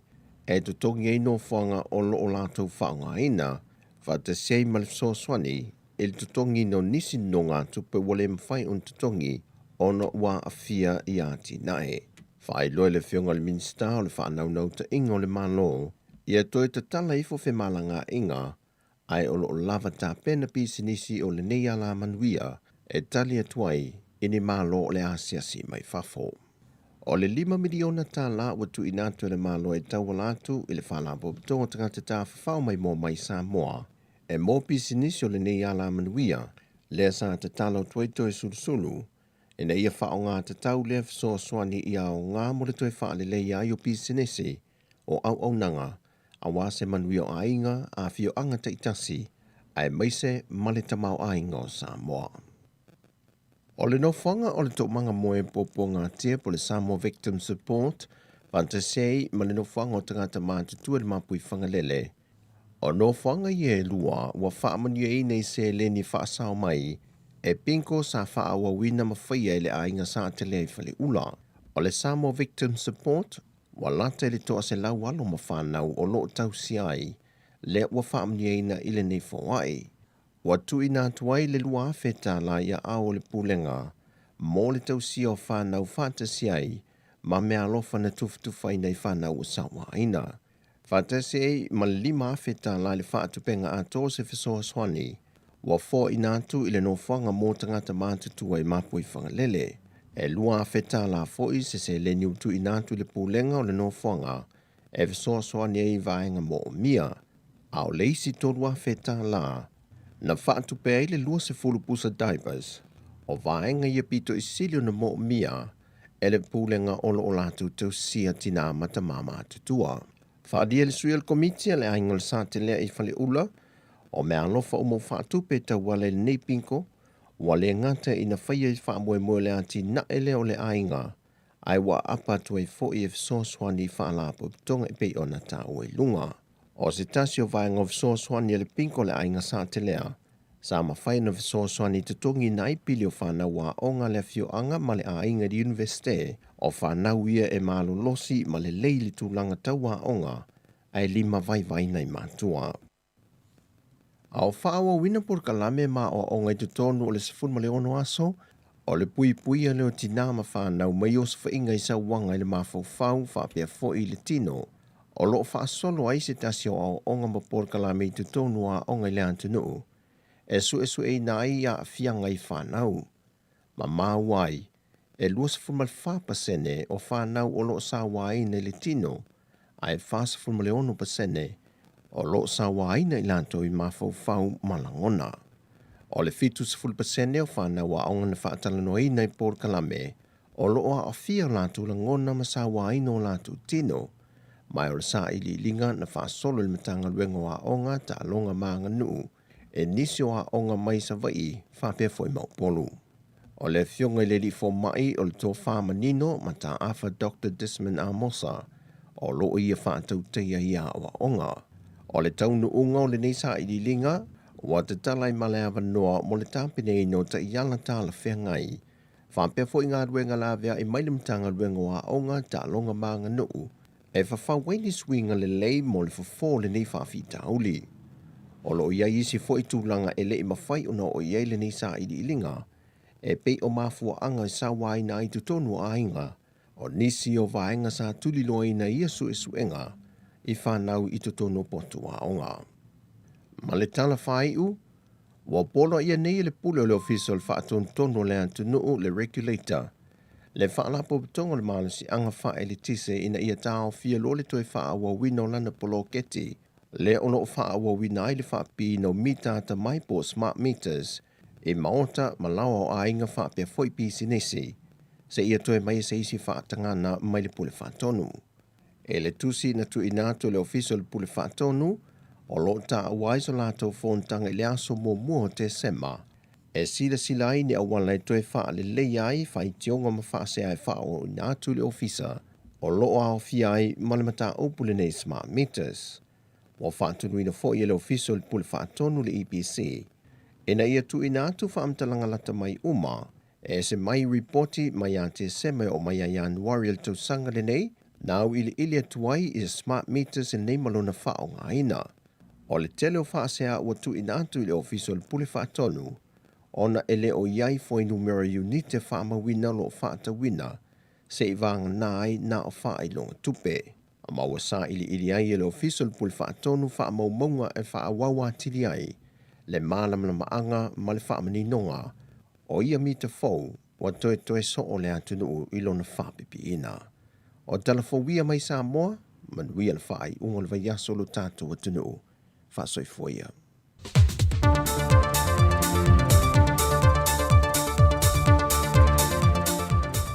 O le nau whaafonga le tātou atunu i le whaapoponga muli o tātou talafou le nei aso. Ia me se foi o le neiva aso e pe ona tapeneina e Saverina Casiano. Ia me se tātou tala mai sa moa i le tautua le sunga ia tāsia Salem Sam. Ia toe whaafonga i se awhiawhia nā nei, ia stemi le awhiawhia nā nei, ia ilona toe whaasala wina. Leo se fulu minute se fulu vale minute o te nele tu la se fulu malua el manatu o te masani fo ineo tama ftanga le tatou atunu ya me se ila to lo fenga pe manga wenga to fa manu atu le taimi ya ona le swing le tatou Paul Clam le ne yaso ne yauli ya e fifi lava le o le tatou official le fenga ya nai pati mo au ya e fo ise vanga taua ya ole a halo tu ya le pitonu ne Wellington e me se fo ilo hard up hard ya le fi fa ilo le tatou atunu e me se la fo tātou o loa mau nei Wellington. Ia i nganga whaalalo e whaatal whātua i lau whionga nei, mālo lava le soifo manuia nei vaenga o le auli. Whaatalo whātu i lau sunga tasi, ia e mai se whael pulenga le si whonga lau mua, pa mālo le tau a tai le nei a auli, mālo whole on sai, tai le tau tua tunu. Ia, mālo whaatai, ia, mālo fo i ma whaatai atu i le lau whionga fo i ma le tau fo i vaenga, ia ua fo i le tautuino le tātou atinu, ia e ala fo i le tūlanga pe o nei tātou nei fo i vai taimi le tausanga, ia e winga le whaamai, ia e manatu, ia o leo le atu le avanoa nai, ia se vaenga fo i te fia sao noa iai, ia ona tātala tano ai le tātou proklame, whaftai lava. Whaftai, e momoa na whaafeiro i atu i le pa i o lau whaafonga i le nei fo i auli, o alo i whaamaristino ma tau mawhtanga o le auli, pa ia o le tātou atunuu. Ia o sāma whai ngā o le awha pelava o na ua manatu o le a ta oto ia wha angaru le whati. Pa ia wha le atunuu, pa ia wha le kālesia e mese fo i o pa ia wha le mālo. Ia o le a le ngawha tau lima lava e se mātou whamtalanga. Ai ona o le nau lava o lo turi tamo e le tātou teimi o manatu o le a mata o na wha aso atu ia se fuafuanga o whaataatia, ia awa lava le whaamoe i le aso atae au, o le vaenga mua ia e au lava on si le fia, o le nei whaamoe ia o mātou ngāru lue whaatasi ai, ma le maafutanga i le pa ia le au whai ngāruenga i to tonu o Wellington e nei, pa ia le au whai ngāruenga i le ngata i tonu o le Hutt Valley, whaapea fo i Pororua, ia mau Wellington e, o le maafutanga le nei le au whai ngāruenga, ia o loo mawhaiona so tai whaatasi ai ia le tele o e kālesia ese o loo ia i tutonu o le lau mua o Wellington. Ia whaapea fo i maona nuu tūtua oi e mawhai fo i ona mātou wala au lia whaapitoa atu ia tie mai i le aso a tae au. O le wha moe o le aso a tae au ia ua wha upuina lava ia o se toe tāle a wā le wha moe. O le taimile nei valus fuluiva pasene ia le whaitau a whai o tangata Pasifika i to tonu o Wellington ua whaataunu uina le tui mua. Toe tasi lava le pasene, o le pasene le tasi, tusa ma le tolu se lau ma le tolu tangata o lo mana o mia, i la tau ia o lo mana o mia, ia le tui mua. Tolu se lau ma le tolu, o lea ua mātou tau mawhai ia i le aso a tae au, talo sia o le a mawhai, o na liu fo i le tō whā ia i la tau lo o, e le i whaataunu uina o la tau tui mua, tātou te wheilo i ai, o lo sao lea i le wha moe o le tātou o tunuu, ia e mai se lava, Pasifika o mai tonu o Wellington, tolu se lau e mana o mia i le aso a tae au mo i la tau, e mana o mia le tui mua. Ia, o le taimile nei ua fitus fulvalu pasene, ia i la tau whaataunu uina le tui lo na lua. Ia o le a whaapea fo i ona si i lunga, pe a whaapea o le a e su atu ma fio atu, tala atu a au i le aso a tae au, Ivas Futolu i le Hat Park Road i Moera, mo i la tau e whaimalanga atu i Pororua ma Wellington o le turn off ia o ina i Pitone, lona winga e te awhea le awala na i Pitone, ona e whaasasa o i lava lea i le awala lea aru i lunga o le Sami, se ia pāsia le awala lau papa le na le kolosi i lunga o le Hat River, ona tauroa lea i le roundabout muli le na, a o loo whaasanga mai le Hat Park Road, o lona winga o le turn off le na i le Hat Park Road, o ina o loo iai le whale ta alo fo i lea o le jumbo rama po o le aelo na ingoa. Whaatasia i loa ma le stop out o le Hat Park le na, o loo iai la le building te le na, o loo iai e ta ua o le Pelorus House, o ina o le a whaataunu uinai, ia ma le paka a toa o loo pito i tua o le building le na, o le na o le a iai whale ie, ta pena umai e le ngata i ta alonga ta maiti, water games, o le a whaapea fo i ona whaatino i nai, whaafianga uma, o loo iai le stage, ia e whaatino umai lava ia vaenga ia, o le a iai ia polkalame whaapitoa lava mo le whanau, suatu matala atu a ao, ta lia ia ainga. Pau lava le nei sa moa i lau whaafonga anga, ona o lea ua lanu moli le tātou traffic light system lea o lo ua amata lia, tutono o Wellington, o le orange ia tātou.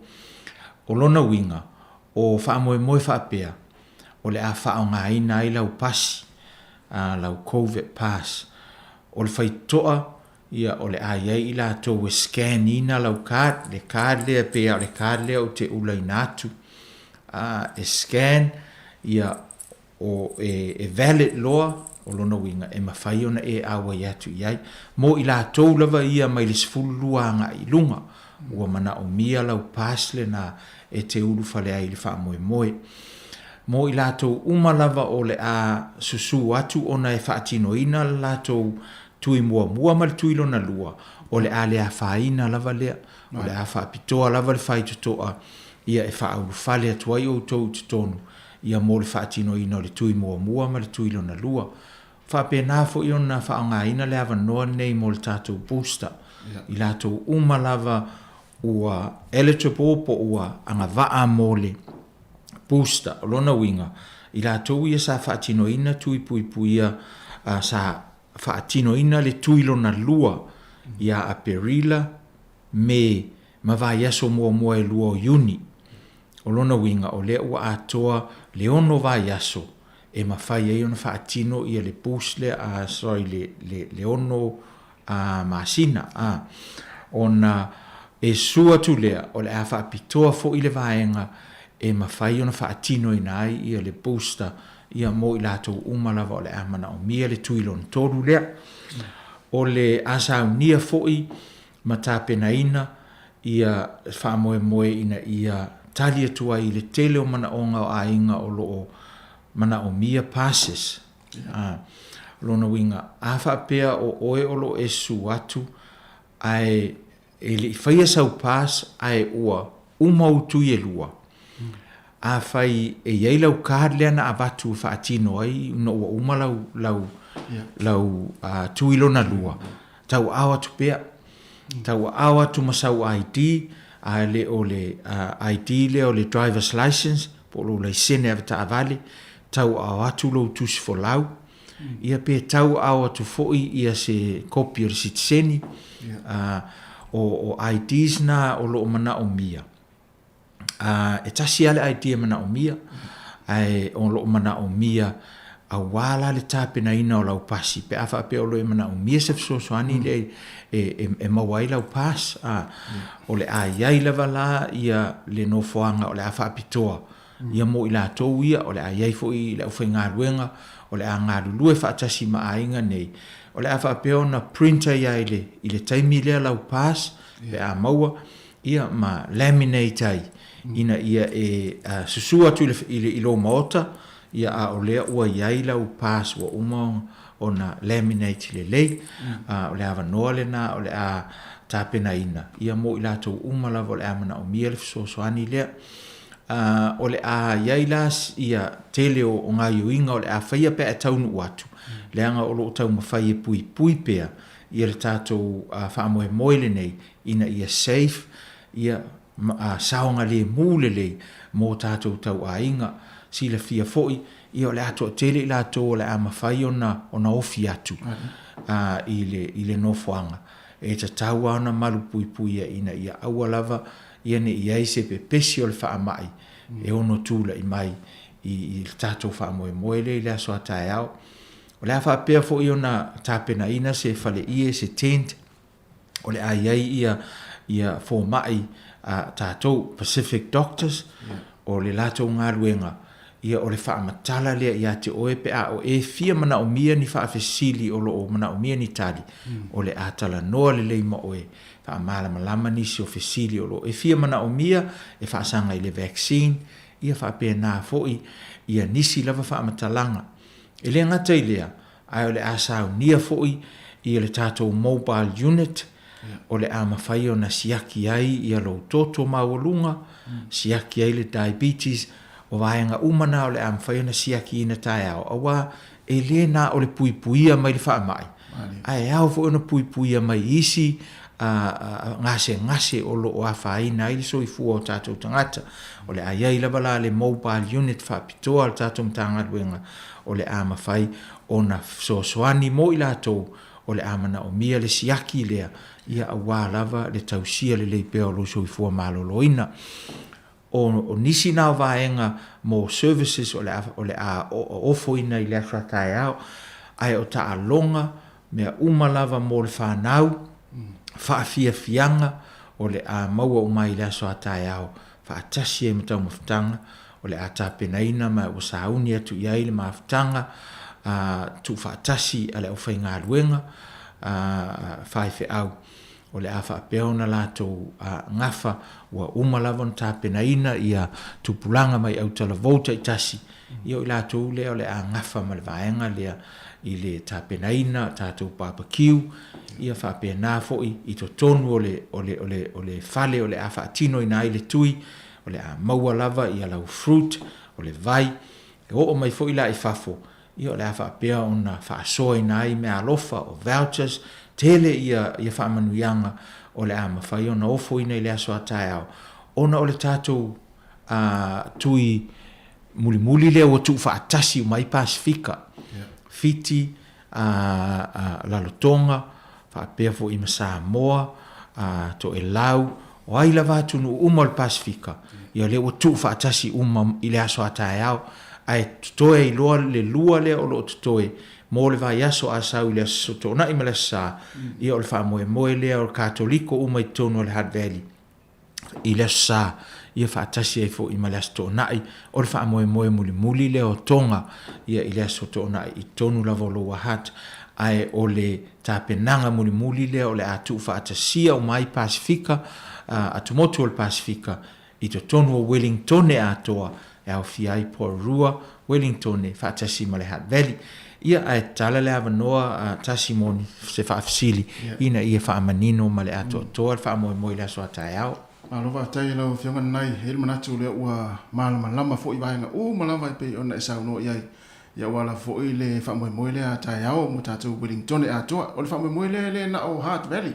Le ia fia malama tātou Wellington e atoa fia me Porua. Ia o lea lava ona o le mafutanga le i so whaatasi ala o whainga luenga po whaifi au. Ia o le mafutanga mo Wellington e atoa Porua Wellington ma le Hutt Valley. Ia o ila tau nei o lo o whaipaanga whaatasi ma le Pacific Health Service Hutt Valley. Ia o lo mwhai e on whaatino ai o le atoa tele lava nisi o paanga ale mafutanga whaatasi e ma le Pacific Health Service o le amwhai on awa i atu iai iai le wakatautua tai au manino tonu Porua ia whaatasi e ma le Pacific Health Plus o whaalaputonga umana o le amwhai on tu whaatasi atoa mga lue whaatasi ina i whaatino ina le whaamoe e ngata i lea o le Hutt City Council o le awa i atu iai ia le telefoi o whaalaputonga o lo lato lango ina atoa ia tuinga mo tangata Pasifika o Wellington e atoa lava la le whaamoe le aso atai au tasi. Malova tai lo whionga nai.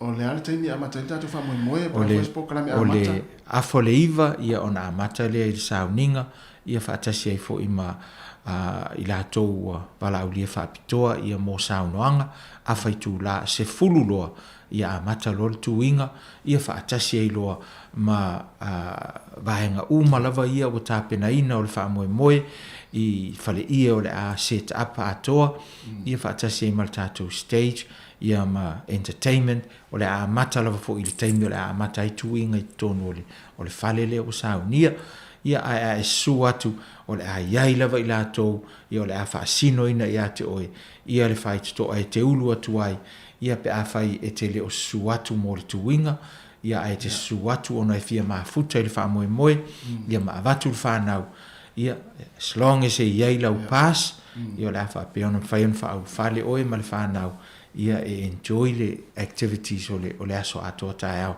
a mata lai le afo le iwa ia e tau i le tolu i le auli ia o le a whaamuta ina ai. E manatu e toa tere nisa le tātou atunu le mai mo mai nei taimi whaafonga mai ia e peona e saunuana nai ele i whaiani lātou pasi fo i ia le mai tau atu wharango atu fo i ia o le te le soani leo le amo tae au mo e meise lava nei o tātou mātua e whainatau na lātou whaian vaenga lea mātua o tonu o lo tele lava ia vaenga o lo sei tia ai ia manono tia le tau mawhai lea e au mai le pasa online i le taimi nei ia o lea ua as long as e avatu lau ID e tala whea ngai ma le suafa lea o lo o whaamawina i lalo lau NHI a whaapea e ese e iai lalo na process e whai ina ia whaatasi ai ia suafa ia pe toi whaasao fo i le ingoa lai eilo ID o leo te moli mau watu ona o tu lai mai nisi fo i saf soani iai e ese le ingoa o lo iai le NHI number ese le ingoa o lo le passport ona tau mwhailoa lea e sui le ingoa lea o lo le stala i lau fo mai ona o ina e whaasao atu ai le numera lea le NHI number lea o lo whaongaina a whaila e whaonga le suafa lea o lo le passport i lau le stala i lau fo mai ona whaingo fie lo lea ona whaile swinga lea ina ia au mai lau pas lea wa au mai sao lava i le ingoa o lo i lo tus fo lau ia po lo lai sene avta avale fo whaingo fie i lola ia lea ona a mai lau pepa lea o le certificate lea te malangai po le international certificate e au mai lava i le ingoa o lo i lo tus fo lau ona le to ia leo se fina unga e whai el malai vaalele so o le a fisoa soani a tili a te oi tae au i la tō o leo umona train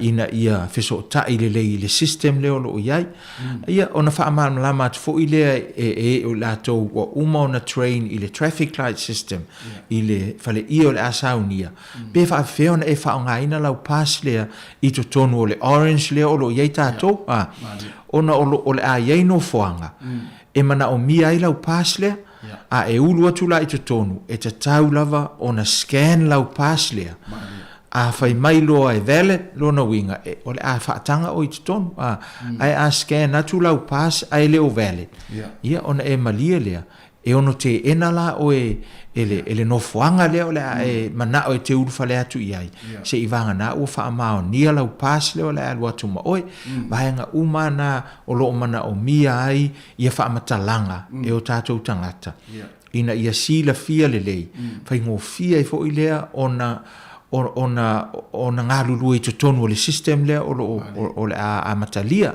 lea ua a matalia i lea so o tātou o le orange ia o lea ua a mata ona pea ona o mōli mau atu fo ia uia i no foanga sa o walu i le tae nei e mana o miale scan o le pass lea o le melana le ufe alua ia yama ave e mo i o le tonu o le telefoni ia e tau open fo i le telefoni ma e ula lava i te whealua ia ma oe ia na ona scan lava ia e alu sa o tonu ia o le fisoasoane atu na tasi tai tele lava nai o la ofisini muli na le tau fai atu a le o mana ia o le ua e whaamanino le vahenga na ia e sa o le ia o tātou Samoa e se ringo matai la e e alu i lesi po le lista le whale mai e se le ingoa le i le passport ai mana ia la o le mai tau atu o le ia i le fisoasoane tai au ia o le whainga tālna o tātou ona e le aifo i se tio ona whaonga sua whamatai whaonga ia e se fori whaai usa whaai uai i le taimina malanga mai ai ia ese ua Yesu inga na ona ese loa lea o le suafa lea i le stala i le fō mai ia malau idea lea iai ia ona avatu lole o le listala le fō mai o ina le fō mai lau NHI number lea lea e fiso o tai uma iai ia records ia o mea tau soi fō maloloina lea lai tau mawhai fo i lea ina ia fiso o tai o nisi o wha le tonu o lo tūla i mai ua expire IDs a i la tau i o lo tau mawhai e whai online a la tau applications lea download le ia le pass e le wha pēla o le a sei ti ai oe e iei au wala e uia ina ia fiso o tai ai oe ma le system ina ia maua mai ei pēla o pass e iai ala a wala e uia ai ona o tātou ia e whainta ona ona o tau sila fia le atu nuu ia a wala nei se i vanga na ua iai a sisi ua sila fia le lei o le a wala le tau ana ui ai ina ia whaatau nuina whaamalia ina ia le mana onga o lo au mai le system ia ai maua ia lau pas e le ai sisi e a whaila wa umau tui pui e lua e maua lava lau pas ai ese au wala e uia pe a whaapea ua expire lau ID ai paua nao le ID o lo iati oe pe a whaifo i ese suafa o lo iai e mawhaia ona whaile au wala e whaatino ai a tonu la o ina le a delay ai le maua mai o lau pas ai maua lava ai mo i la tau e leise a whaina e whaia i le aso lea ma maua ia o lesi vaenga o te fia whaamala matu e leima se whainga tā o le whainga o e-maili a le au mātutua le angai pe tasil na vaenga o lo whainga tā ai o na a watu online e mana o mia lava le whai o le e-maili a le tangata tonu lava lea e te apalai atu ai ia e leima se whainga tā o le whaatino ina o le vaenga lea o le faile le o le emaili ia o le te moli ma watu a uia ia ona sa fai i si o fo tina e le ia isa na emaili ia ana apalai atu loa ai mana o mia la na emaili ia na fai ia le taimi la na emaili ia ma emaili mai lo ia ila na la na pas e le ia se me faingata ai atatu uia ila to o lo malama ma ua lava le training i vaenga nei ia e whaapea nā fo i ona whaingo fie a wal wha ama mawhaina i o tātou tangata le mau le pasi pe a tau mawhai i ai o lo o iele fiso soani ai su mai tae au o mai ia ona whaingo fie leo mea uma ma lo va tai ia el manatu le umanino vaenga ia pe ona sa no le fionga nai fa whamtalaina le vaenga lea. Ia e mesi tātou i le pia whawhewhewe o i o fule le ona whapea e se ese whai ule i lesi IT mo lesi whai ia leo sao noa le whionga anai. Ia o leo le aiai fo le tātou kurupu i o lava tō mai ma hao ina le vaenga lea. Ia anga iai ia pe au i tai au. Ia e mnai pe isi vaenga e whia sao noa iai. Ia tau aina o whaafitai atu i o le tō tele i o le tūpulanga o lo o ngā lulue mo nei wha moe ona o lo tau mwhai au na i le tūpulanga. Ona pe o le tūpulanga lea o lo whaingatā ona whai atui. Ia ona o le social media.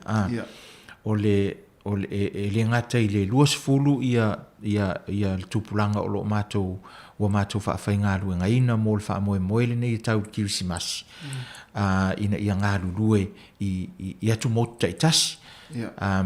Ai ua saunia fo i ele maftanga le nei a le aufai ngā luenga. Ia sui mai au talavou ta i tasi. E limas fuluono le awha i o tūpulanga talavou. O le a ngā lulue whaatasi ma le team o lo whaatino ina le wha moe. Ina ia whaafai ngō fie i le tūpulanga talavou. O na uru whale atu. Ia ma whaatino ina o lātou tui mua. Ia po lātou tui lona lua fo. O te whaafitai eila i le tūpulanga o lo ngā lulue. Ia awale una ina o le wha moe nei. Toi whaafitai atua ia sa moe lau whaafonga anga. Ia mai se foi. Ia o le mtanga luenga le nei. Ia po o le maftanga. I le au whai ngā luenga. Ua wha ele lea. Ia ona o le nau lava. Ina ia whaatino mataula o le wha moe pe on tāpina ina le aso atai au. Wha manuia le atua i le si ufonga lau mua nei. Wha manuia le atua i lau wha sausaunga sa moa. Ia whaapea fo i ona taita i atu lau tau so i fua maso mātou wola whaatau waa tātou te au lia ai le wha moe tai au le manuia. Ia wha manuia le atua le nei aso tasi ma le wha sausaunga sa moa. Aftai tele lau fionga nai ia wha malo fo im whaaftai atu i lau tau tua fo i tātou tenu. Ia mese lau fionga ma lau team. Ia o lau soani ma lau si le vaenga. Ia manuia fo i wha moe tai au. Tai. Ia o si fonga lau mua 15 minute hona tāle o le tulai tasi. Ia wata lau fionga nei.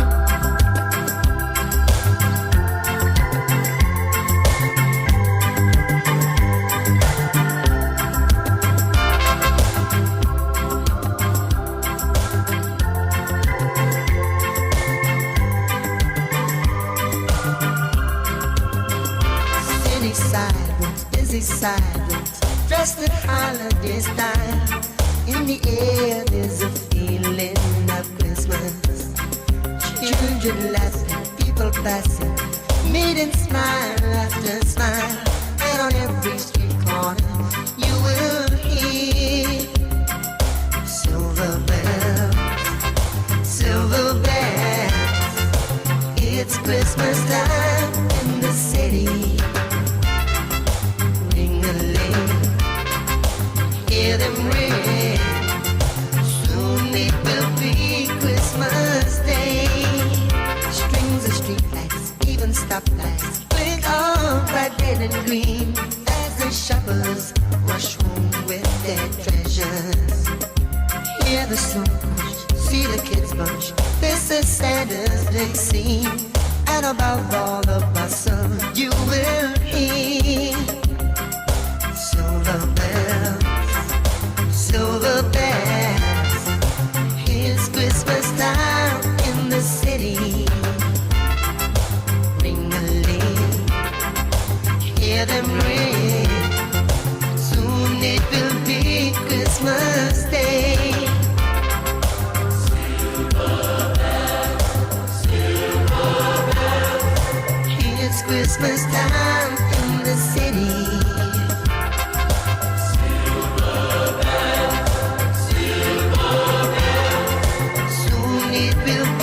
Christmas Day. Silver bells, it's Christmas time in the city. Ring-a-ling, hear them ring. Soon it will be Christmas Day. Silver bells, silver bells. It's Christmas time in the city. Ring-a-ling, hear them ring. Soon it will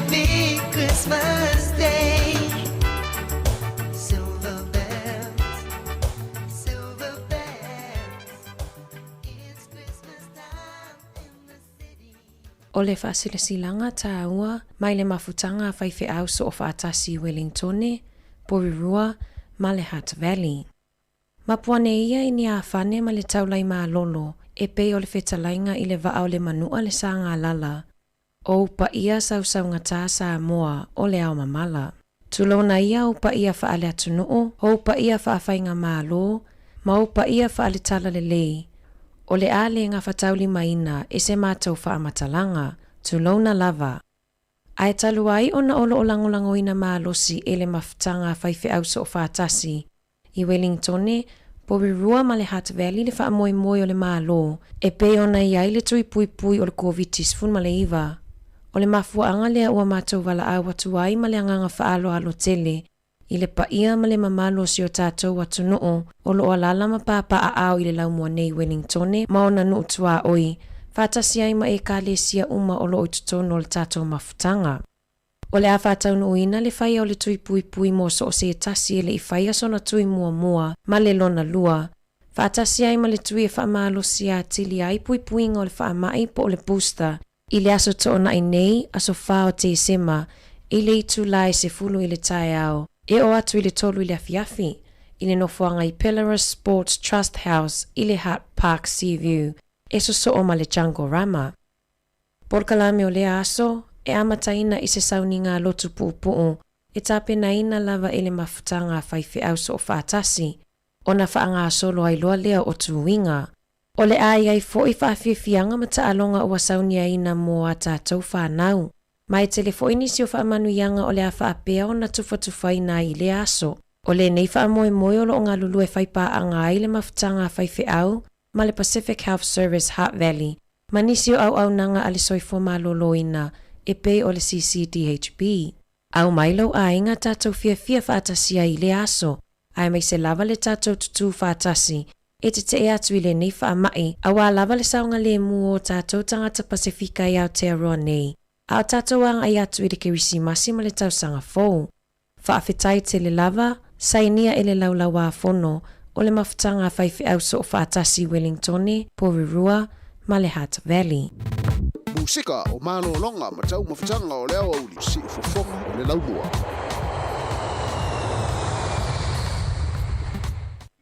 Gentlemen,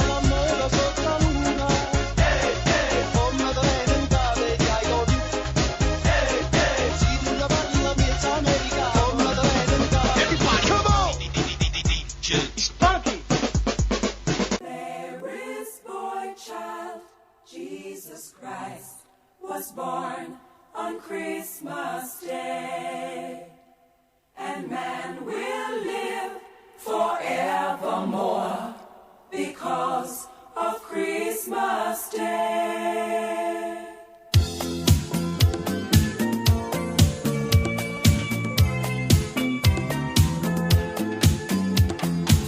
Long time ago in Bethlehem, so the Holy Bible said, Mary's boy child, Jesus Christ, was born on Christmas Day. Hark now, hear the angels sing, a king was born today, and man will live forevermore because of Christmas Day. Mary's boy child, Jesus Christ, was born on Christmas Day. While shepherds watch their flock by night, they see a bright new shining star. They hear a choir sing a song. The music seemed to come from afar. Hark now, hear the angels sing, a king was born today, and man will live forevermore because of Christmas Day. Mary's boy child, Jesus Christ, was born on Christmas Day. For a moment the world was aglow, all the bells rang out, there were tears of joy and laughter. People shouted, let everyone know there is hope for all to find peace. Now Joseph and his wife Mary came to Bethlehem that night. They found no place to bear her child, not a single room was in sight. Hark now, hear the angels sing, a king was born today, and man will live forevermore because of Christmas Day. Mary's boy child, Jesus Christ, was born on Christmas Day. For a moment the world was aglow, all the bells rang out, there were tears of joy and laughter. People shouted, let everyone know there's hope for all to find peace. Oh my Lord, when in the crypt they found him, oh my Lord, a golden halo crowned him, oh my Lord. They gathered all around him to see him and adore. Oh my Lord, they had begun to doubt you. Oh my Lord, what did they know about you? Oh my Lord, but they were lost without you. They needed you so bad. Oh my Lord, with the church's adoration. Oh my Lord, there came great jubilation. Oh my Lord, and full of admiration, they realized what they had. Until the sign for promise. Oh my Lord, you sent yourself to save us. Oh my Lord, Pony M ma le pese Mary's Boy Style ia e na ua toe 3 minuti ona tale o le tulai tasi o pokalame le ina i lau tina taluai ona o le tele lau fo o le wa mata ona malolo pokalame le si fonga le lau mua ni foi masina ma le fa le masina ia o le la toe fa fonga le tinu pokalame o le ina i lau tina ta pene na msauni le faltua malolo malo freni e te tausanga te nei ia te sema ia toe fa malo atu le tatu tinu e lau fo i leo le ato ia ia tu amatanga luenga le tulai tasi ia manuia la foi a mataino ngā luenga lo whianga i mautou, nei mātua foi, ia matua a mātua lo fa fonga mai tono ainga le nei taimi, ia malo lau le tāpuai, malo foi le talo, ia a wanga ia tuai whanau, i le ngata ia onga, ia e maise foi, ia o ngā luenga o le nei auli. E wha malo fo ia te oe nao lo e ngalue pēa e te rei malo lo mai lava taluna e a mata mai le tae ona lei la. Malo lava ngā lulue. Lunga fo i lau wala lo ngā lulue e i lau wapita avale. So o se e ta avale rafi lava lo e whai ngā luenga le nei taimi. Ia na on wha amnatu atu pēa le saonga le mua tātou. I lunga lau wala ia a o tātou wanga ia tu fo i. Ia i le nei fo i vai aso. Whai ungo le nei vai aso. Ia e mai sei o o tātou tono le nei masina. O le masina fo i le tau lunga fo i. Ia i le fia le Christmasi ma tau sang fo. Ia e manera fo i le aulia le tātou le whaingo nei vai aso. Ia, ai mai se fōi, ia le tātou wanga ia tu Christmasi. Ini te uto ia whaina lava sa taa vale lunga le awala. Ia ona wo fōi le taimi pisi o le whewai fōi o taa vale. Ia o lea ua tatala. Ia on mantua o tātou Wellington lea ua mōli lanu a tātou Wellington. Se tau me plana mōli la wei tātou lanu on mōli. Ea se vai la ia. Vai la e mō wha maisi vai ngai e mōli lanu mumu. Le ai o tātou Wellington le uen moli lanu moli ia na ia ai ole fa mo lea ia ale tui pui le fa tonu ina taiao ia el pitonu le o lo hat valley ia le la fuila fai foi ma longo tu foi le nei vai nga o to le tau le nei foi aso ia mo nei foi ia uli ia se pa le foi le fia na nei taiao le ama tai nei le tau pe ona ale au nanga le ia o le whainga tui i pitonu ule o Hutt Valley ma Lower Hutt, ia, ngai mo i tātou, o lea ua tātou nu lava le tula tasi, ia, o te aluese, o te aluese. O lea la a soso olo mal pokalami o le ina ilau tina, ia, ona tālo leo le lua. Tālo le lua, ia tātou tue ma futa o lo fuila ia.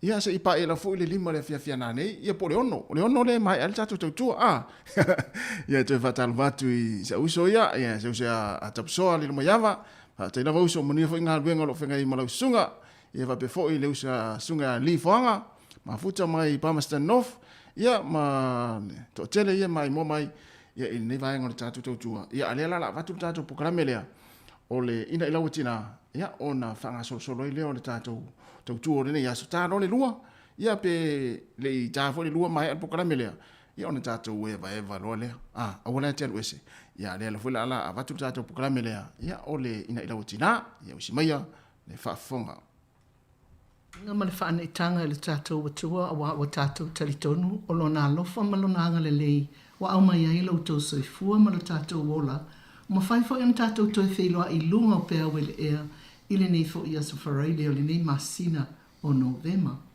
Ia, o lo wa mato ngā futa nei ile nei fo ia so wa sui fo li tato por kalambe. Wa mato ngā futa manisi o tina o lau ilo fo ima wa sila fia ilo utu tau mtau o lo ia Murray Preston o tamai tai fo mai fai a onga. Ia o lo o la ato fa fo mai o lo o telefo ilo na sila fia. Pe ona le atala no atu i le tūlanga o le whaamai o le kānesa, ia o lea ue lau tau. Anga vale wau tau sila fia lava ia whiawa i Burgess, wa levana ia i tutonu fo i o le letio, pe o ia ma afa masanga, ma afa ngalmalmana, ia na amataina le urua i letio lava aile i o ina ia i tutonu o le lau mua isi taimi. Ia whaafitai le alofa maleanga le lei o le atua, o le nefo i la aso. O lea wa ia Murray ma whea wai o ila uahela ala atua te ele por kalame le whaatala noaina o le mata upo i le kanesa. Kenza, I'm just telling them that you are here as a nurse, yeah, and we will be talking about cancer and how you, because you've been through it, yeah. So, yeah, thank you so much. I leave it to you to introduce yourself. Say hello to the community. Tēnā whalawa. I am Mari, and what a privilege and a pleasure to be sitting here with two dear old friends, Fo'ai and Foreni. And this is a first time for me, and it's to speak on Access Radio or the Pacifica, Capital Radio. So my journey has been a long one. I'm nearly 75, so I hope that whatever age and stage each of you are who are caring to listen today, there may be something of interest or inspiration or may touch a nerve that may need to be healed or let go of. I've been invited to speak with you about the book that I wrote and was launched 18 months ago, called This Is Living with Cancer. And my middle son, Philip, said, "Mum, you don't do dying very well, do you?" And that is really what has inspired many people, none the least the Pacific people with whom I've had a lot to do with in the past, and not so much now that I live at Somerset Aotea, and that may come up in the discussion as to why I'm in a retirement village. But it's been a long journey since 1995 when I was first diagnosed. The tumour that I had, I was on a sabbatical, excuse me, from the College of Education, where Fawai and I first met in 1990. I had been a senior lecturer there and had won a discussion opportunity to share some research at an international early childhood conference in Sweden. And the tumour was beginning to appear on the back of my head. Way back then in 1994, September. And when I came back, the tumour continued to grow and apparently looked a bit hideous. But because it was on the back of my head, I hadn't seen it. And so that then took me on a journey, and I've been on the journey since. But I think at this stage I'll let Fawai. Malo sei fu ele malo la fa fonga Samoa. Ta lo fa lava la ngona fo ele. Ya le o tia o le la ngona ni nei mai tau. O mai te tono si fonga la mua o si mai ile. Malo le nei bitano o poirua. Pe ama fa i tau sanga o mavai sa atia e ai nei au nanga fa malo fa aftai le malo le. Au fai ngā ruenga o loo iei nei, i le tai o le Samoan Capital Radio, le awhionga ia awhamasanga, ai mese o le mamado le au fai ngā ruenga. Ia ai mese foi o le wōpele ia whereni sa maasani peo, ma futa le taimi nei, o na ngā dulu e ati ai, le si ufonga le lau mua, i le vaapa ai ini vaenga tā ua o mata upu.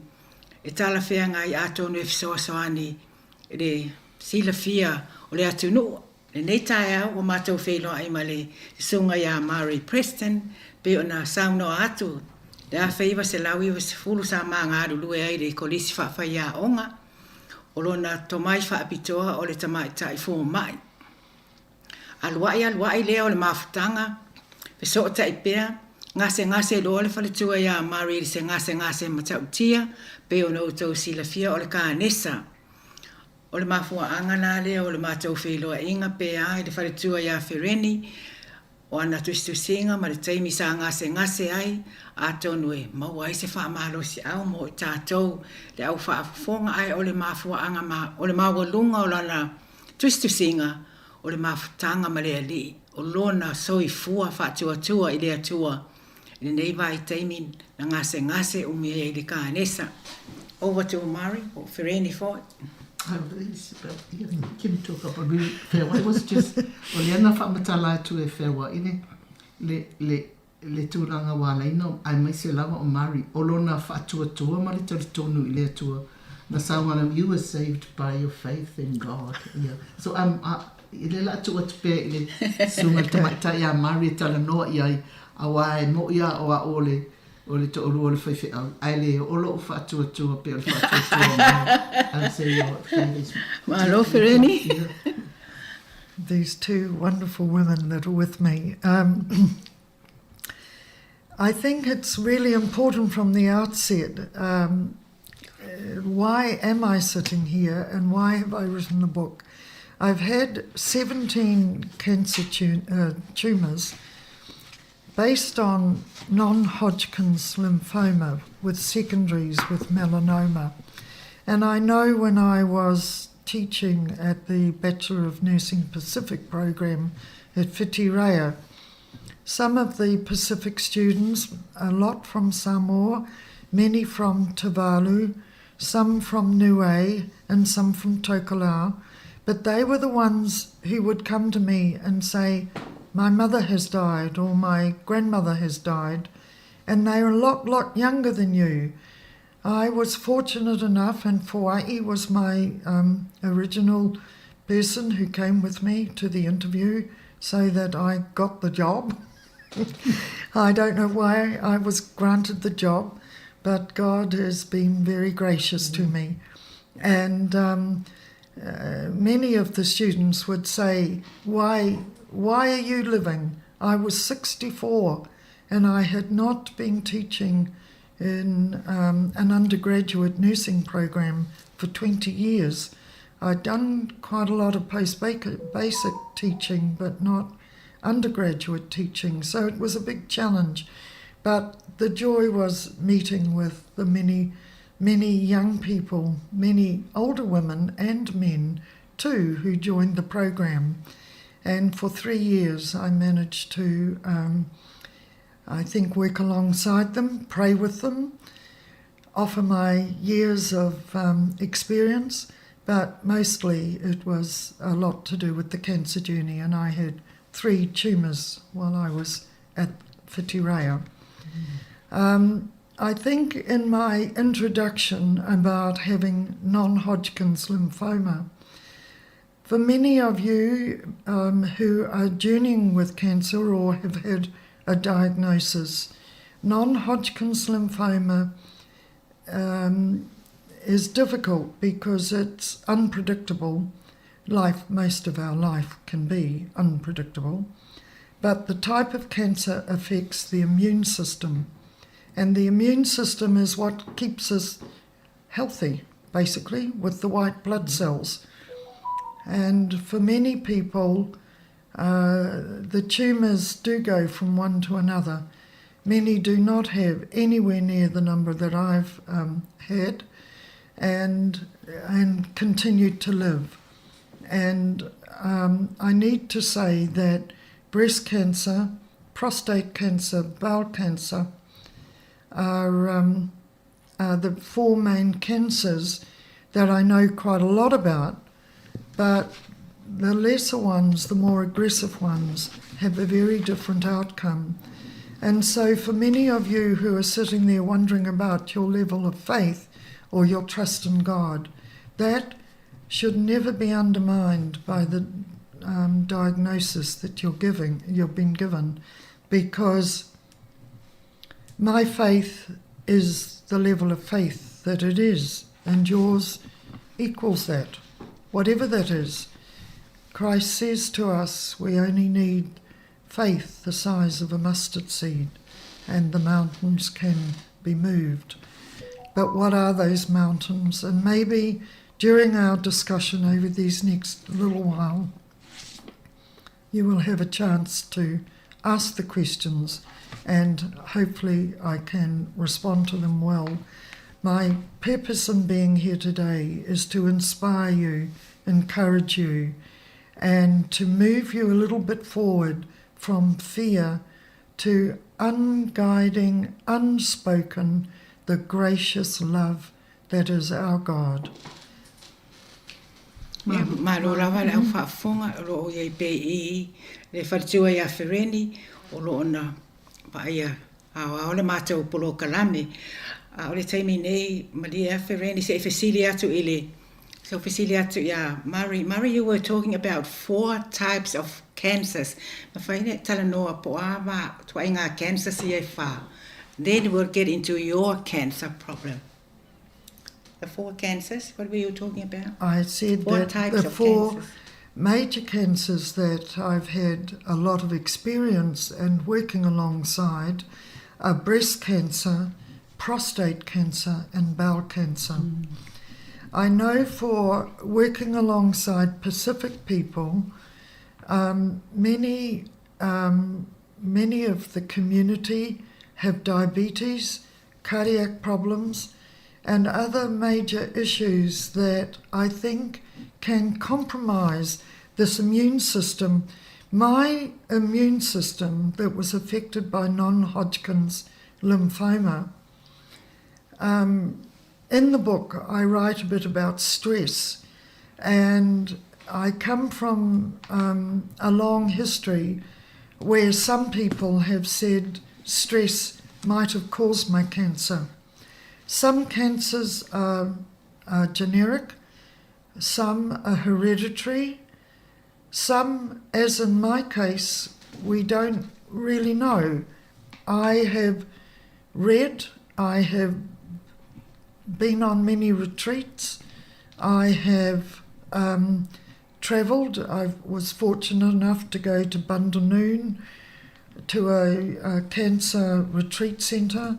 I've been to the Ian Gawler Centre in Melbourne, and I haven't really been anywhere else. The cancer journey has been thought with a tumour every 18 months, except for the last 5 years. And the oncologist is quite chuffed with me, if I may say. Ia, nā o tō whawhonga, o le tala noanga atoa le whai o le cancer, wa o le sunga... Ngase. Ale ngase, ai le ngase.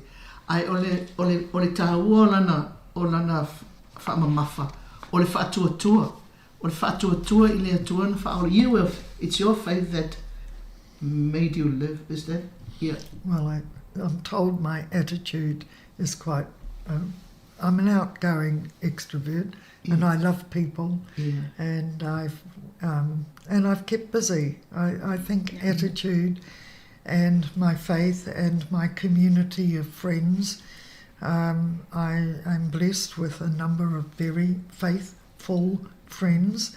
I am undergirded by a huge level of prayer and many facets of that. But I think as I was preparing for my discussion with you today, you do what you can do when you can do it. Some people really reinforce the level of my faith, of which I am grateful for the faith. And the more I journey with my God, I realise God has been with me from the time I was born. But it takes a while to unravel all of that.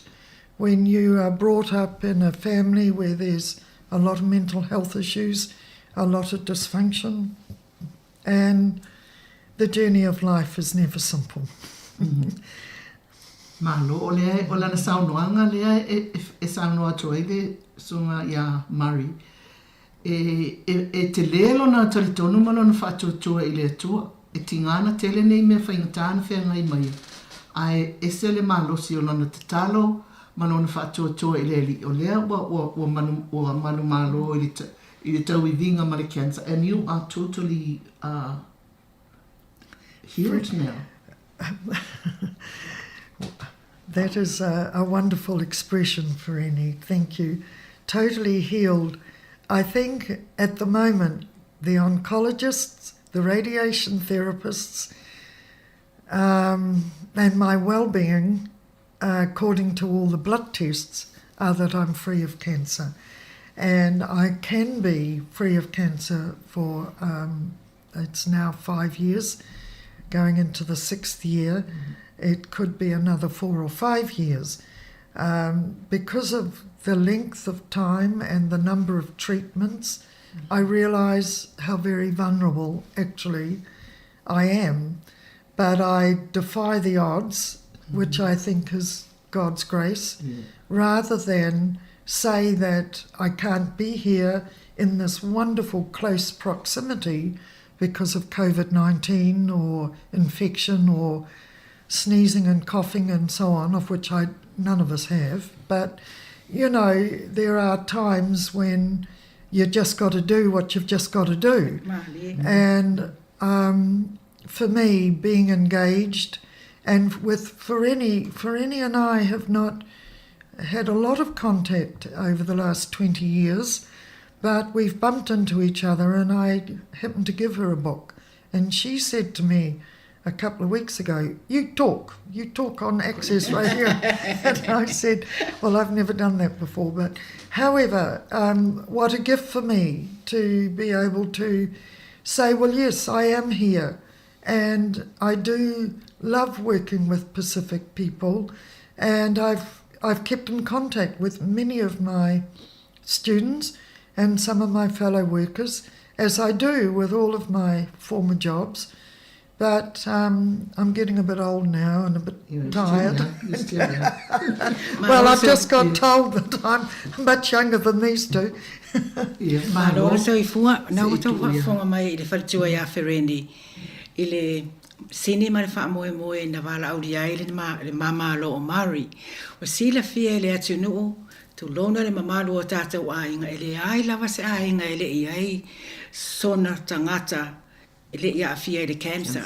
I le tae o nei, sa mātou, umeana mātou tala noa, sa unua whereni I le notua asa a afia I le cancer. I loo fo I o langa whaatau wa atu lona, na maliu fo I loo tamai le cancer. Le ai a seisi o tātou, o loo fesili pēr tātou pē aise a, po le ale mea na mafua ai, po o ani tonga fiti.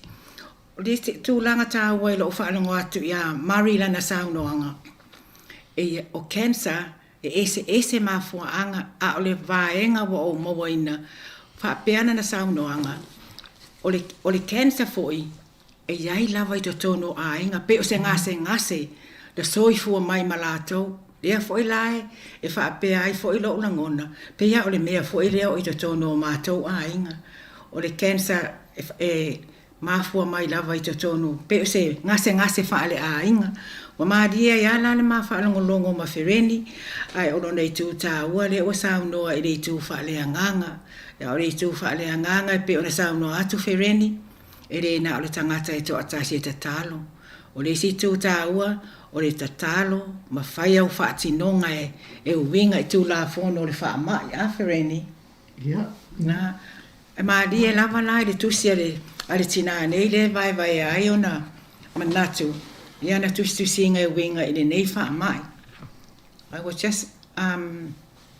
just briefing the community that each family has a cancer in their family, and you talked about some families they've grown. It's part of their they grew with it. There were other reasons you sa no for Mari o le cancer le susu o le cancer le tina o le cancer mo tamao ainga wa madi ali fa longo ia tu ainga ka nisa pe ona fa longo ia the type of cancers. Ma lo fafta se tu wat for ia tasi se ta me se pese vai foi. We're having a great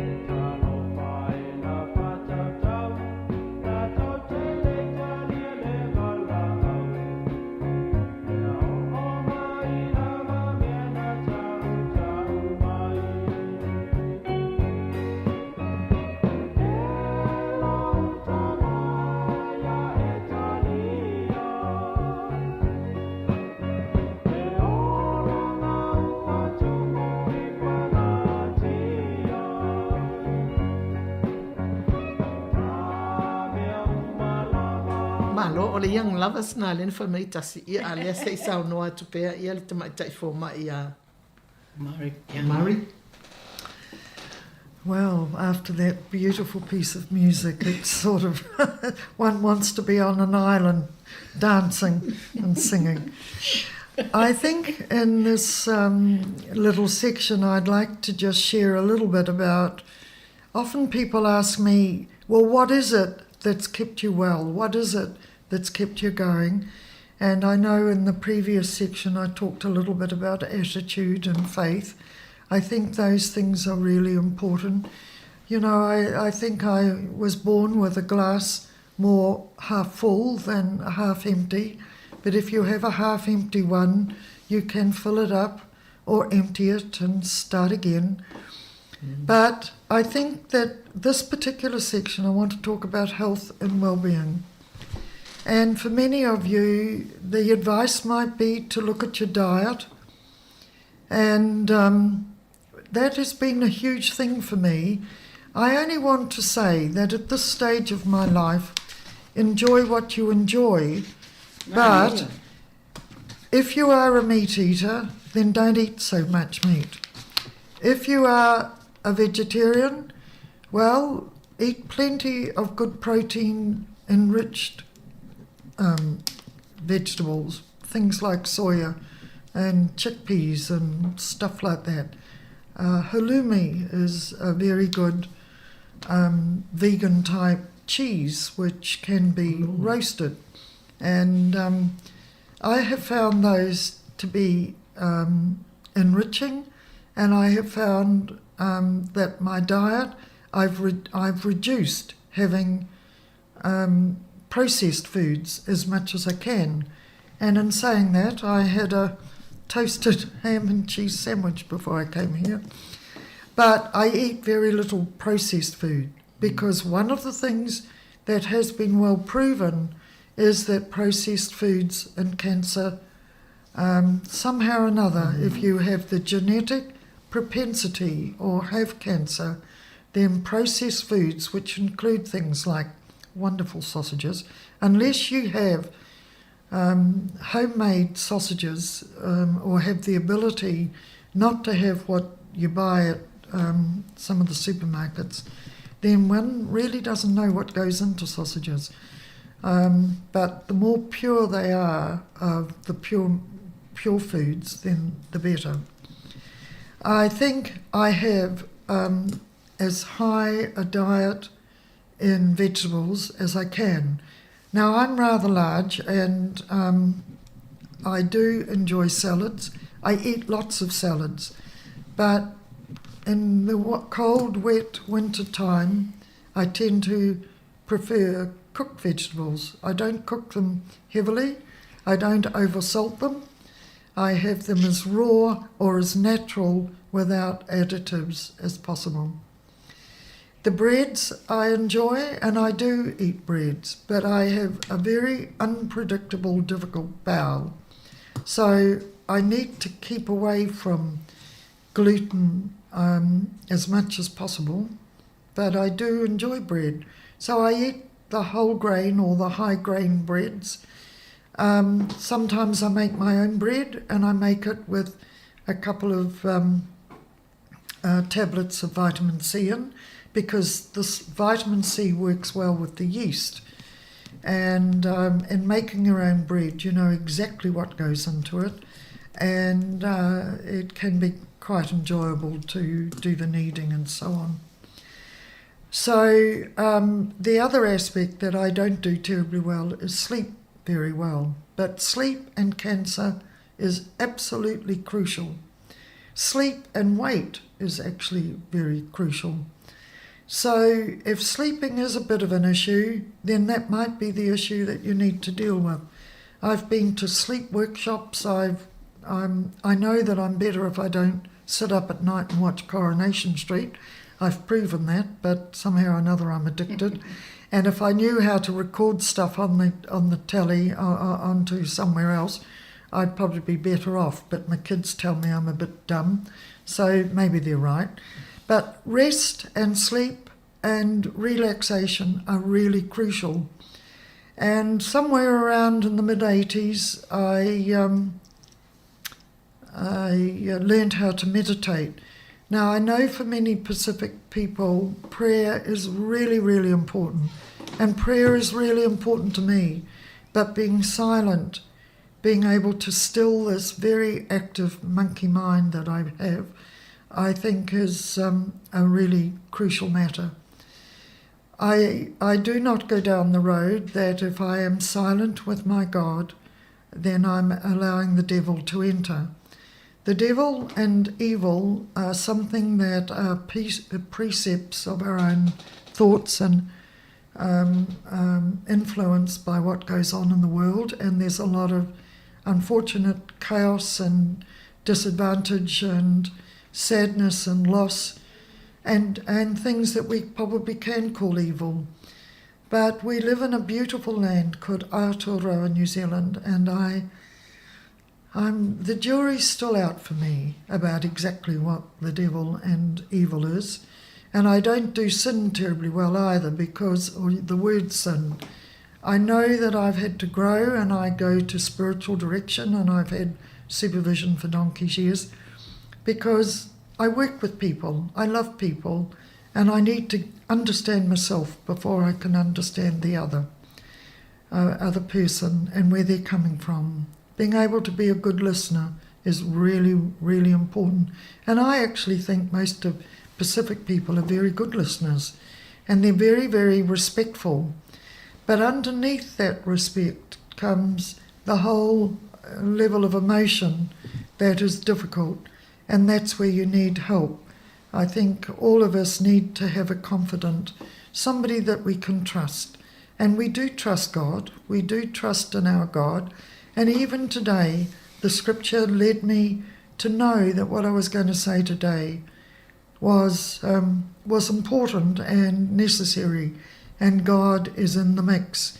But it is blended with the human voices and our actions and what we're influenced by.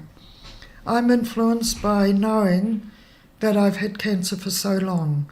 I cannot do what I would like to do, and that might be to sing and dance and swim and still be working and still doing these wonderful community-orientated things. But I can't, and I don't. And God grants me peace. And I want you to find your peace. The value of friendships and families cannot be underestimated. And if you need help, you ask for help, or people offer you help, and you need to accept it. And it's quite hard, because for me, I'm a firstborn, and I'm a bossy boots, and each of my kids and my two brothers will tell you I'm a bossy boots. I'm the matriarch of the Preston clan. I'll leave you. Alofa fitai, ia, o tō whawhonga mai saunoanga te maitai fō mai, ia ma whaia onga fō ia Mari. O le aitala noa atua ia I le tūlanga o le lei o le moe, mo le lei o le malolo, le lei o le tino, pe o na iai, ia ma mea tau sami, ia ma le, o le ale si mea le na ta watane e Mari. Fai pia mea e mana o fia e fai titi le tau ma fai mea foi I mea ai e tau processed food, le watele na ave ia whanau foi po tātou o le Kentucky, o le McDonald's, o take away, o mea aina e whaatele ina ele, e tupu ai le cancer, pe o na sida il polo kalame na whai ana po le tangata lea mai Peritania po Amerika wa ba afia le toto maualunga ma le diabetes. O isi vaenga mana ia e saunua ia Mari, whaatino le fuafuanga o whai atu mō lau tau mafa. Wai le ia se aru atu fua e pūlea le sau I fua. O e ai te tonga whitia e o e lo ngase awhereni. Na o tātou māsani fo I tūlona I tau mafa e te le ave isea le whaaloalo ma le whitu wha ia a le atunu upele. Ia wa iai fo ini wha amai wa tatau na wha e te tau mafa awhereni. Ia wa o lisi o Samoa I le o manatua ia so you know I'm talking about in Samoa the old times when we were young. There was not so much processed food, but we had Popo, Esi, Kuava, you know, that sort of thing. Wonderful. And people were so healthy. I know. Now we are now depending on ice cream and then, yeah, that's Sorry, what. O le mea lewa tupu nei, o tata o mai New Zealand, ia o le asikolimi, o mea ai e le masani ai.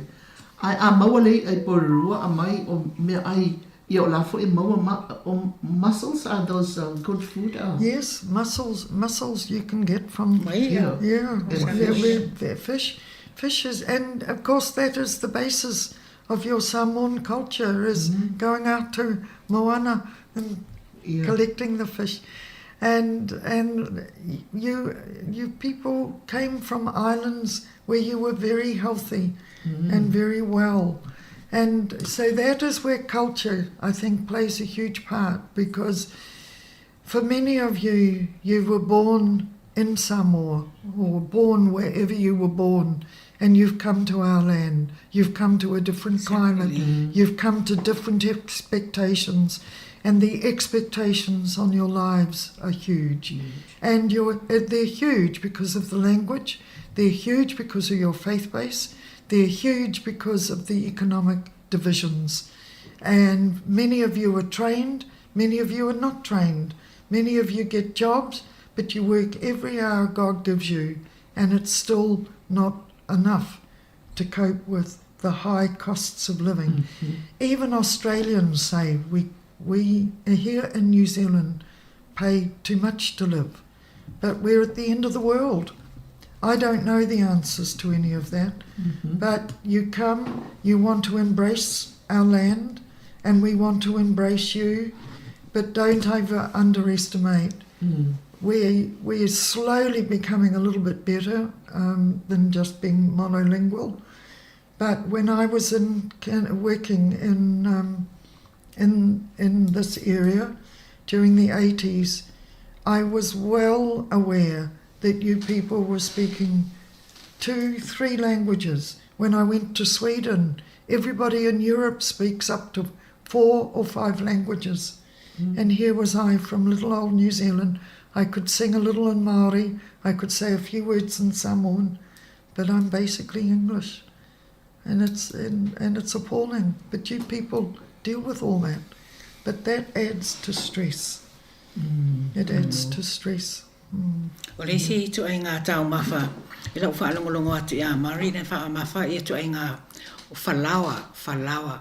Tu lona le pa i o le atu nu, o le fia fo e fo le mātou ainga, fia i fresh bread. Le o sa unoa mai nei Māori, i whalawa, manongi mai ese, se wha i titi le tau mawha, i ai pule lawa le tā mai lo matua i o tala wha whaingo fie.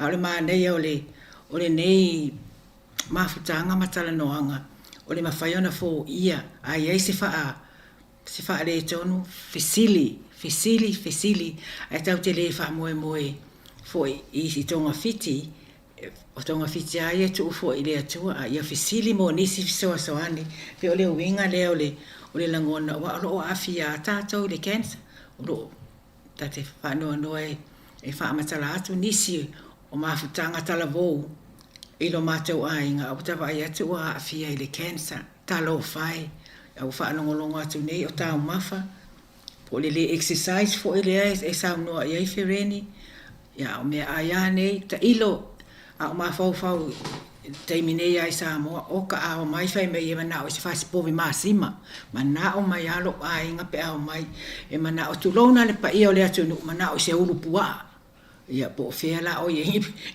ni ano manufasi o maua mai nei tau mafa a o le taimi nei o le tātou wawa ai le tonga fiti o ngā luenga po langona whaatina wa afia i le atu langa o le wha mai sau noa whereni malo le o mea o lua sau noa nga i o na o sui le o langa o tatonu fo i ei taimi e le mawhaina na maua e a inga tupe whatau i me mana o ai I ole mea pito I tau mo fia la, the cheapest food that they can get is what you get. Il mea so it's not our fault to do that. No, it's not our fault because of the economy. It is a really big issue. If there's any advice, as if I put my Plunkett plunket nurse's hat on, or whatever they call them now, child health nurses hat on, when I worked in this area, being able to buy Coca-Cola or Fanta or Pepsi or whatever cheap raspberry drink there was, and even the black currant juice that you'd buy in the bottle, please give water, or don't give the sugared drinks, because that is the issue for many people. Which one? The sugared Coca-Cola or Pepsi or you know, all the sugared drinks that can be sold very reasonably. We do have safe water to drink.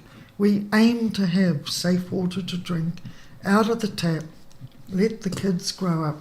My grandchildren now don't touch any sweet drinks at all, and I'm trying to learn as a grandma not to give it to them. I mean, I won't give them any sugared stuff like that, but I offer them hot chocolate, and they're saying, no, Nana, we'll have a glass of milk or we'll have water out of the tap. And I think that we basically should be able to afford that. But I have done budgeting advice, and I know how difficult it all is. And I don't live with very much money at all. I do not have money. And it's difficult when you live, I think. You don't have an income. But, I se tuat foi ata se tamele musika ma. Ia lena ta tune Amazing Grace.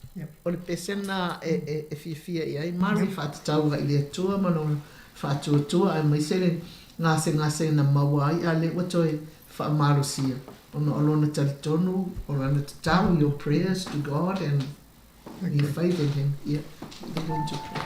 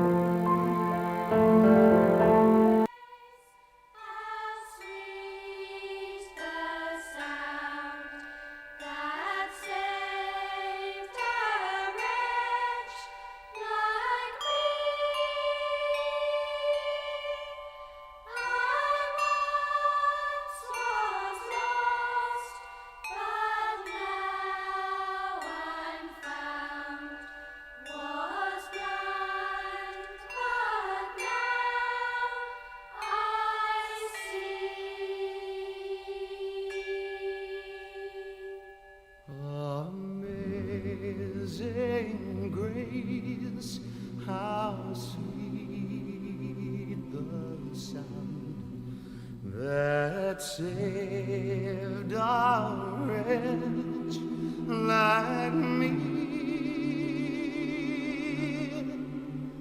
I once was lost, but now I'm found. Was blind, but now I see.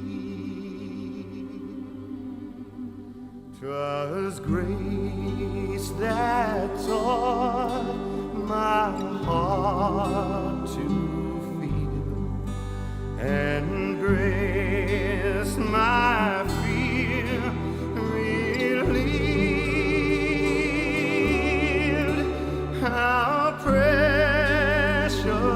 did that grace appear the hour I first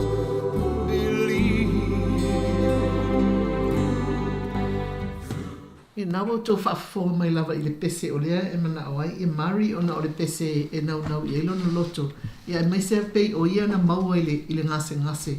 O le mana ngase ngase ai. A olo na whaatua tua, malona tari tono I le tua. Le wa whaolaina, I'm just telling about your faith in God and how you trusted Him. And this is why you survived. You can say something.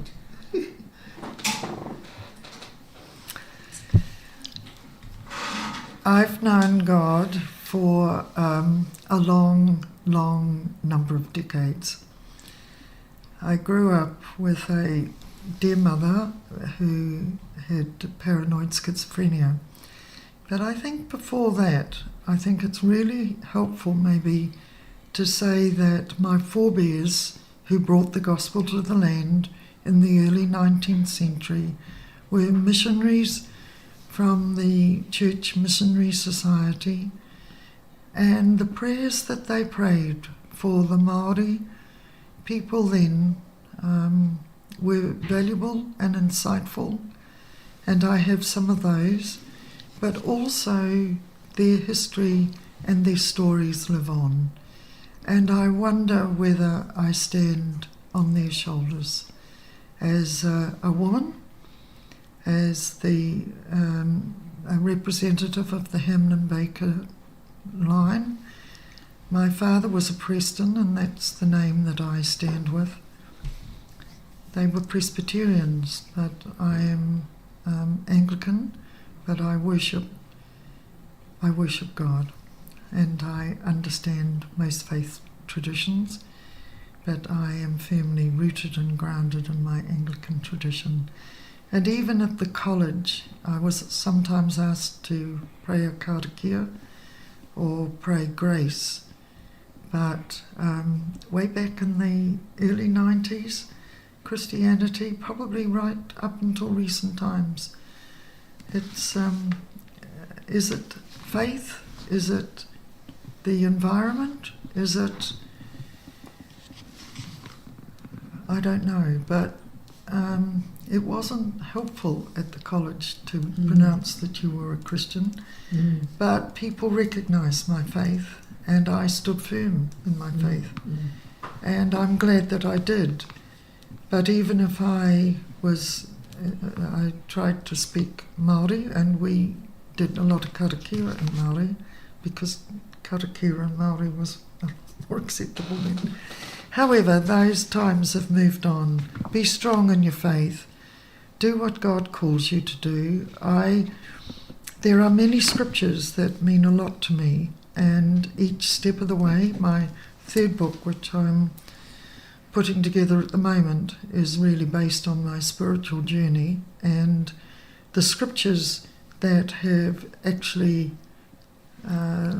promoted and led to the decisions that I make, and informed me and led me through the gift of the course of the Holy Spirit, of which I believe is the value of Christianity. It's God the Creator, Jesus the Redeemer, and the Spirit who gives us life and gives us the energy to do what we need to do. And when I talk about energy, I'm not really talking about the fact that I'm an extrovert, although I'm told more and more what a help that is. I actually give thanks to God that I can talk, because 5 years ago the cancer was all around the nose and the throat, and I couldn't speak, and that's why I really can't sing now, when I used to be able to lead worship and used to be able to sing in a number of choirs, but that's another story. I'm aware of time, and I'm aware that many of you may... 10. I want to say whawhatai. 10 moments. But do you want to ask the questions that need to be answered? E ma whaine tu atu ia lewa umone ki kau ira. Nga whaine whai te pese si e whai me se whesiri. Po wa mo, po o teipi. Ia. Oh, yeah. No, to Aturale have no, we just lead. We've already asked. If they ask any question to the public, to the listeners. You want me to ask? No. Then there might be somebody who would like to ask a question. Yeah, if I let you, it might find out. Be what a be what lava sector, be what vessel. Be ni vessel. Ia malo le o tō whaafonga mai I saunoanga ale te mai ta I whai au nei ia Murray. Ia ai o lea a whai e se whisili office a whai mai ele mamalo le o whaafonga ia. Mana ia le o tō titi tale wa ele o tō tere se teimi o tō toi. Ia ai tō pēle a manua ne ia se si o nau whai se whisili wha mole. Mama lo whaafitai, whaafitai pēr I se telefoni mai, o sa noa fo e mari o le atu wasula na e-maili le malo le si ufonga lau mua pe ise si fia fisiri mai. Ia, ona, awatu le atari atuai se taimi e tala whea ngai. We're sending your email to when people want to ask you questions, you're available, your email is available. Yes. On Capital Radio. We did discuss this a bit about, well, my email address is marypreston@gmail.com, or my text number is 021 344 138. I know that for... Did you say thank you for the opportunity? We're just about to finish. Oh, okay. Well, I want to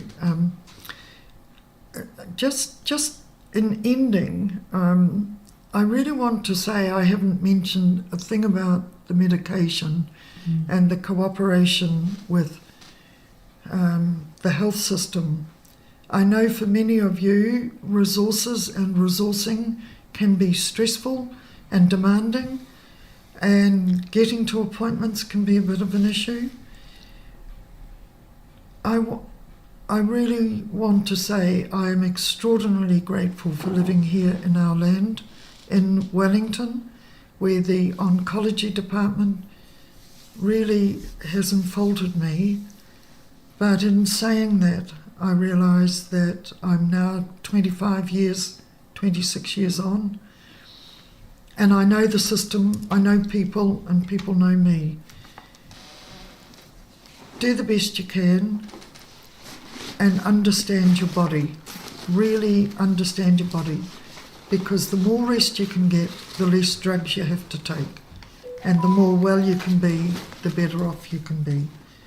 But it is a huge issue how many drugs, and I take only drugs that I absolutely need to take, and if they have side effects, I find out about them, and if I can eliminate that drug and get something that suits, that will be, I mean, along with the diet, the exercise, the rest and sleep. I want to thank each of you, whawhatai lava, for listening, for being present to me, for these wonderful people of Fuai and Fereni and their spouses, and for the wonderful guides that have set the whole thing up. This is a huge new experience for me, and all I can say is my very, very warm wishes to each of you. I leave you with grace. I leave you with the grace of God, the huge grace that God, in spite of who we are, loves us all so deeply.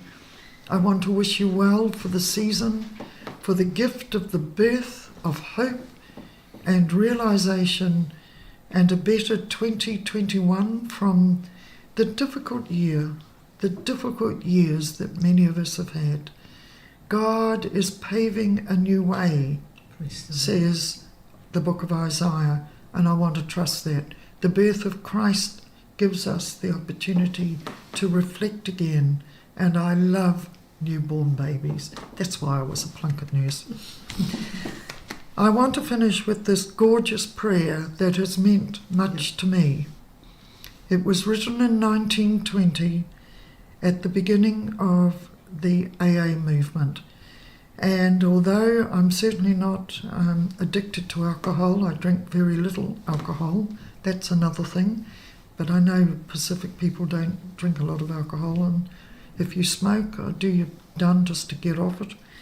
But this gorgeous prayer, God grant us the serenity to accept the things that we cannot change, and that means also death.